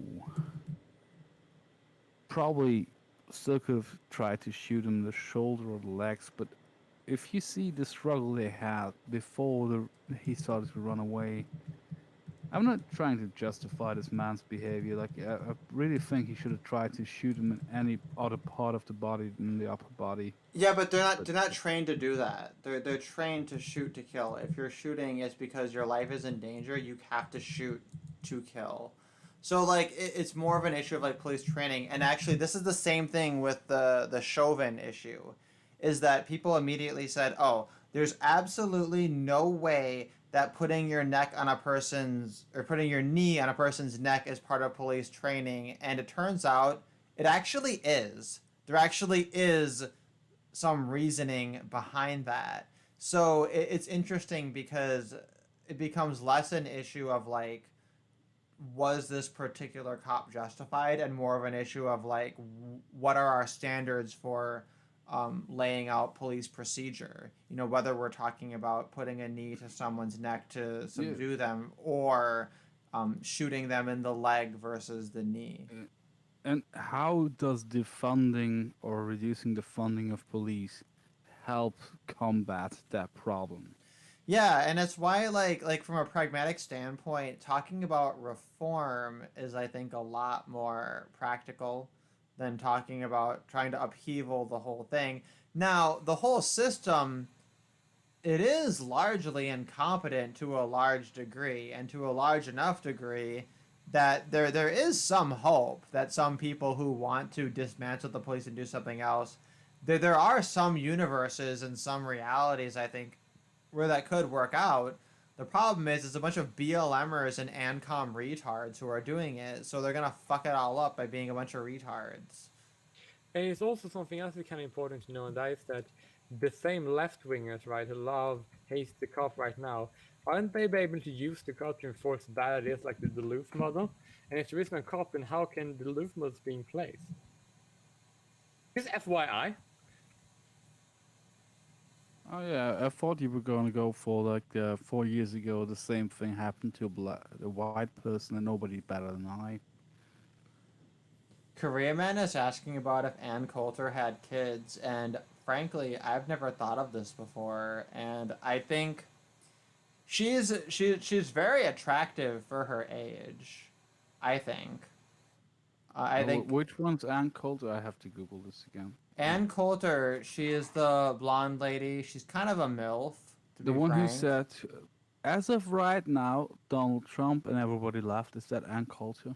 Yeah, that's her. That's her. She was right. That was so funny. And she was right. Ann Coulter, I actually really love her. I think she's great overall. Because she is sort of she has enough independence to be outside of the conservative Inc. kind of narrative, and I like that she challenges Trump and holds him to his feet in terms of like building the wall and shit, which is very, very fun. I wish that Trump would like promote her as head of one of his agencies, right? I think that would be like a great move. I think that like if I were Trump, I would totally make like Milo the press secretary, and I would put Ann Coulter in charge of like Homeland Security or something, right? Like I would totally like choose my favorite like e-celebs and have them be these like figureheads of these movements to like do these things.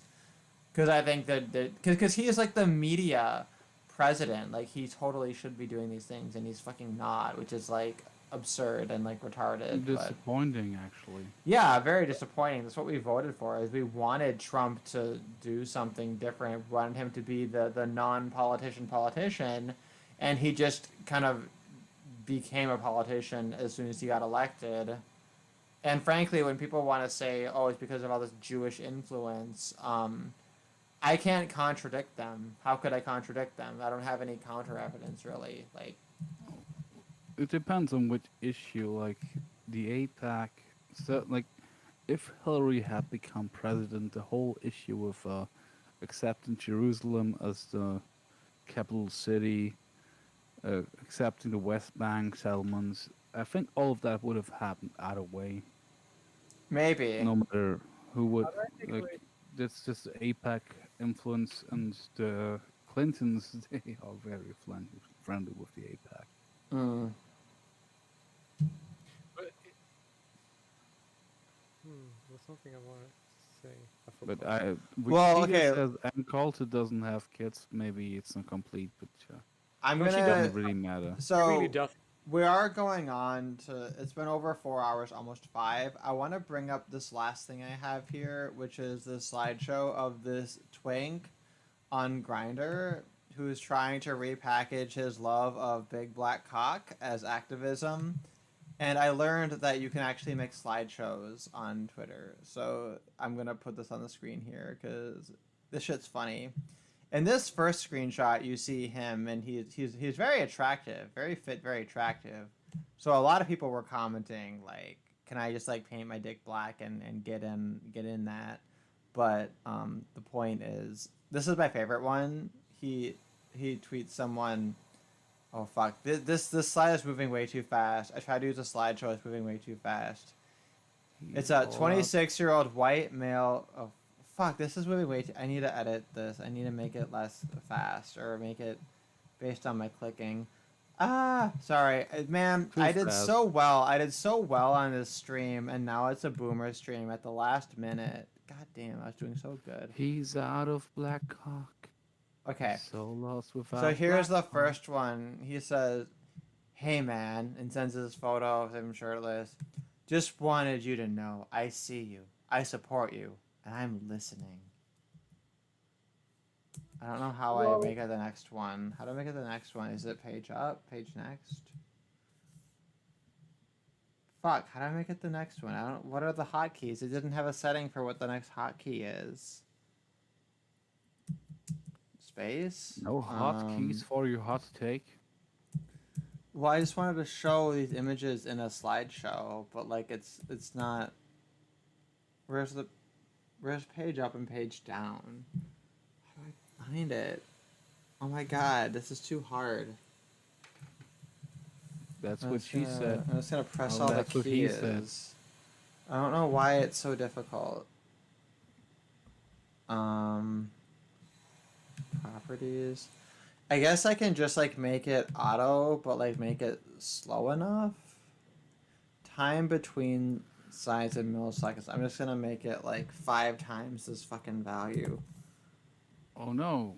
Okay, there we go. That'll do it. Now it's gonna transition automatically, but with I more missed that time. one. Like Steven spotted the cut BBC. We don't do that here. Yeah, I know. He wants cut BBC because he's a retard. You find this a lot in the he's gay against community. it. Well, Steven Steven. is. Steven is, of course. So this dumb twink prefers cut because there's enough gay men who like they're so into dick, but they're not into dicks that are complete. They don't care about the dick. Yeah, or the because they don't person actually care about the attached to it. dick. So the next one they have here is, "I feel like during these times I should come over and give you whatever you want sexually." So he's sending these messages to like black men on Grindr. He's trying to be like, hey, like, you're black. Well, he's better out than the other black guy who rejected women because Black Lives Matter is an LGBT group, so. Yeah, So- I think I set these to go too slow because I think I want the next one. But yeah, he mentions that he's like, so but okay. The funny thing about the screenshot with him referencing the cut BBC. Okay, sorry. So the next one is, he sends a message. "So sorry about this racism shit. Please use my white mouth." Oh no. My favorite thing is just it's a message and there's just like no response. I love the idea that these particular black gay men have the dignity to be just like, fuck this racist white twink. I'm not even gonna hate fuck him in his mouth. Like, I mean, knowing the gays, this twink got his BBC. He got his BBC. Like, let's not kid about that. He obviously did. I'm going to read his bio. Now his bio is up. 26-year-old white boy giving DL down low apology BJs to the black community as a token of apology on behalf of white people. I know it doesn't come close to making us anything, but it's my personal way of apologizing. Hashtag Black Lives Matter. Hashtag this guy does not represent me. I know, But I right? just want to say one thing very interesting that I basically experienced, right? Just because I've lived in Africa for so long, right? And because therefore I know a lot of black people, right? And I feel like all the black people I know, right? I'm very honest with everyone, right? I always tell people I don't think racism is a problem, and I think that I want to keep myself the majority wherever I am the majority, right?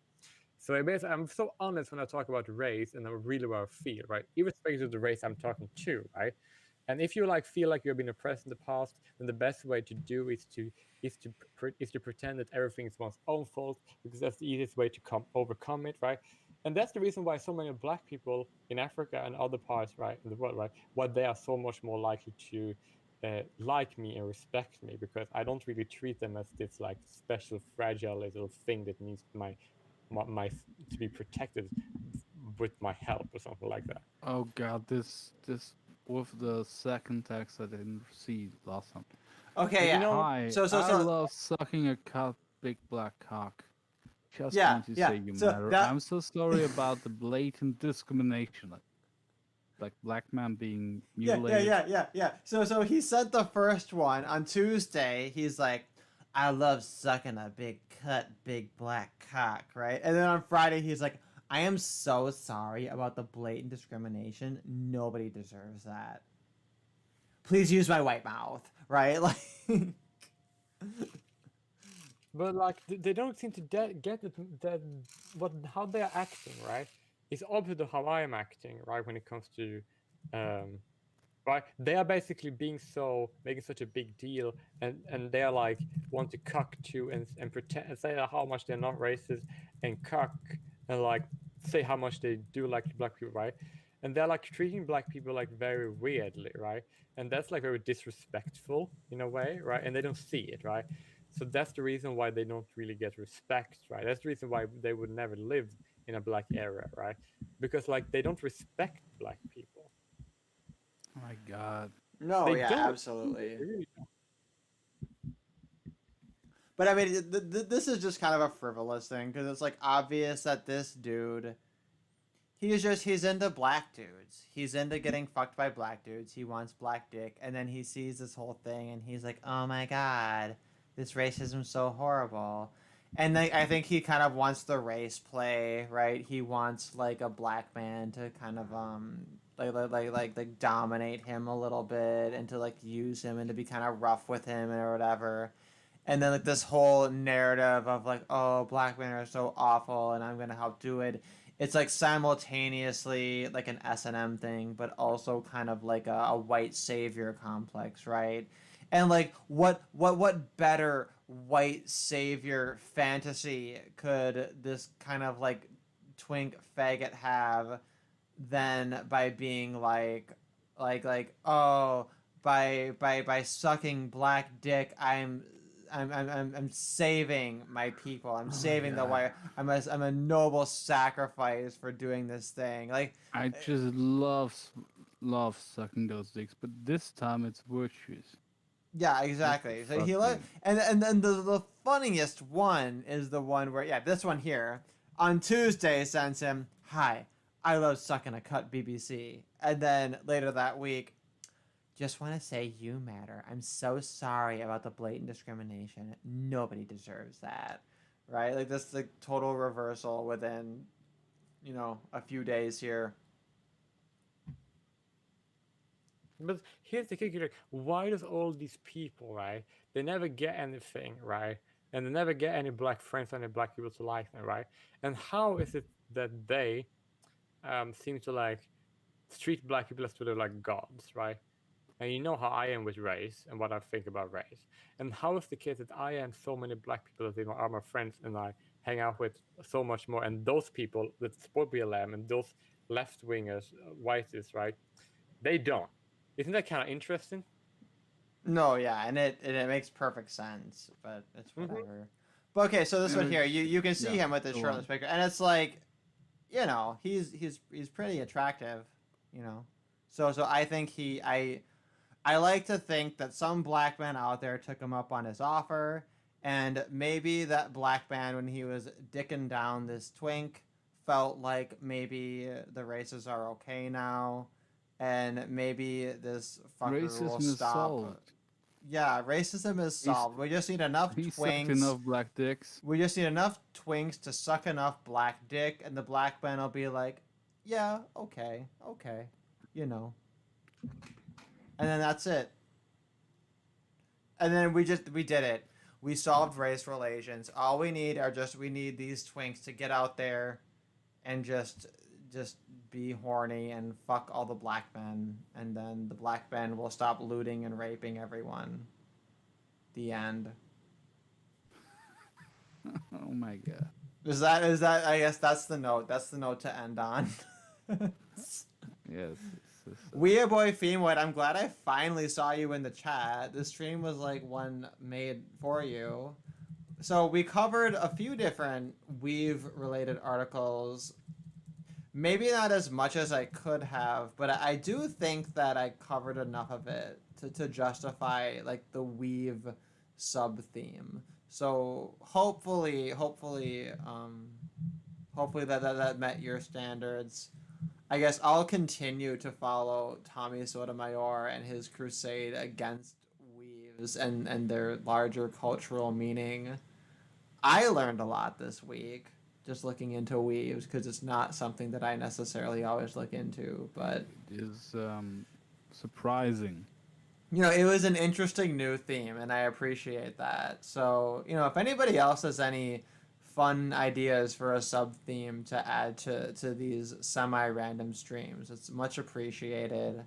And I try to incorporate it as much as possible. Oh, shit, you know what, Fleegan? You had sent an article about the white women screaming that I realized I've just ignored. Let me see. I want to find that article. Let's at least make sure. Yeah.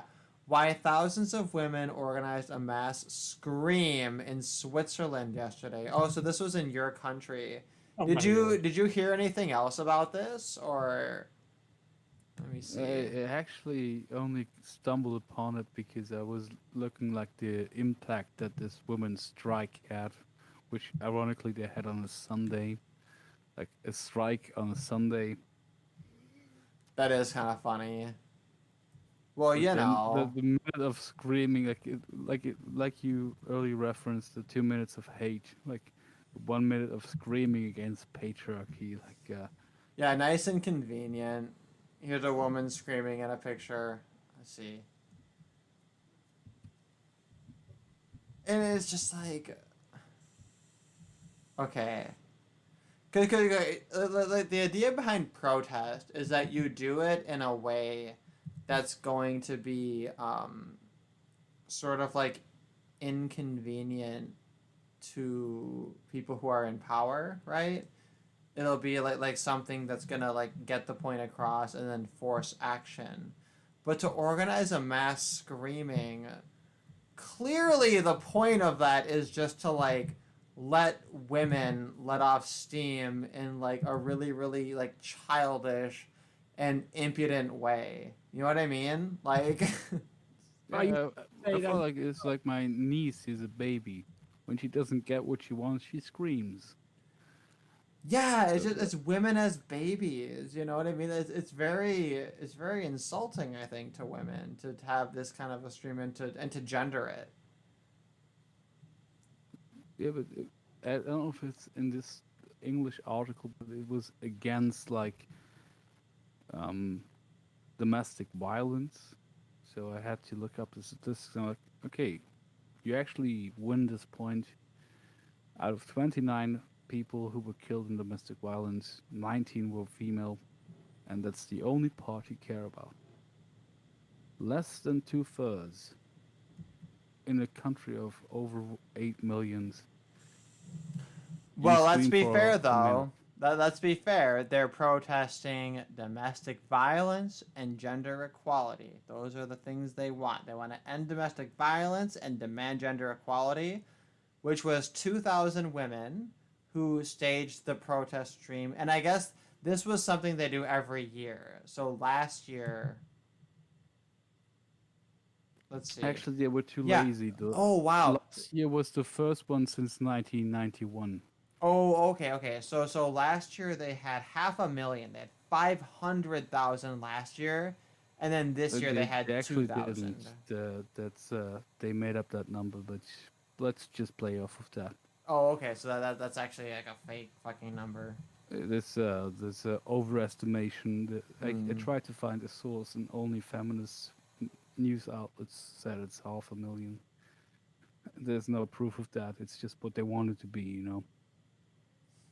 During the annual, I guess now it's annual, right? It wasn't annual from any time before 1991. They did it 1 year, so then this is the first year it could be called annual because 2001 made the difference. But they screamed at the top of their lungs for 60 seconds at 3:24 p.m. I wonder why 3:24? Were they like that they wanted to do 3:20 and it was 4 minutes late? Like I don't get it. Like, The number doesn't make any sense. Like anything they say. oh wait, I'm sorry. The time marked a poignant moment in the lives of women, as it is the time of day when women work for free as a result of the gender wage gap. So it's a time that signifies their ignorance of the way that the gender pay gap is calculated. Like, God, that's super funny. Like these are like I guess there's other countries where women are more privileged, but this is like one of the most privileged countries for women, and the definition of equality is like where. I'm so fucking sad. Yeah, and they make a comparison here. Let's see. According to the latest Swiss labor force survey published last year, more than a fifth of full-time female employees earn less than 52,000 francs a year, while the number is just 7.5% for men on the same wage.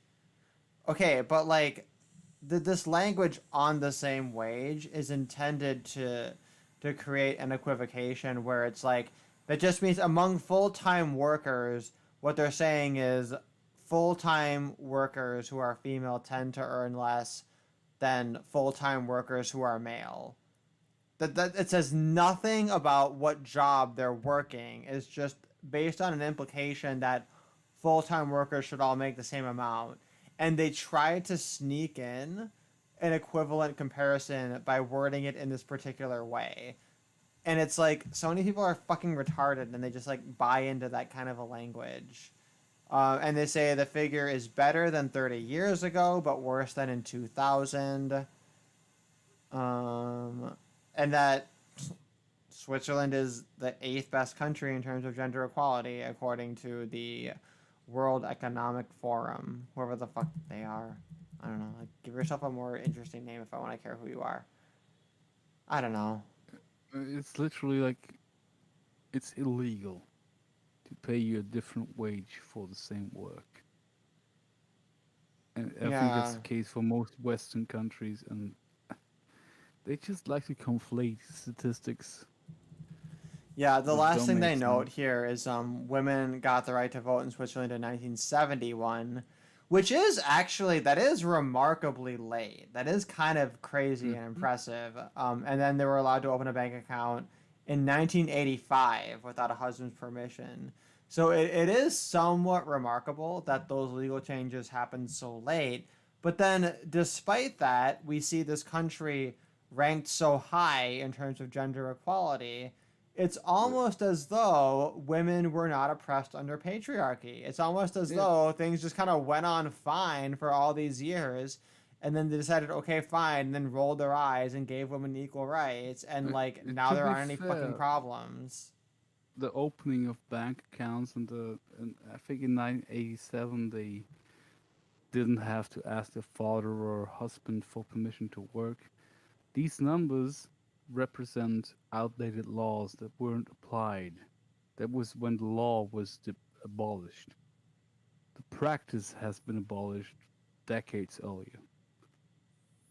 So, right. Technically, the husband still had the right to deny the woman to work, but since nobody ever did that, like the employers didn't even ask, like, do you have a permission slip from your husband? We want to see your husband for Yeah, like so 30 even years. beforehand, yeah, it So- was this thing where it was like a law that was like on the books technically, but like rarely ever even became relevant. It was in practice for decades before the law was actually abolished. So they pretend like the oppression was until the point where the law was abolished, but Right. the cultural practice had been abolished decades earlier. It's just like this. You know how feminists love to rewrite history. Oh yeah, this is marital rape all over again. It's so tiresome and retarded. Ugh. And Anyway. it's very easy for them to do that because the law was changed in that year, but the practice was abolished much earlier. And I know many older women, like my mother's friends, who all say like, "This is ridiculous. We all got our jobs without a permission slip from our fathers or our husbands Right. before the law was abolished." Like, okay, just go by the reality instead of the legality of the thing. But that's what they always do, though. They're basically saying if something is the law, that means that is what most people believe, and that's what the moral code is. Like not to, you said someone said it in one of these previous live streams that while you appeal to laws like that thing, remember? Hmm. Yeah. And that's what they're doing again, even though it's completely false and absolutely dishonest. With feminists being dishonest, like you remember the Camp Strong video, right? What she basically explained is that the most closely guarded secret about feminism is gender symmetry when it comes to domestic violence, right? And that is the same and the guarded secret because it's truth. Because if people believe that specific thing, and that's why they terrorize men's domestic shelters all the time, right? And want them to close them all the time because it challenges their belief system. Precisely the part of their belief system that makes men hateful. And that is the core tenet of feminist ideology. The question is not, is our feminism always hateful? Has feminism done anything not hateful? Does feminism act in a hateful way? Is feminism hate? And that is actually yes. But let's not all these facts undermine the concept and reality that their solution to this was screaming, screeching at the sky for 1 minute. That is their solution. That is their approach. Like a fucking baby.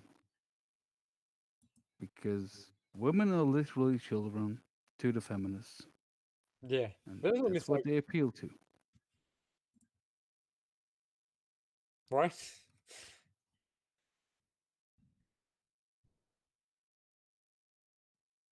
And I actually don't even know what to make of this because I know my evil sister was at that protest against domestic violence, and I only suffered domestic violence at the hands of my evil sister. But that Well, doesn't end up in statistics. That doesn't matter because the perpetrator was a female, victim was male. Doesn't matter. well, that's because she's evil, though. That's the reason why she went to protest and why she's the instigator. And screeched at the sky to solve this problem of domestic violence. Mm-hmm. Well, and I for one hope that the lesbians heard her.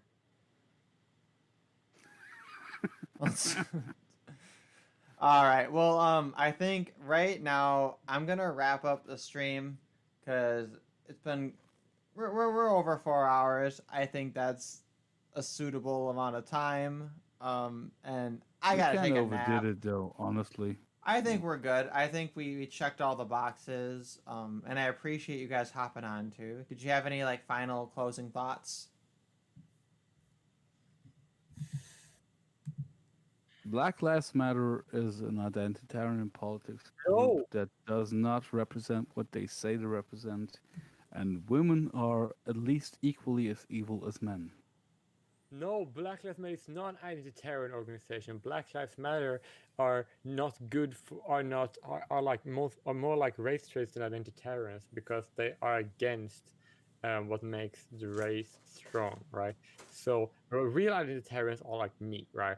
I am more of a real identitarian, and they are like no identitarian at all. They are just degenerates. That's an interesting distinction, right? Like the real pro-black identitarians would be like Black Israelites, the Kangs movement, Malcolm X wanting to fucking go back to Africa and establish Wakanda, which is very different from BLM. So I think that is an interesting distinction. That's true. Although there is a lot of but even though actual identitarian movement, right, are usually against the whole idea of promoting a false history, like some of those groups have done. But in theory, they are more of identitarians than Black Lives Matter is, because the whole idea of identitarian movements, like we can say that Martin Luther King and those groups, they are more of like identitarian, if that makes sense. Yeah, I will say though, from what Fleegan had said, like from the perspective of like a black person that's like not a retard and not a fucking rioting violent thug, you could say, right, that BLMers are identitarian in the sense that they're a bunch of SJWs, that they're using race-based false narratives to promote an agenda which is ultimately not in your interest, but also not even in the interest of like anyone but frankly no one. It seems to be nothing but destruction, except in terms of like the one thing that's gained is like a very short term, very like immediate emotional gratification, this is about right? these protests that I've been talking But about. also, I And you would guys also know like to how I add feel that about social protests. justice You warriors know, are I not feel like they're identitarians either. ineffective. Right? I've been Identitarians sent was emails from people men that were within our truly caring about community race, who called have themselves sought to on their try own, right? and And then because of a lot of conservatives and civic nationalists, who I really don't like, by the way, started to call leftist degenerates, who identitarians hate the most, identitarians, used to smear the identitarians who are on the right and on the center, which I really don't like at all. I think that's like super dishonest. I hated the conservative right wing and the civic nationalists. That they call them right wing SJWs, basically. Yeah, which is like wrong, because identitarians are against degenerates, right? And SJWs are fucking degenerates. Yeah, I mean, I'm kind of both minds of it. I can see why they would call people on the right, who are like alt right or whatever. I can see why they would call them right wing SJWs because they are employing a lot of the same arguments. But I guess where I would take it is to suggest that perhaps some of their framework isn't necessarily wrong. It's just being applied in the wrong context or in the wrong way. But I guess I'll leave it up to the audience, thinking about terms like identitarian and SJW or whatever, and like whether or not it's being applied or misapplied, because there's a lot there. So I think maybe I'll certainly think about that a little bit over the next couple of days here, and kind of see what comes of it. But I'm gonna go ahead and end the stream here, and Sounds fair. yeah, you guys keep it easy.